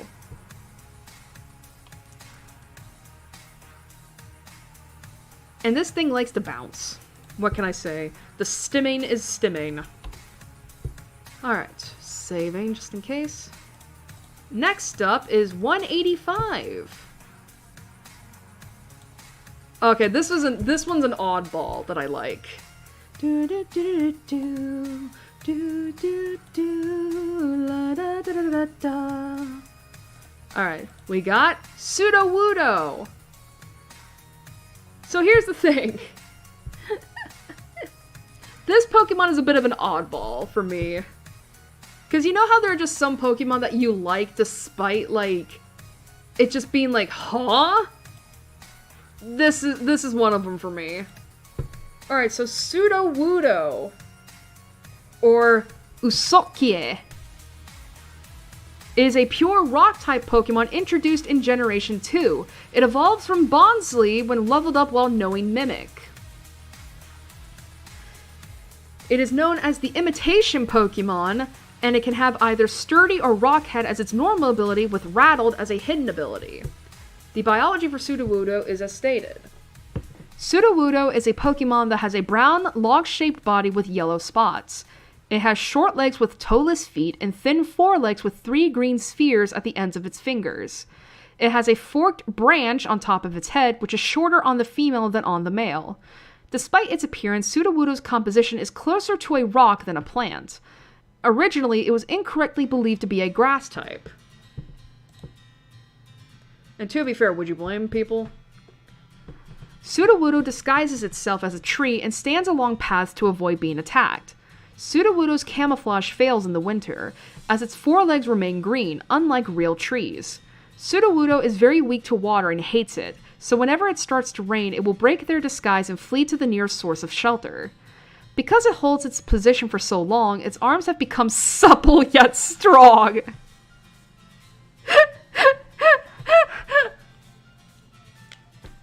What a way to describe muscles. It is popular with the elderly, with available magazines and fans devoted to its arm angle and length. Sudowoodo can be found living in forests, sometimes sharing a habitat with Trevenant. As mentioned in Pokemon Sleep, Sudowoodo is known to keep its tree mimicry even when sleeping. However, it will occasionally let go of this stance and sleep instead on the ground.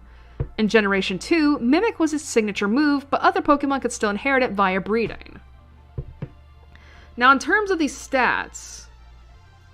Oh, that's so sweet. So its physical defense stat is pretty good at 115 with physical attack at 100, special defense at 65, so not great, but not that bad either. With HP at 70, however, special attack and speed are both at 30, but keeping in line with the fact that this is a rock-type Pokemon, it's, you know, I can live with that. Like, they're not known to be special attack oriented or speedy. So as I said, there is something just... So obviously, as you can tell, it's based off of a bonsai tree. Although it is really funny that it's considered like a pure rock type instead of like rock grass, but whatever. So yeah, for some reason, there's just something about this Pokemon that I'm just like, I need to have it on my team. I don't know what it is. Especially because, like, it's on it, especially because, like, when facing off against it, it's just so annoying. But, like, I don't know what it is about it that just draws me to it. It's like, is it just, like, maybe it's because of the fact that it is, like, a bonsai tree that just has this, like, perpetual smile on its face. Like, the wrath of God is upon you. But yeah, I genuinely don't know, like, what is it about this thing that, like, I'm attracted to it, or drawn to it. I shouldn't say attracted. I don't know, but it's like, I always have to go out of my way to, like, catch a Bonsly, like, every Pokemon. Like, I have a Sudowoodo on Moon, and I always name my Bonsly, Sequoia. Because I feel like, I mean, I don't want to use the word bonsai, because it's like, that's way too on the nose. Besides, sequoias are trees as well, but Another thing too is that sequoias are also known to be one of the toughest trees in the world. I don't know, it's just, there's something about this thing that I like. I don't know. It's just weird. I don't know. It's just, I don't know how to put it. Honestly, I'm gonna put it in my A tier. It's so... Again, you just have... I think everybody just has, like... I think every Pokemon fan out there just has a Pokemon that, like... They don't know why they love it so much, but they just do. And Sudowoodo is one of them for me. I don't know why. I mean, granted, the physical attack and defense stats are great. But even without taking that into effect, it's just... I don't know. I like Sudowoodo. What can I say? Alright, next up is 186.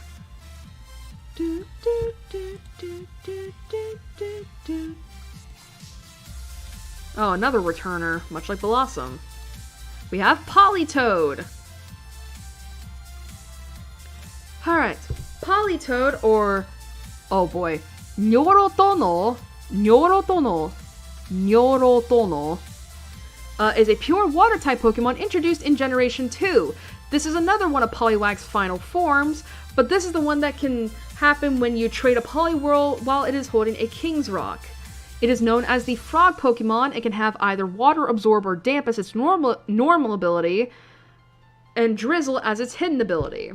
And the biology is as follows. Politoed is a green bipedal amphibian Pokemon with yellow hands, belly, throat, and toes. Head, shoulders, knees, and toes. Why do I always say that?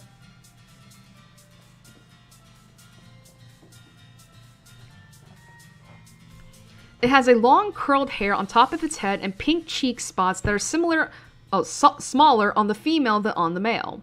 There's a green swirl on its belly. Its legs are well developed and it has bulbous toes and fingers. Bulbous, huh? Okay. Politoed acts as a leader to Poliwag and Poliwhirl, which gather from afar upon hearing its cry. Politoed likes to expand its throat and sing. When 3 or more assemble, they sing in a chorus with a loud, bellowing voice. The curled hair on Politoed's head is considered proof of its status as a king.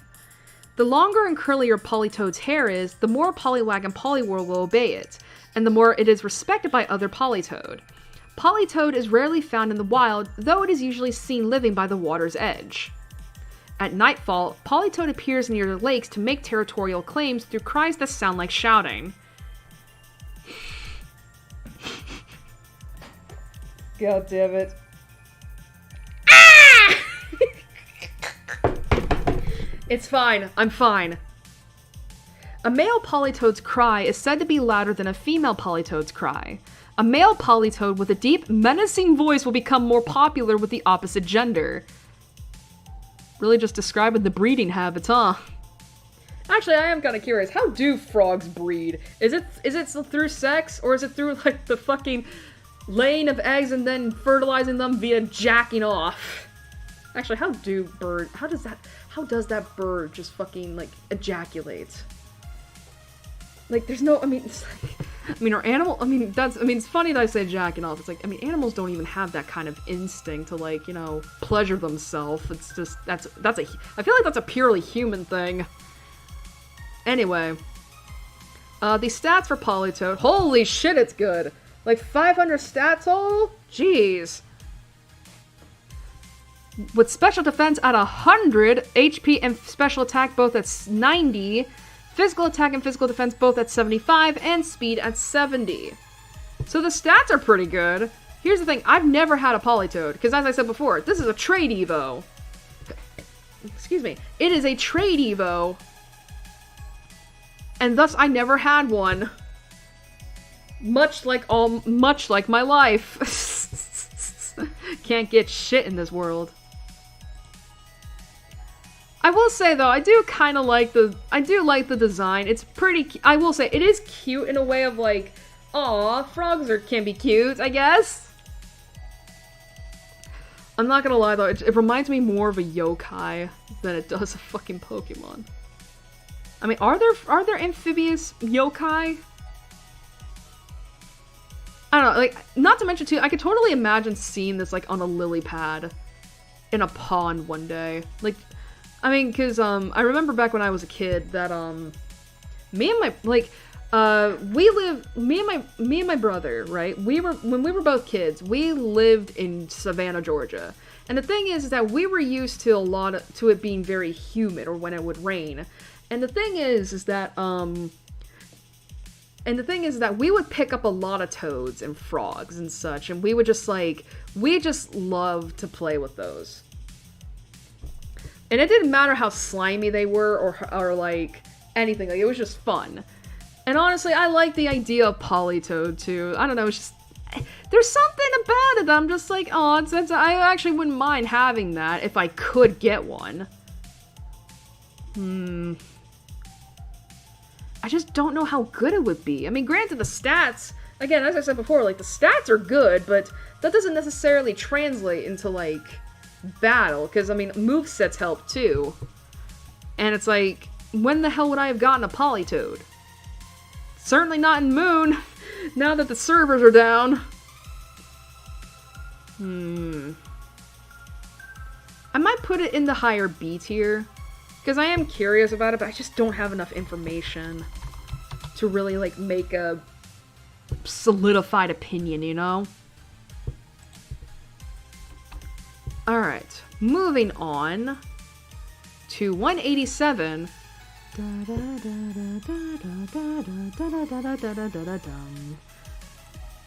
Oh boy, these fuckers.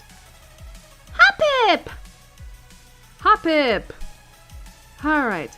Hoppip, or Haneko, is a dual-type grass flying Pokemon introduced in Generation 2. It evolves into Skiploom at level 18, which then evolves into Jumpluff at level 27. It is known as the Cottonweed Pokemon, and it can have either Chlorophyll or Leaf Guard from Generation 4 onward as its normal abilities, and it has Infiltrator as its hidden ability. The biology is as stated.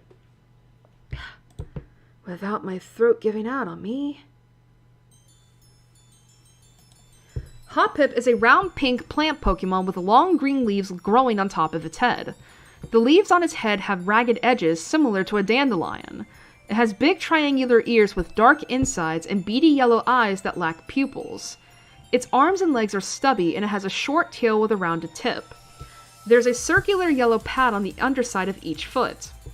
Hoppip's body is very light, and it is easily lifted off the ground by winds and will drift in the air. Hoppip can sense approaching strong winds. In order to avoid being blown away, it clusters and links leaves with other Hoppip or grips the ground firmly with its feet. However, it enjoys gentle breezes. Hoppip tends to be carried by the winds across vast distances, and thus can be found all over the world except in cold regions. It lives in temperate grasslands, fields, mountains, and even urban environments. And in terms of these stats, I believe they're not good. Yeah, that sounds about right. So its special defense is a measly 55 with speed at 50. Physical defense is at 40. However, its HP, physical attack, and special attack are all tied at 35. So I will say this. I do like the concept of Hoppip. Am I saying Hot Pip or Hoppip? Hoppip! I like the concept of it, but I'm not gonna lie, look at the way it looks and tell me, like, this is not just, like, a spherical cat with leaves growing out of its head. Like, it looks like a cat. I guess, like, that would make sense for, like, the Japanese name of Haneko. Neko, you know? Neko? Just grass cat, I guess. Grass cat. Oh my god. Hoppip was a precursor to Sprigatito. Who knew? But yeah, I like the concept of Hoppip, but honestly, I've never gone out of my way to catch it. Not to mention, it's pretty weak sauce, all things considered. I don't know. I don't really feel anything towards it. I think it might go in the lower B tier. So, there we go. But yeah, I think it's gonna go in the lower B tier. Like, I just don't feel anything towards it. Like, I like the concept, don't get me wrong, and all that, but, and I do like I will say, I do like the design, but it's just like, it's a round cat with leaves growing out of its head. It's a grass cat. But other than that, it's like, I just don't feel anything towards it. Jesus, why is the picture so huge? Anyway, moving on. 188. I wonder, how far do we have left until we stop? Alright, next up we have Skiploom. Alright, Skiploom, or Popokol, retains its dual grass flying type. It is still known as the Cottonweed Pokemon. It still retains the same abilities it had as a Hoppip, and its biology is said to be: Skiploom is a plant Pokemon that has a round green body with stubby arms, feet, and tail. It has large flat ears on the sides of its head and oval orange eyes with no pupils. On top of its head is a yellow bloom with a white center. Oh my god. I misread center as cancer. I was like, what? This is a yellow bloom with a white center. Skiploom spreads its petals to absorb as much sunlight as possible. The bloom on top of its head opens and closes as the temperature fluctuates, and its flower blossoms when the temperature rises above 64 degrees Fahrenheit or 18 degrees Celsius. Because of this, it is sometimes used as a thermometer. It floats in the air to try to get closer to the sun, but closes its flower and immediately hides under the shade of a tree when it rains. If the weather gets too cold, Skiploom will fly away and migrate to warmer regions so that it can photosynthesize. Some people claim to be able to determine a Skiploom's birth location by the scent coming off of its flower. Wait. A Skiploom's birth location? Listen, we were talking before about, like, with Togepi, like, that virtually all Pokemon are hatched from eggs. So you mean to tell me that this thing can be birthed? How? Like, how can a Pokemon be birthed, firstly? And secondly, what do you mean by a Skiploom? As far as I know, a Skiploom's birth location should be a Hoppip's birth location. Skiploom lives in temperate grasslands. As seen in the games, the bloom on its head can turn clockwise. And in terms of the stats, they're better than Hoppip's, but honestly, I don't know if I would say they're much better. Speed is its highest stat at 80, with special defense at 65, HP at 55, physical defense at 50, but physical attack and special attack are both at 45. So here's the thing. I don't know if I would like this better than Hoppip, honestly. Like, if anything, I find Skiploom... Actually, I think if anything, I find Skiploom more annoying than I do Hoppip, mainly because I just think about, like, Pokemon Mystery Dungeon, and how these motherfuckers are usually the ones to spread, paralysis or poison powder on you. Not paralysis. What? Stun powder. No, wait. What's the powder move that causes paralysis? That's not... I mean, because, yeah, you have poison powder.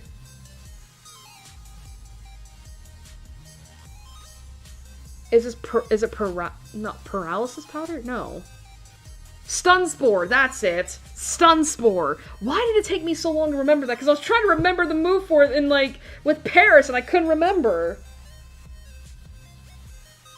But yeah, these motherfuckers are usually the first ones to either either paralyze you or poison you. And it's so annoying when you're on, like, you know, low health, and you're trying to get the fuck away.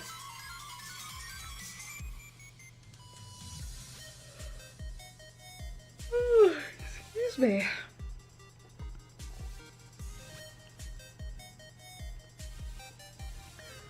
But yeah, it's just... But I mean, not to mention too, like, when you do damage to these things, the sprite just looks like a dog. Like, look at these ears and tell me that, like, these don't remind you of, like, a dog ear. Like, dog ears, you know? I don't know, it's just... Actually, if anything, this reminds me of a happier Smoliv. Either way, though, I think it's gonna go in the lower B tier with Hoppip. With Hoppip. Just like, again, I mean, I think I like Hoppip better than Skiploom. But, yeah, I don't know. There's just nothing there for me to latch on to. Alright, moving on. 189.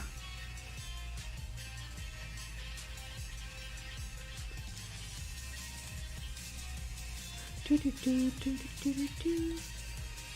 think we hit the 5-hour mark. Jumploom! Jumpluff! Why did I say Jumploom? Jumpluff! Yeah, we hit 5 hours, and we're almost done. Alright, so Jumpluff, or Watako, retains its dual typing of grass flying, still known as the Cottonweed Pokemon, still has the same abilities, and its biology says, Jumpluff is a round blue plant Pokemon with red pupilless beady eyes, 2 small round feet, and a tail. 3 cotton puffs, almost as large as the body itself, extend off it, 1 on each arm and 1 on top of its head. These puffs produce cotton spores that Jumpluff can use to float in the air, and it can control its flight even in a hurricane. 3 to 4 leaves grow at the base of the top puff. The top puff, huh? Okay. Gotta get that puff. Jumpluff drifts on seasonal winds and can use its spores to masterfully maneuver itself around the globe. It will spread cotton spores as it floats around to create offspring. Huh. Inhaling these spores may cause coughs and itchiness. It descends if it encounters cold air currents while it is floating. Though it spends a good amount of time in the air, it is commonly sighted above open temperate grasslands. Once Jumpluff runs out of its cotton spores, its journey and its life reaches its end. What? Oh my god. Wow. Oh shit, I probably shouldn't rub my eye like that. That is some shit. That is a pretty picture though. In terms of the stats, holy crap. 450 in terms of the total. Oh wait. 460, excuse me, there's 2 stat blocks. One from generations 2 to 5, and then one from generation 6 onward. Speed is its highest stat at 110, which is crazy. Oh my god, are you fucking kidding me? So, I'll get to that in a moment. Physical defense is at 70 with HP at 75. Physical attack and special attack are both tied at 55. However, the main difference is its special defense stat, going from 85 to 95 from first stat block to the second. And honestly, I'm not gonna lie, I kind of like Jumpluff more than both Hoppip and Skiploom. Never owned one, of course.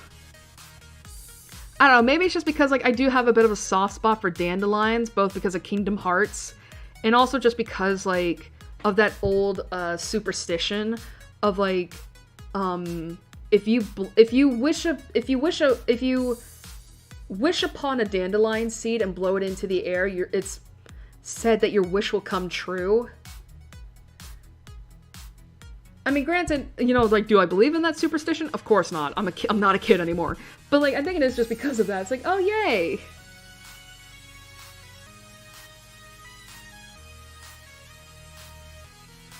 But yeah, I don't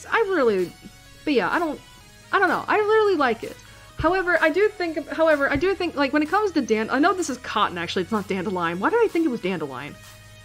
Oh, I think it's because of the fact that I think about, God, what's that Pokemon's name from Galar? The one that I always named Strelitzia. What the hell is it called? Gossifleur?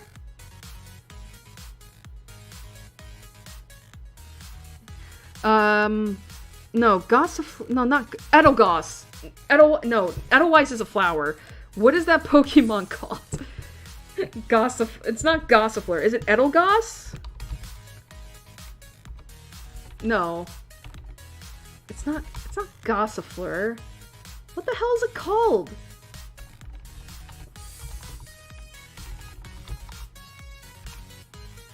Eldegoss, yeah. Okay.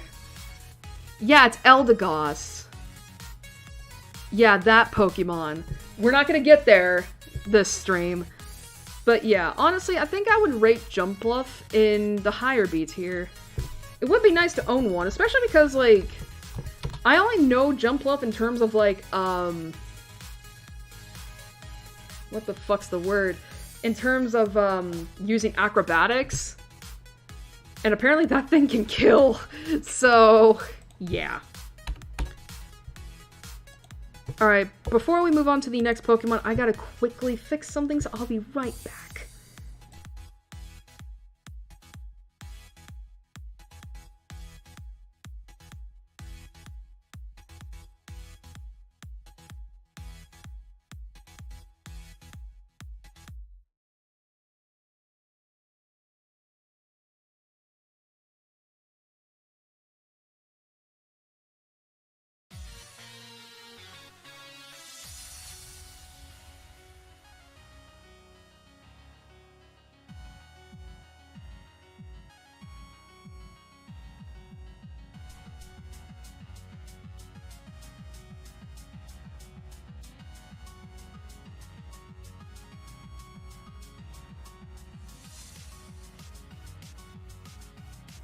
Alright, I'm back. Moving on. 190. Oh, we're almost at the point where we can take off for the night. Cool. And only at 5 hours. We're doing really well. Alright, next up is Apom. Another monkey. Alright, so Apom, which is basically the same name it has in Japanese, is a pure normal type Pokemon introduced in Generation 2. It evolves into Ambipom when leveled up while knowing Double Hit. It is known as the long tail Pokemon, and it can have either Runaway or Pickup as its normal ability, with Skill Link as its hidden ability. Apom's biology states, Apom is a simian Pokemon with a 3-fingered hand on the end of its tail.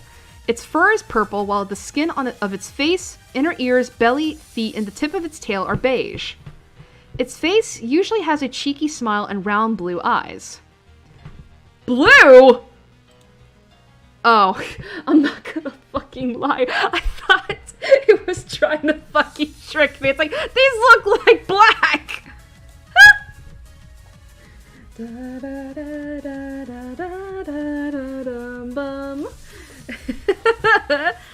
With its round ears, Apom's head is disproportionately large compared to its body. Atop its head is a cowlick that is longer on females than on males. Unlike its feet, Apom's arms are simple purple stubs. Apom uses its powerful tail freely and cleverly for many purposes. The tail is strong enough to anchor Apom to a branch and suspend the rest of its body in the air, but also delicate enough to pick fruit and manipulate objects. Apom has been known to wrap its tail around tree branches as it sleeps so it does not fall. Since Apom uses its tail so much, its actual arms are not as dexterous and become clumsy over time. Apom lives high in the treetops of tropical, temperate, and even boreal forests, using its tail for balance as it swings from branch to branch. In Alola, Bound Sweet is its favorite food. Oh no. Alright, in terms of its stats... So it's not great. I mean, 360's alright. With speed at 85, so that's good. Physical attack at 70. However, HP, physical defense, and special defense are all at 55, with special attack at 40. So here's the thing. I feel nothing towards this creature. Again, I think it's just because, like, monkeys are probably, like, one of my least favorite Pokemon animals of all time. And of course, I mean, you guys probably got that impression when I was ranking Mankey Primeape. And again, like, the problem is with Apom is that it's a normal type. And as I said before, and as I said earlier in this stream, normal type and bug type Pokemon are probably like my least favorite typings. I mean, at least with bug type, it's because they're one of the weakest types, whereas Apom are just like, they're jack of all trades, and it's like, I don't need that jack of all trades. I don't need like the balance stuff. I want the crazy specialization stuff. That being said, though, I don't hate it. Like, I'm not gonna put it in the C tier. But honestly, I think it is going to go, it's going to go in the lower B tier, because I just, like, I feel nothing towards this thing. Again, I've got nothing for this. It's just bleh, meh. I don't know, it's just, I don't feel anything for it. I don't feel anything for it. Alright. Moving on. I think we have 3 more Pokemon. I could be wrong, so don't hold me to it. Oh my god, this fucking Japanese name. Sorry.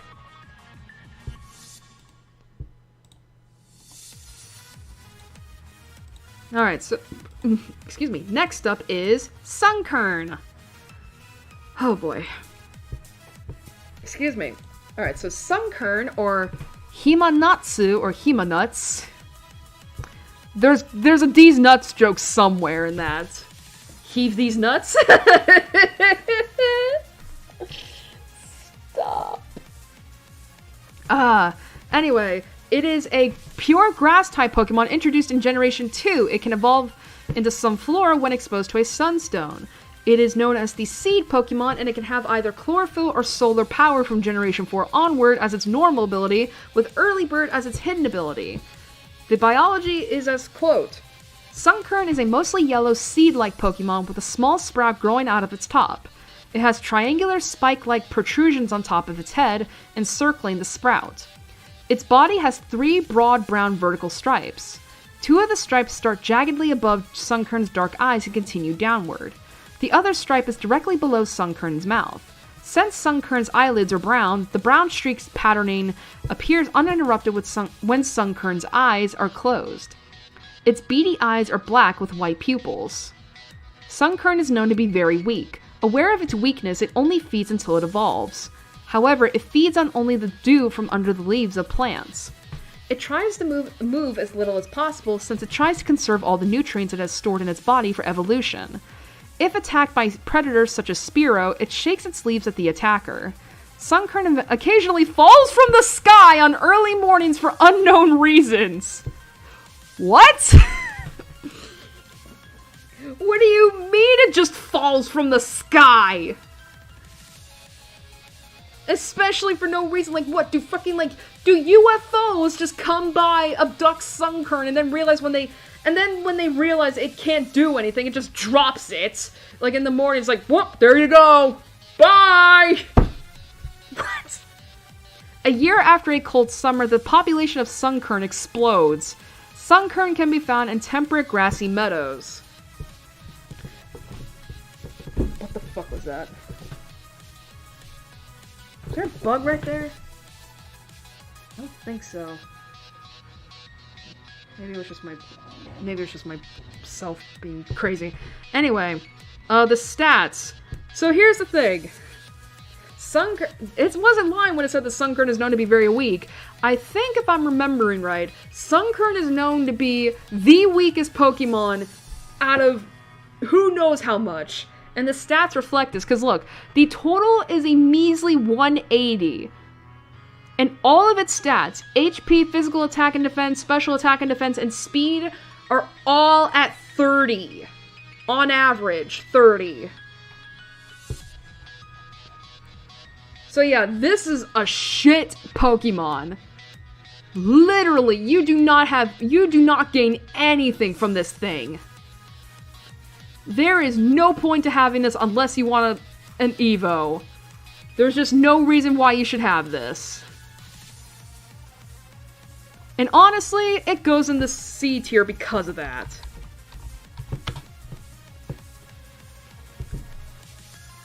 Like, this thing is useless. Like, the definition of useless.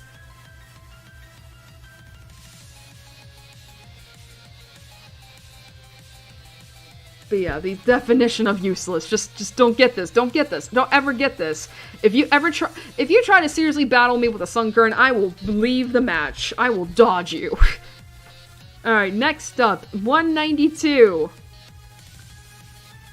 Oh no, we're not quite done. Not quite. We still have a few more to go. Okay, but we are getting close. I know that.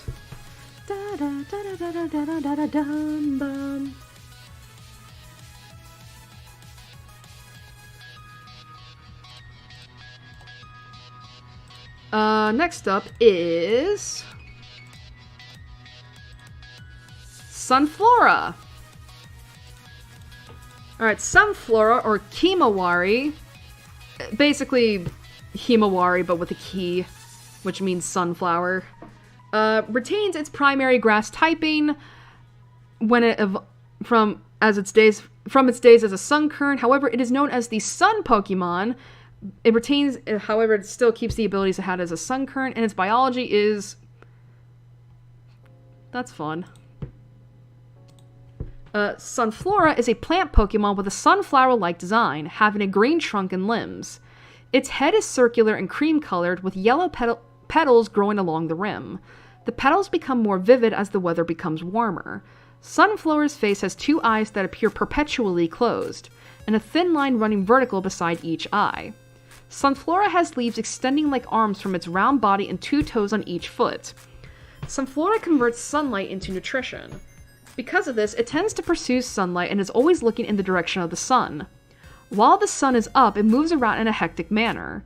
When the sun sets, it comes to a complete stop and closes its petals. In addition to sunlight, Sunflora needs plenty of water. Sunflora is rarely seen in the wild, but it can sometimes be found in temperate grassy meadows. In terms of its stats, it's obviously a lot better than Sunkern. With special attacks at 105, with special defense at 85, HP and attack are both tied at 75, with physical defense at 55, but its speed is a measly 30. Now here's the thing. Obviously, it is a hell of a lot better than a frickin' Sunkern. And admittedly, I do have a soft spot in my heart for sunflowers. You know, whether or not that's because, like, usually, you know, whether or not that's because, like, you know, you have characters that are sunshine incarnate as sunflowers, you know, or the fact that, like, if you were a Hamtaro fan way back when you wanted to get a hamster when you were 5, you know how hams always ate, like, sunflower seeds, and you're like, oh, sunflowers, you know? But here's the thing, I've never had a Sunflora, and honestly, this is the first time I ever looked at its stats, and honestly, it's not that bad. Like going from a 180 stat total with a Sunkern to a 425 stat total with a Sunflora, that's actually, that's really good. That's a big jump. You know, and it honestly does make it feel as if the pain of having a Sunkern is worth it. But I've personally never had a Sunflora. Part of it because of the fact that, like, I thought that Sunflora was just as useless as a Sunkern. I don't know, maybe I just had, like, bad luck or something with Sunflora. But the thing is that, like, other than that, it's like, I don't really have any, like, special feelings towards it. But I will say this, it saved itself from the C tier with its stats. And because I have a bit of a nostalgia bias for sunflowers. So it's gonna go in the lower B tier with the rest of these folks here. But again, Sunflora is definitely better than Sunkern. I don't think anything's ever gonna change that. Alright, so next up is 193. Bum, bum, bum.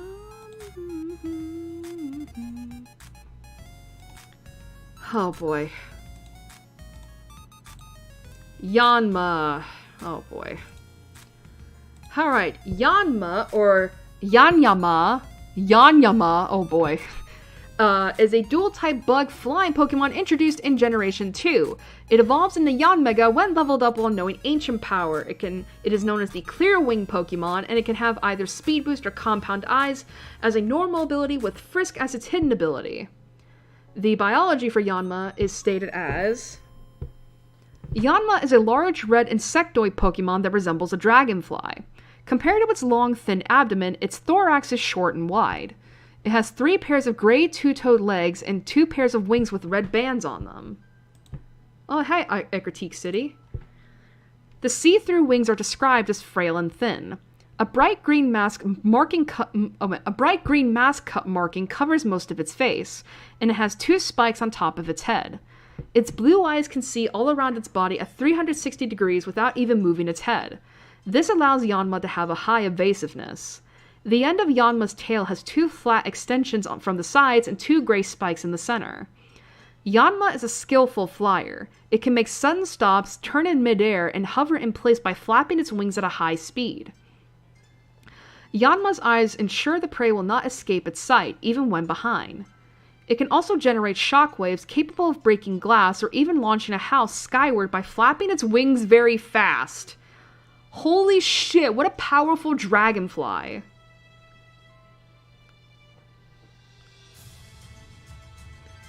Yanma is often found in wooded and swampy areas. It hunts insects for food, using its eyesight to spot and its flight abilities to pursue prey. Yanma is also territorial, flitting around to guard its territory. So it's a cannibal. I see. No.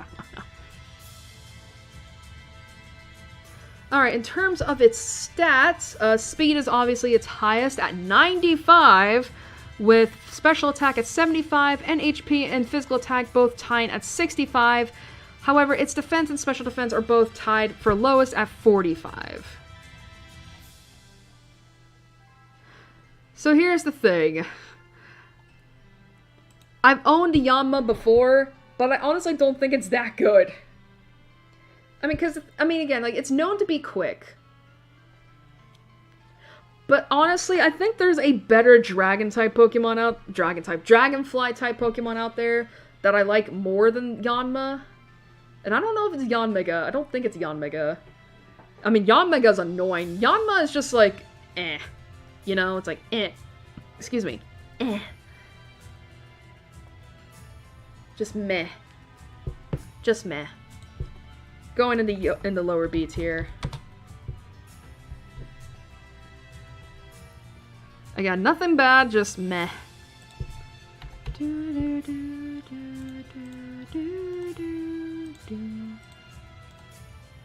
I know we have to be approaching the end. Like, I just wonder... Okay, we have less than 10 Pokemon to go.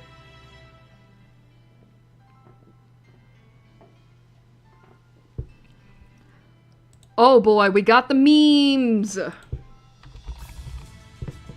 We got the memers! Woohoo! Because next up, as soon as I can get it...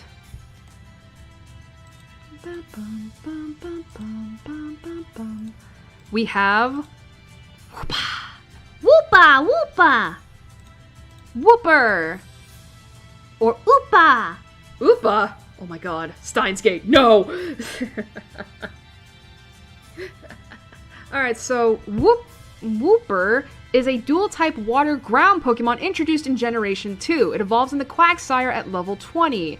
It is known as the Waterfish Pokemon, and it can have Damp or Water Absorb as its normal ability, with Unaware as its hidden ability. Biology for Whooper is... Whooper is a mostly blue amphibious Pokemon that resembles an upright, armless... Okay, here's the thing. Here's the thing. I know there's a proper way to pronounce this word, but I don't remember what it is. Actually, maybe I do? Maybe I do? Axolotl?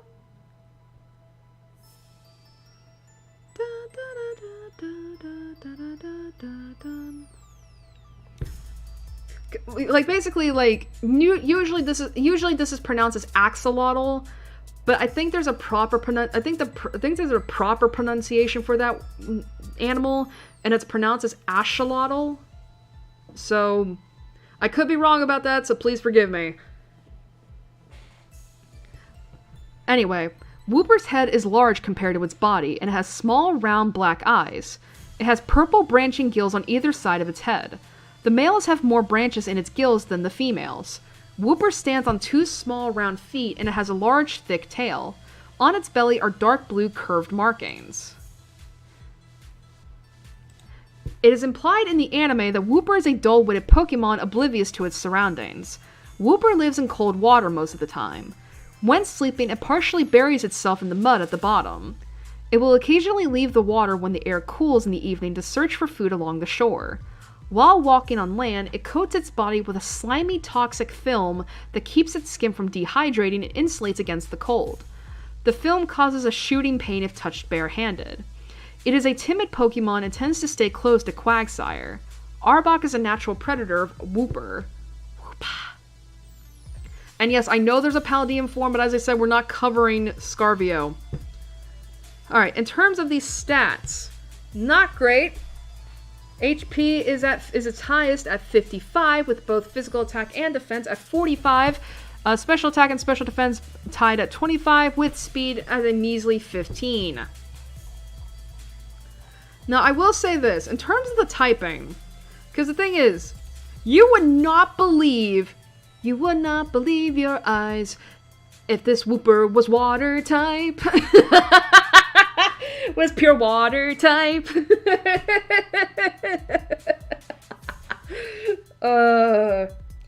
Because to be fair, there is nothing in its design that would imply ground type, right?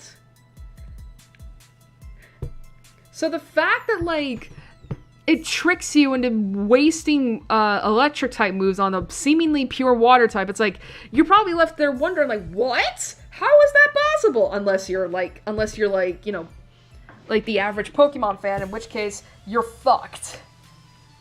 Oh, jeez.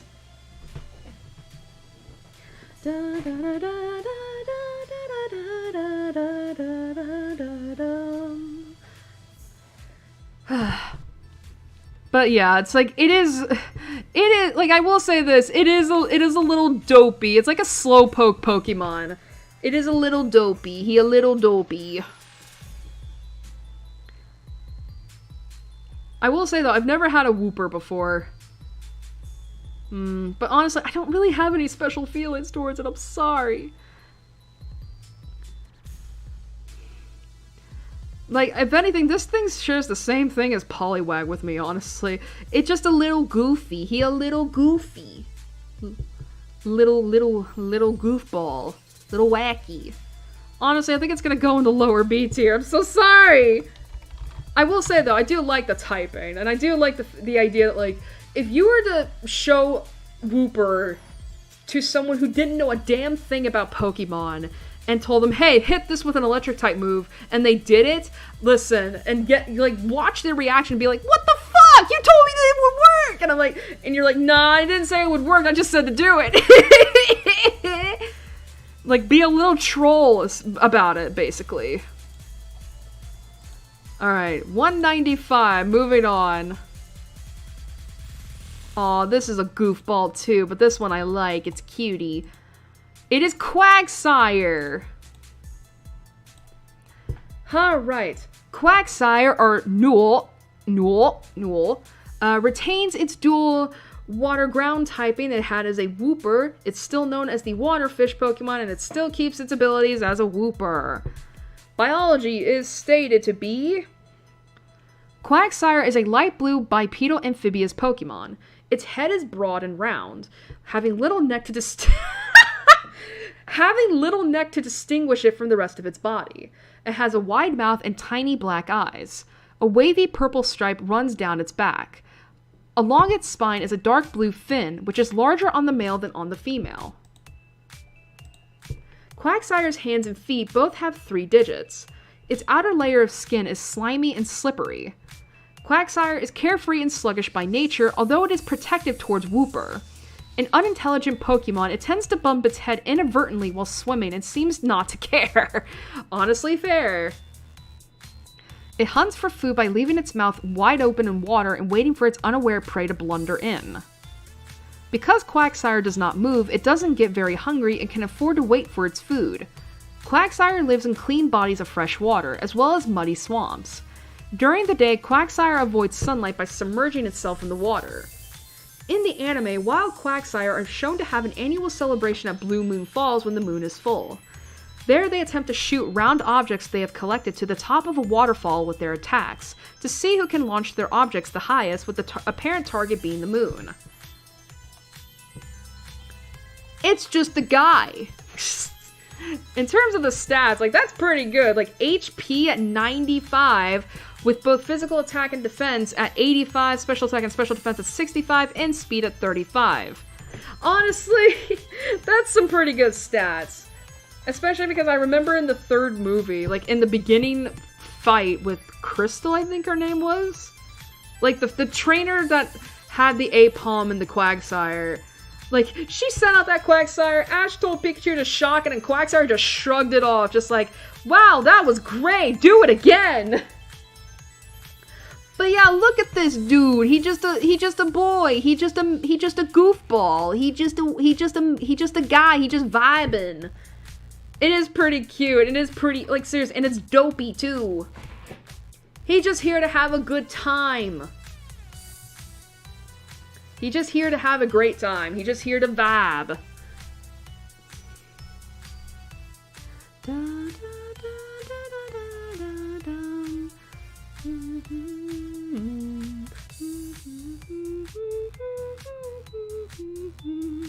Sorry.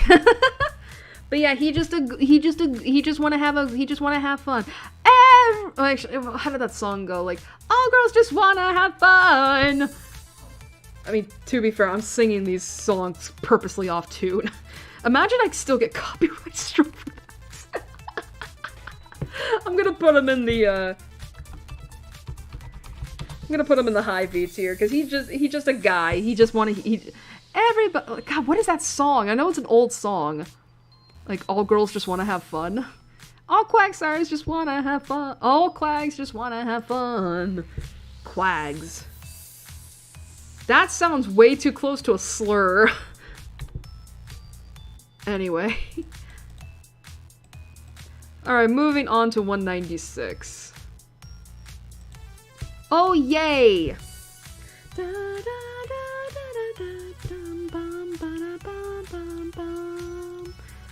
Alright.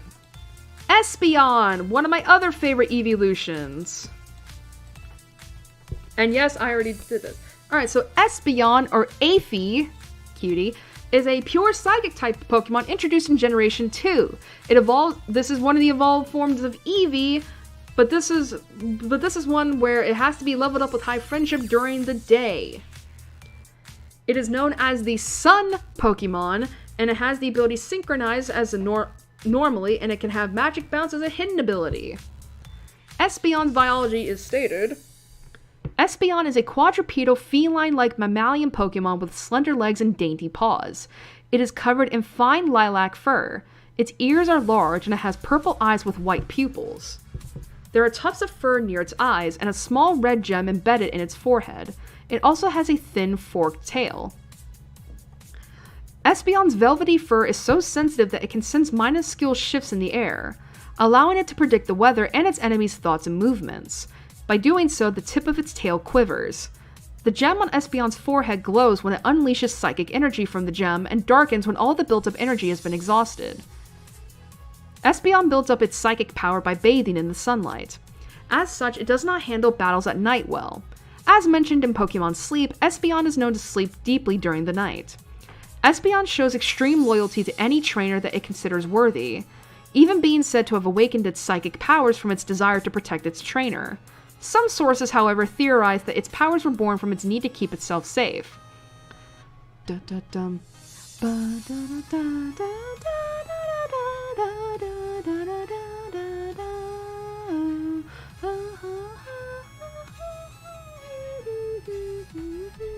Sorry, I do like Alpine music.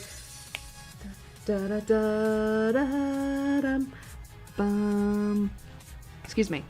This Pokemon is rare in the wild, instead being more commonly found in urban areas under the ownership of other trainers.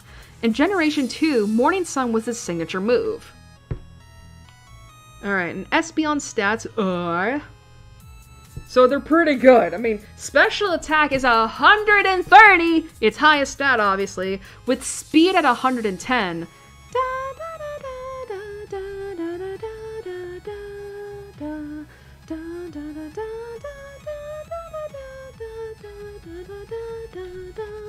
Sorry. Why do I do this to myself? Why do I always hum? Anyway, special defense is 95 with HP and physical attack at 65, and its physical defense is 60. Here's the thing. I have an Espeon in Pokemon Moon, obviously. I think I said before that, I caught all the evolutions and named them. I'm trying to... I think Espeon was my first, I think Espeon was the first Eevee I had. I think that was the first evolution I naturally got. I'm trying to remember, what did I name my Espeon? I don't want to go on Twitter to look.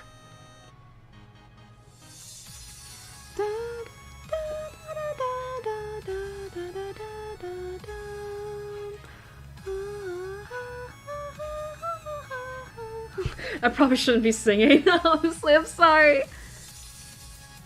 I can't remember, what the hell did I name you? What did I name you, Espeon? You helped me so much, too!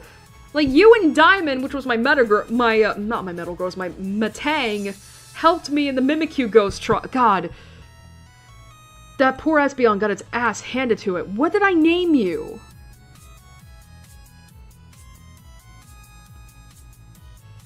What the fuck did I name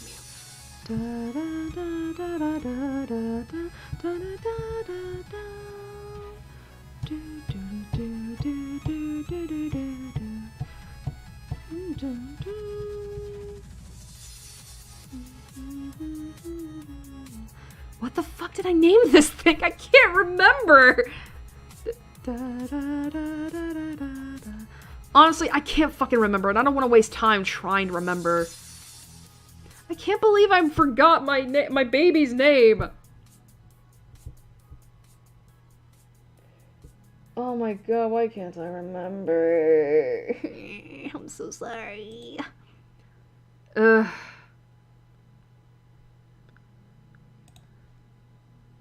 Anyway, I do love Espeon. I do. I love the color. I love the design of it so much.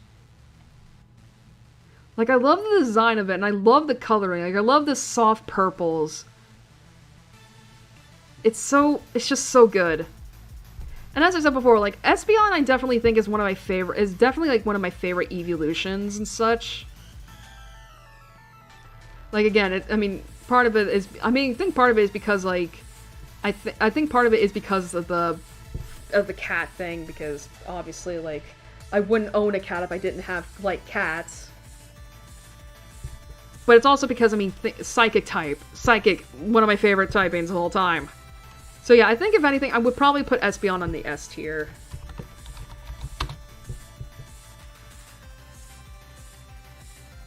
No, I remember now! Daybreak!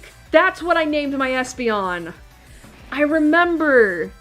Cause Umbreon was Nightfall, Espeon was Daybreak.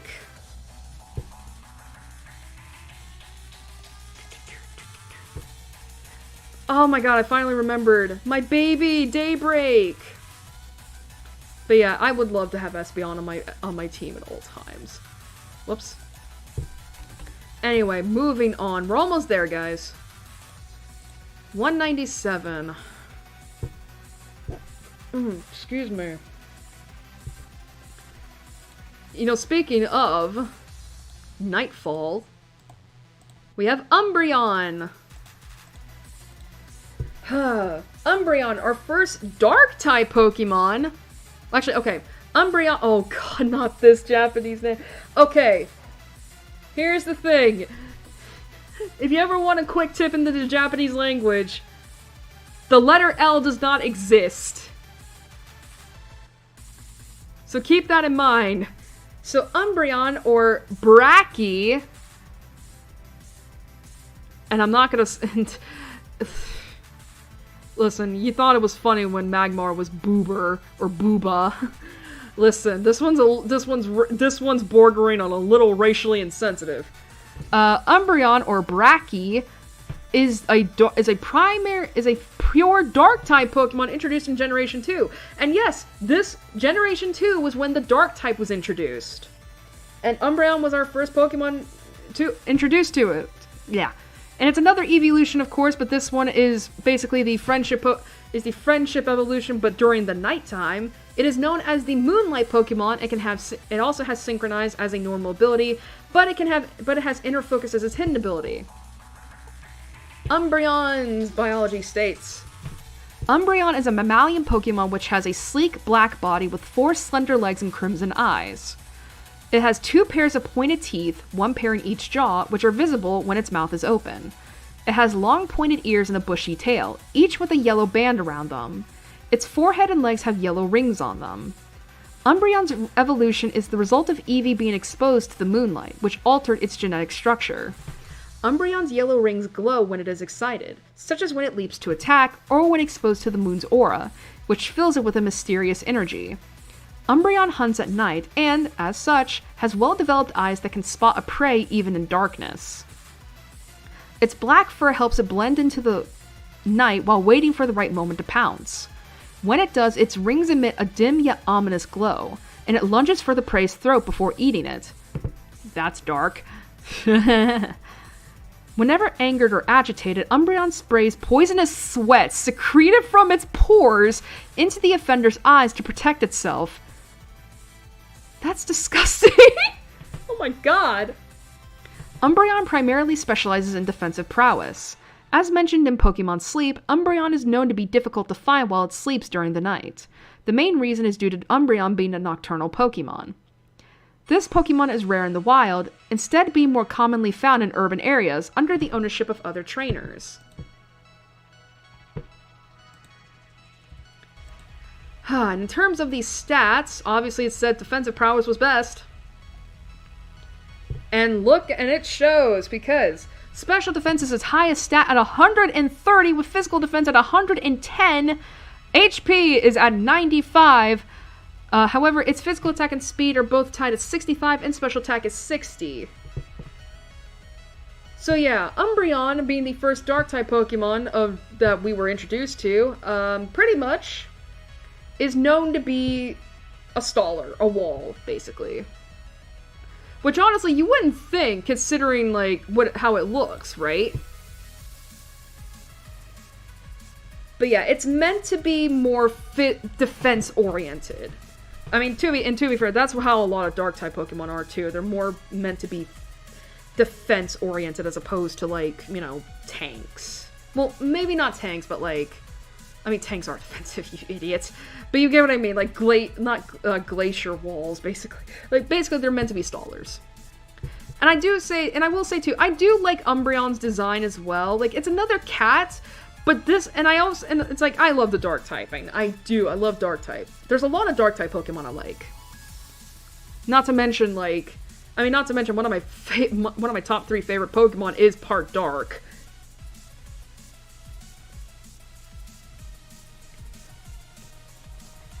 You know, I will say, I don't think I've ever used, unfortunately, I don't think I've ever used Nightfall in a significant battle before, mainly because, like, by the time I finally got to Eevee and got Nightfall, like, there's no reason to have a dark type, honestly. But honestly, I do like it. Not to mention, again, like, it's the fact that it's a black Pokemon with the yellow accent. Black and gold are such a godly color combination. It's so good. I would put it in the A tier. Because I would like to use an Umbreon one day just so I can really, like, you know, see if it belongs in the S tier or not. But hey, A tier is pretty good. Besides, I mean, it gets to play around with all the other cutie patooties and Sudowoodo.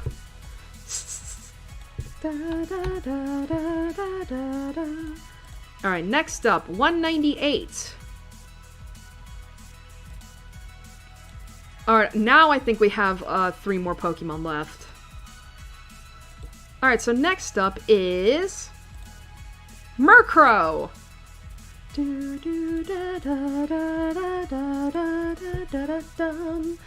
Alright, so Murkrow, or Yamikarasu, is a dual-type dark flying Pokemon introduced in Generation 2. It evolves into Honchkrow when exposed to a Dusk Stone. It is known as the Darkness Pokemon, and it can have either Insomnia or Super Luck from Generation 4 onwards, with Prankster as a hidden ability.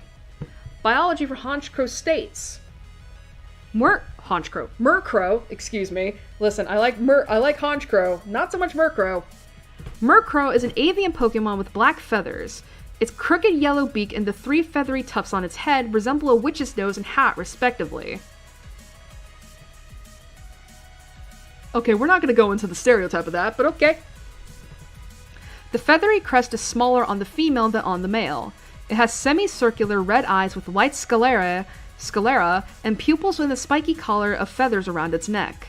The shaggy feathers on its tail resemble the end of a broom, and there is a thin red band at the base of its tail. Its yellow feet have 4 toes, 3 facing forward and 1 backward. Murkrow awakens at dusk and moves during the night. It has a fondness for anything sparkly, and it will go as far as fighting with other Pokemon such as Meowth or Gabite in order to gain their stashes.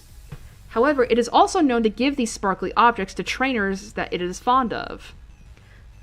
Whenever it is chased, it loses the attacker by leading it down dark mountain trails, and sometimes it does this to travelers as a mean-spirited prank, like a dickhead. Its thieving and nocturnal nature has led it to become representative of misfortune. It was believed that saying, workrum, bad luck don't come, would serve as a protective incantation to drive away bad luck caused by seeing a Murkrow. It is possible to train a Murkrow to repeat words as seen under Team Rocket's ownership. I'm assuming that was in the anime. Murkrow usually live in flocks, referred to as murders, amongst forests and swamps. Murder of crows. Murkrow may also act as a servant of Honchkrow, with groups of at least 100 flying in at Honchkrow's call. There is a saying for Murkrow that goes, "Get home before the Murkrow fly." And as for the stats... 405! That's insane. With its speed stat at 91, physical attack and special attack both at 85, with HP at 60. However, its physical defense and special defense stat are both tied at 42, so not that great.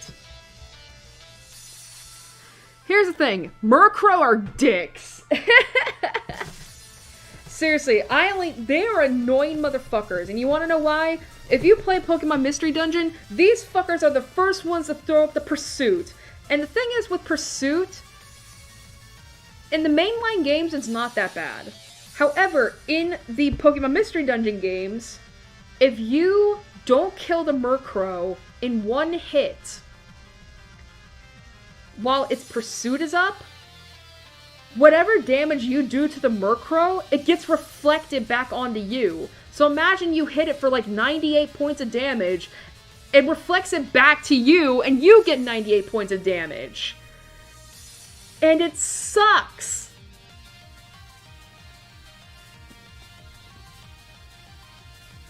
One of the most annoying fucking moves ever.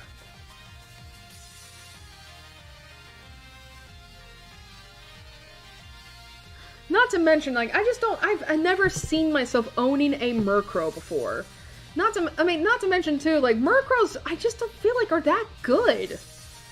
I mean, I would get a Murkrow now because it evolves into Honchkrow, but if I'm talking, like, you know, from before Generation 4, what's the point of owning a Murkrow? Like, I don't think they're that great. I mean, yeah, they're speedy, barely, but I can think of a bunch of other birds that are way better than Murkrow.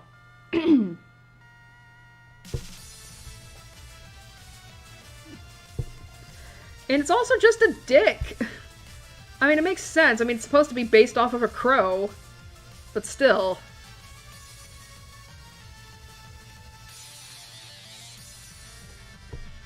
I don't know. I think, honestly, it goes into C tier. It's like, I just feel nothing but contempt for this asshole. Is that how you spell Murkrow? I forgot. Yeah, it is. But listen, when we get to Generation 4, and we can rank Honchkrow, my tune's gonna be changing. Believe me. It'll be changing. Alright, we're almost at 6 hours. Thankfully, we only have, I think, 2 more Pokemon to go. So we're doing pretty well. Alright, next up, 199. Oh wait, no, we have 3 more Pokemon to go. Okay, never mind. Listen, I know we're close. Oh, criminy. There's regional variant. I forgot about that. Alright. Next up, we have Slowking. And remember when I said regional variant? Well, I screwed up. I thought we didn't have any regional variants. I mean, to be fair, this is the first one we've had all stream. So we're fine. It's Galarian Slowking. And great, both the pictures are small enough to fit on the same line. Alright, so Slowking, or Yaddleking, is a dual-type water psychic Pokemon introduced in Generation 2. This is the other form of Slowpoke, or one of the other final forms of Slowpoke. Remember, we ranked Slowbro. However, in Galar, Slowking is a dual poison psychic type, and it evolves from Galarian Slowpoke when exposed to a Galarica Wreath. Slowking, Johtoian, how do you, what is, like, the, Johtoan? Johtoan. The Johtoan Slowking is known as the royal Pokemon, whereas Galarian is Hexpert. Hexpert, that's cute. Pokemon. Johto, let's see, both variants of Slowking can share, own tempo as one of normal ability, but, Johtoan Slowking has Oblivious, whereas Galarian has Curious Medicine, but they both also share the hidden ability of Regenerator. Alright, so Johtoan Slowking biology states, Slowking is a bipedal Pokemon with a shelter latched onto its head. It is primarily pink with a pale yellow muzzle and scaled belly. Its feet and hands each have a single claw digit, while the hands also have a clawless thumb.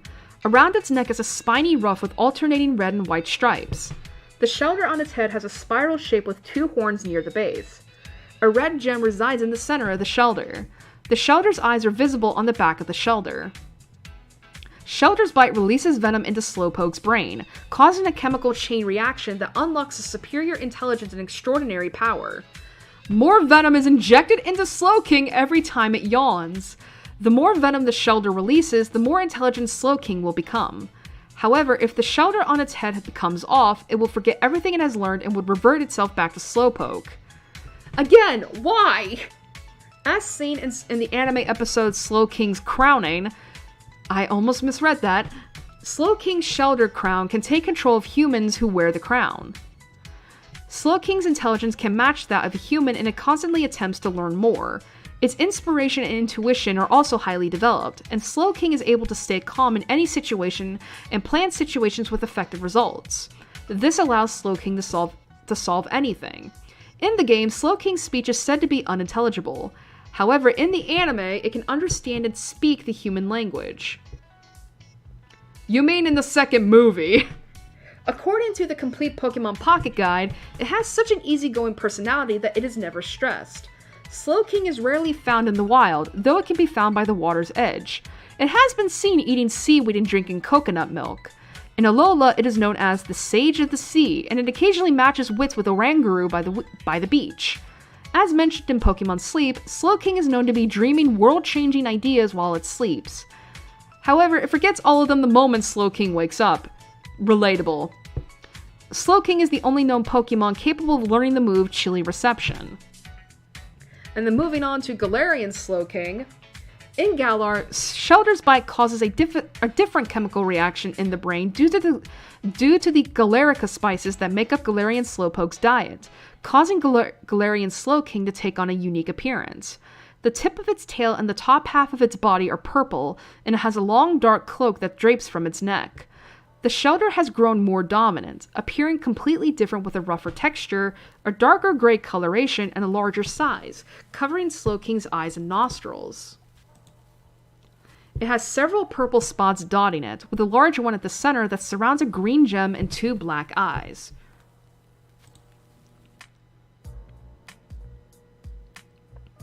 It looks fucking evil, I just realized. The spikes on the shelter are more blunt, and it has 2 purple horn-like tubes on either side from which poison may be secreted. The shelter's teeth have also grown in size and are broad and flat instead of sharp.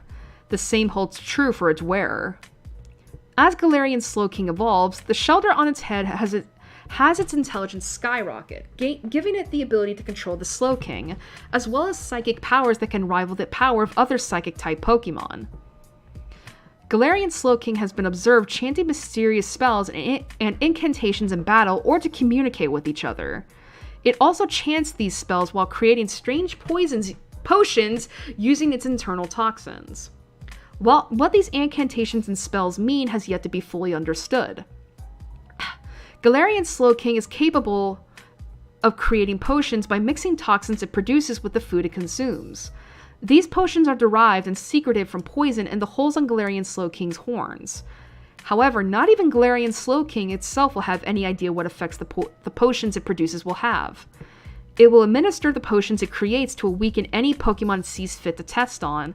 Oh my god, it's a mad scientist. Mad scientisto. They can also be found in the coastal biome of Blueberry Academy's terrarium, where Galar's regional life is simulated. As seen in...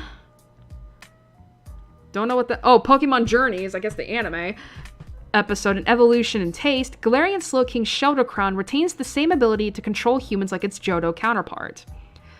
Galarian Slowking is the only known Pokemon capable of learning the move Eerie Spell, as well as the only known Pokemon that can have Curious Medicine as its ability.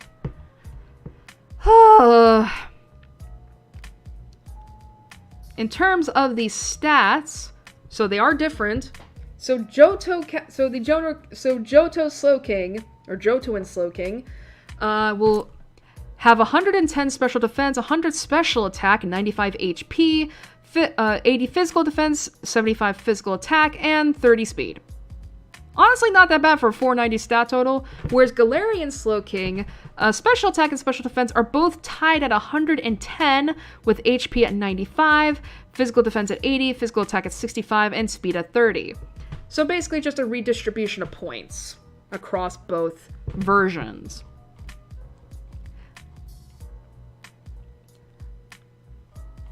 Like, I will say this poor Pokemon just gets fucked up constantly. I will say, it is kind of funny, the fact that, like, the Galarian Slowking just basically goes into full-on Hoing Kyoma mode and just... Hoing Kyoma da, nande da yo. But, yeah, mad scientist mode. And it's just like, I'm gonna have you taste every potion I make using whatever I just shit out my body. I mean, I know it's secrete, but it's basically just like, let me just give you a potion full of my snot.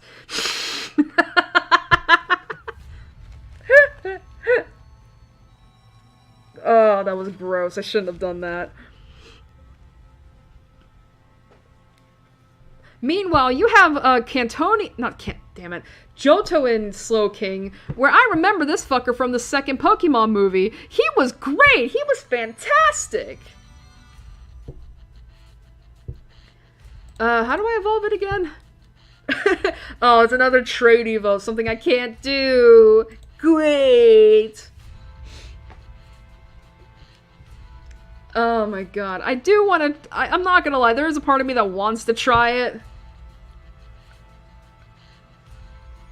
But it's also like, I don't know if it would be worth it. I don't want this motherfucker, though. It's like, he can keep away from me. I do like the cloak, though. I will say this. I do like the cloak. It's like, yeah, baby. Yeah, that's so cool. Oh, I like this remix, too. The Legendary Beast theme. Da, da, da, da, da, da, da, da, da, da, da, da, da, da, da. Anyway, I'm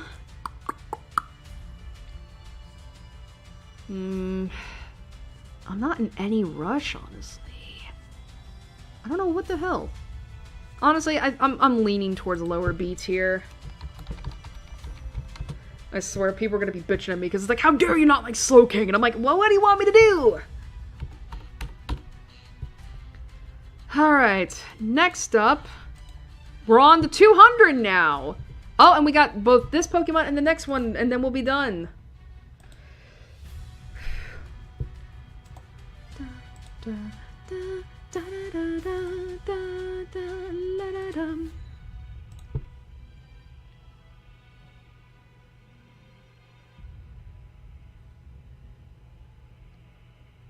That choir in the background, that's so good. Anyway, next up, number 200 in the global dex, we have Misdrevious. Alright. Misdrevious, or Muma. Muma? Raymumu? Is our first ghost-type Pokemon of Johto. Hello. Pure ghost-type Pokemon introduced in Generation 2. It evolves into Mismagius when exposed to a Duskstone. It is known as the Screech Pokemon, and it can only have the ability Levitate. Biology for Misdrevious is as quote. Misdrevious is a dark bluish-green ghost-like Pokemon. While it has no visible arms or legs, its lower half has several small appendages and resembles a ruffled dress. It has 5 round red gems halfway around its neck, which are used to absorb fear and use it as nourishment. When defeated in the side series games... Okay, don't know what that means. Its body disappears, leaving only the gems around its neck behind. This implies the Misdrevious retreats into the gems when it has been severely weakened. It has long, flowing, lilac-tipped Misdrevious's large red eyes have yellow sclera. Misdrevious lives in caves. As a nocturnal Pokemon, it spends its days sleeping in darkness and its nights startling people with mischievous tricks. Since it loves watching frightened people, it is known to yank and bite at people's hair or sneak up on them and cry and shriek in a way a child would. What a bitch! In the anime, Misdrevious is shown to be able to use its hair to grasp objects and other Pokemon as if it were hands. Prior to Generation 4, Pain Split was its signature move. In Generation 2, Psywave was also its signature move. Other Pokemon could still inherit both moves via breeding. And in terms of the stats... Wow, 430... Okay, here's the thing. All of its stats are the exact... Well, okay. Half of its stats are the exact same number. Both ones. Like, special attack, special defense, and speed are all at 85, with HP, physical attack, and physical defense at 60. Nice and even, I like to say. Nice and even, I'd say.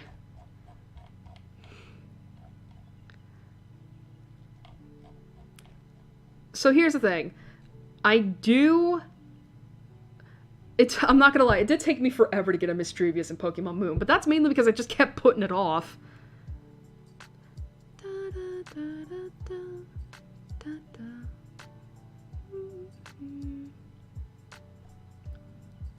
Sorry, I'm listening to this.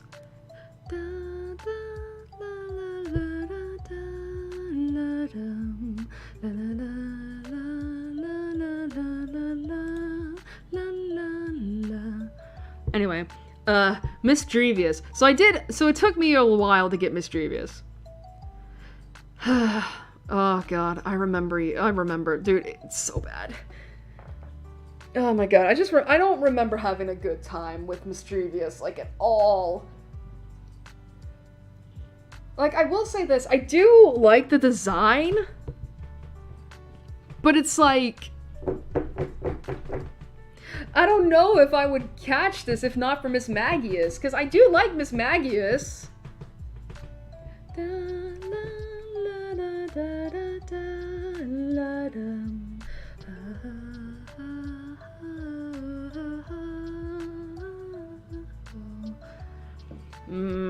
Not to mention, now because of the fact that I brought up Raymu, I can see this being on her team if she was ever interested in Pokemon. Muma, huh?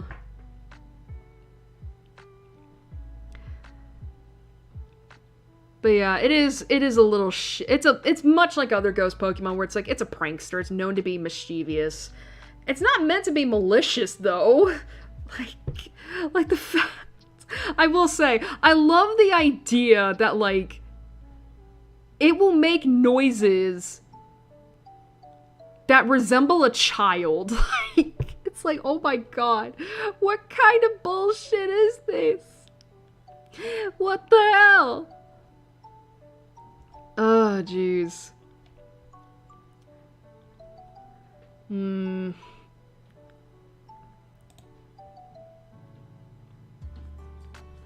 honestly, I think I would put it in the higher B tier. Honestly, because it's got a nice, it's got a mischievous, it's got a bit of a bratty person. It's a brat. That's actually a good way of looking at it. It's a brat. It's a bratty ghost. I would probably put it in the higher B though. Mischievous, is that how you spell it? Da da da da da. La dum la da dum ba la da da da da la da dum. Alright, last Pokemon of the night. Number 201. Oh man, and if people know how much I love the third movie, well, here's the antagonist. Unknown. Oh boy. Japanese name is the same as its English. Unknown is a pure psychic type Pokemon introduced in Generation 2. While it is not known to evolve into or from any other Pokemon, Unknown has 28 different forms. All of them are known as one form, as seen in the Pokedex. So, Unknown is a weird Pokemon. Mainly in that this is essentially how the language of Pokemon is in a way. Like, basically, Unknown, 26 of them are basically the letters A through Z, and then you have question mark and exclamation mark Unknown.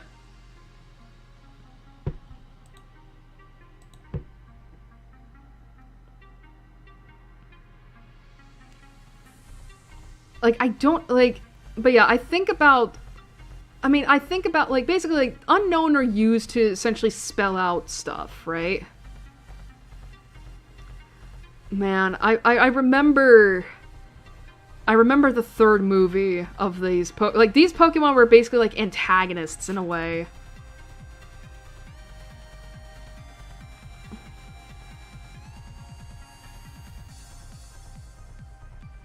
But yeah, I remember the third movie of Spell of the Unknown. Man.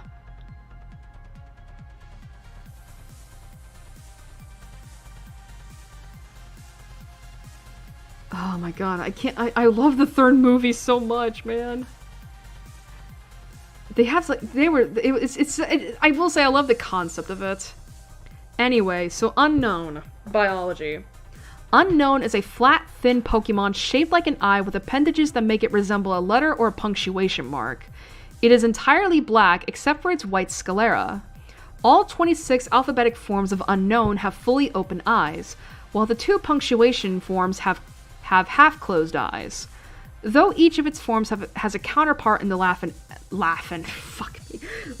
alphabet, Unknown is said to resemble ancient writing and hieroglyphs. It is a mystery whether Unknown predates or postdates written language, and therefore which one is based on the other. Unknown can move its appendages independently like tentacles or fingers. The Pokedex and Professor Oak's research disagree on whether Unknown communicates using electromagnetic waves or telepathy. Either way, it can be detected by the Pokegear radio, which interprets it as the melody of the Azure Flute. Unknown has an unknown connection to Arceus. It is said that an odd power emerges when more than one Unknown come together. In Generation 8, Hidden Power is Unknown's signature move. In the anime, it is shown to be capable of reading the thoughts of other life forms. Anime, you mean the movie? No.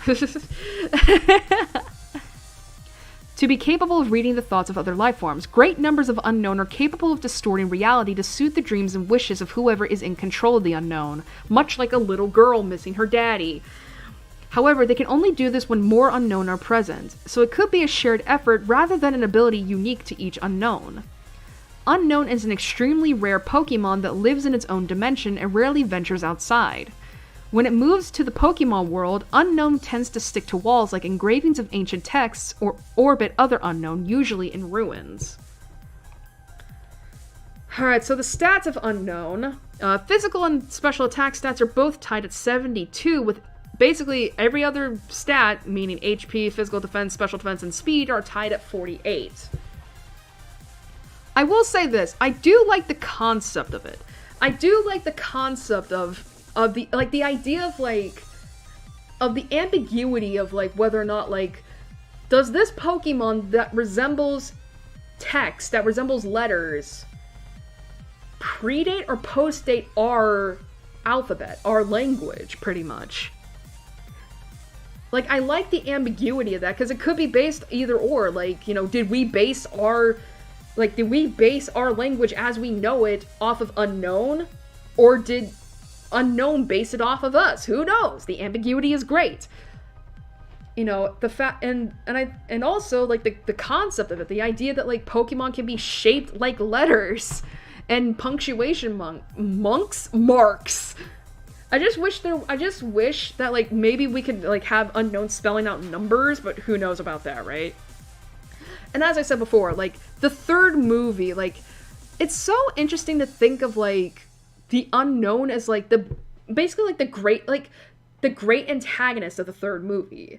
Even though they're not really villains. Like, even with Entei, which, by the way, we will get to in the next stream. Like, Entei, like, yeah, he can be considered an antagonist, but I wouldn't necessarily call him a villain, because it's like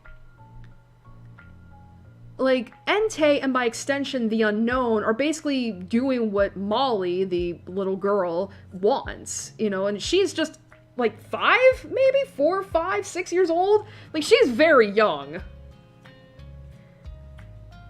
And, you know, and again, like, they're not necessarily, like, they're not villains. Like, they're just doing what a little girl wants. And the little girl isn't evil. Like, Molly's not evil. She's not, like, a terrible child. Like, no, she's very lonely. Like, she is a lonely girl who, you know, who believes that her father just fucking died.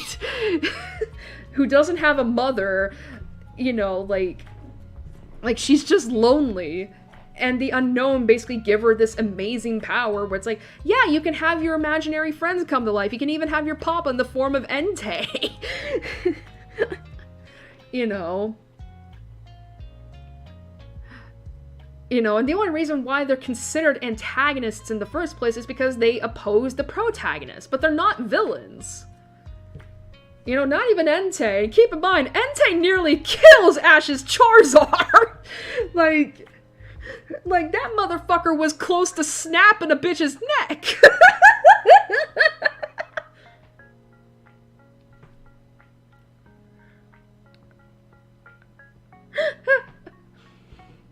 Anyway, but yeah, like, it is pretty cool what the Unknown can be and such. But admittedly, I don't find myself, like, I don't think anyone really uses Unknown outside of, like, the meme purposes. You know, because, like, what use do you have for a Pokemon that can, for a Psychic-type Pokemon, when there's a bunch of others that are way better at it? You know, like Espeon. Excuse me. But again, I do like the concept. It's like, I also, again, like, in the movie, too, like, the Unknown moves so, like, I don't want to say fluidly, because I don't think that's the right term, but they move so uncannily. I guess that's a good way of putting it. They move in a very uncanny, like, direction. Like, it's too smooth for those Pokemon, and it's weird. But yeah, honestly, I think I would rate this as a low B, because I really do like the concept of it, and I do like, you know, obviously the movie really just, just, you know, screws with my nostalgia, like, I think it's pretty obvious I have a huge nostalgia bias. But yeah, it's just, there's no reason to really have an Unknown on your team unless you're doing it for the meme. Alright, and with that, that is the first half of the Johto decks ranked and all that.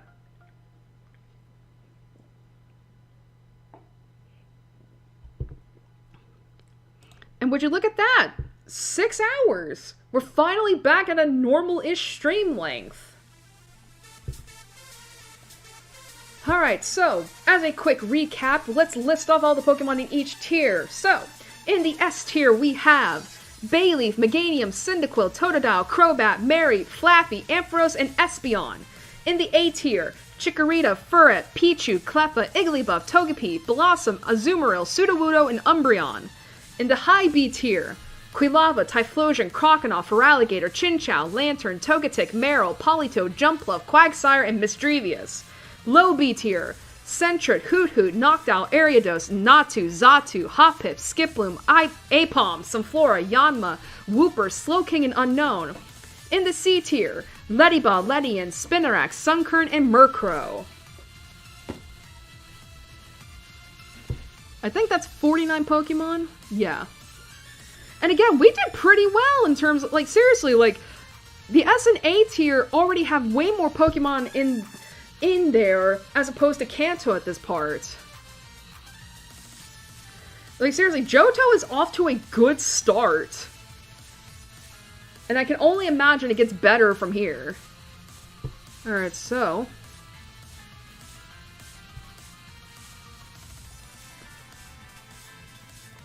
Alright, so let's move on to the post-stream stuff.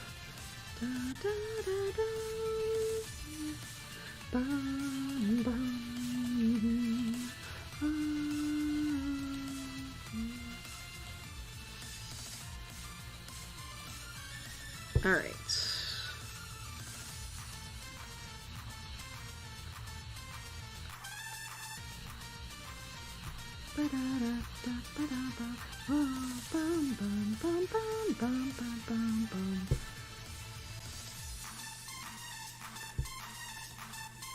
Alright. Finally, we're at like a normal-ish length for streams. It feels like it's been so long. Like, the last 3 streams have all been like over 8 hours long, which I never want.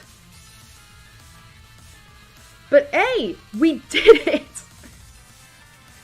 I'm not gonna lie, I had so much more fun on this stream than I honestly did for Kanto, and I think part of it is because the music has just been so, like, oh my god, it feels like first of all, it's a bop. All of it is a bop, firstly, and secondly, there's never been a time where I was just like, oh my god, can we please, I just want out, I want out.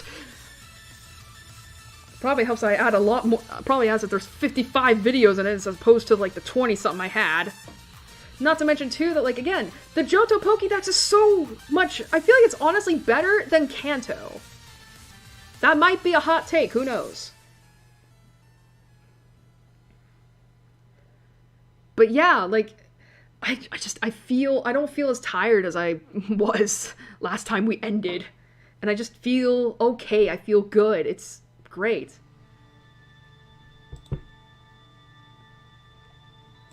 Oh yeah, I gotta remember to take this off. I fucked up last time by doing that.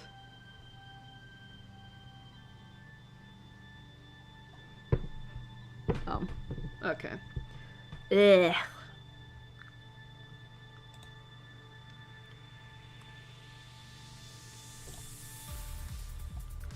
Ugh. What music is playing right now? Oh, more Lake of Rage. It's actually interesting. I don't think I've even heard the other Lake of Rage theme I have on here. And it should be on there, right?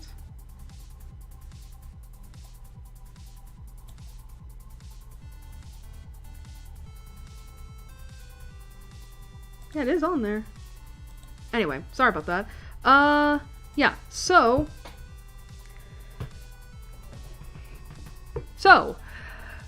I can't wait for the second half of Johto, because honestly, I think that's where God, I already know a few Pokemon that are going to be on the S tier, because I do love them so much. I'm sorry. But yeah. But I guess that kind of leads into the question of, like, well, when's the next Johto stream, Irie? And it's like, well, we could do what we did last time, where we finish off the Johto Dex on Wednesday, so that means, on the 15th? If I'm remembering right? Yeah, on the 15th, at 9 p.m. Yeah, that sounds about right. So yeah, 9 p.m. Central Standard Time, we can finish off the Johto Pokédex and see how long that is. Actually, I still gotta organize a playlist to have all the tier list streams. well, tier list streams or Pokemon tier list streams specifically, because I gotta be a little weird. I don't know, I guess we'll figure it out. Who knows? But, not the Megalovania solo. You know, eventually I'm gonna get around to playing Undertale Yellow, who knows? Honestly, I might take a break after Sinnoh, who knows? But, listen, we're talking about Johto.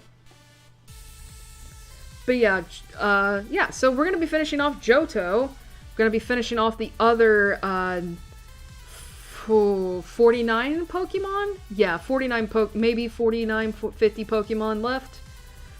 Oh my god, it feels so good to be here at the end and not be super late. It feels so good. But yeah. Oh, I can't wait till we get to those, other Pokemon. It's just, I just can't wait. I'm sorry. I just can't wait. Anyway. Hopefully you all enjoyed that. I hope you got to hear... Like, see, I don't know what the hell was up with tonight where it's just like, I'm just gonna drop memes that probably no one knows about. I'm gonna talk about VTubers maybe a little bit. Even though I don't mean to. Even though I don't mean to, it just happens sometimes.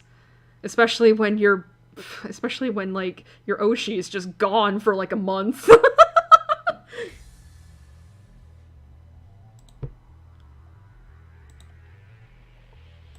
But, yeah, who knows? But yeah, I had a lot of fun. I hope you guys did too. So I guess the last thing I want to say is, thank you all for joining me for tonight. I hope you all enjoyed it. Watching me rank the first half of Johto Pokemon, and just being happy with how many Pokemon are in the S and A tier. And yeah, and listening to me hum to songs a little bit. And I hope to see you all again on Wednesday, May 15th at 9 p.m. CST.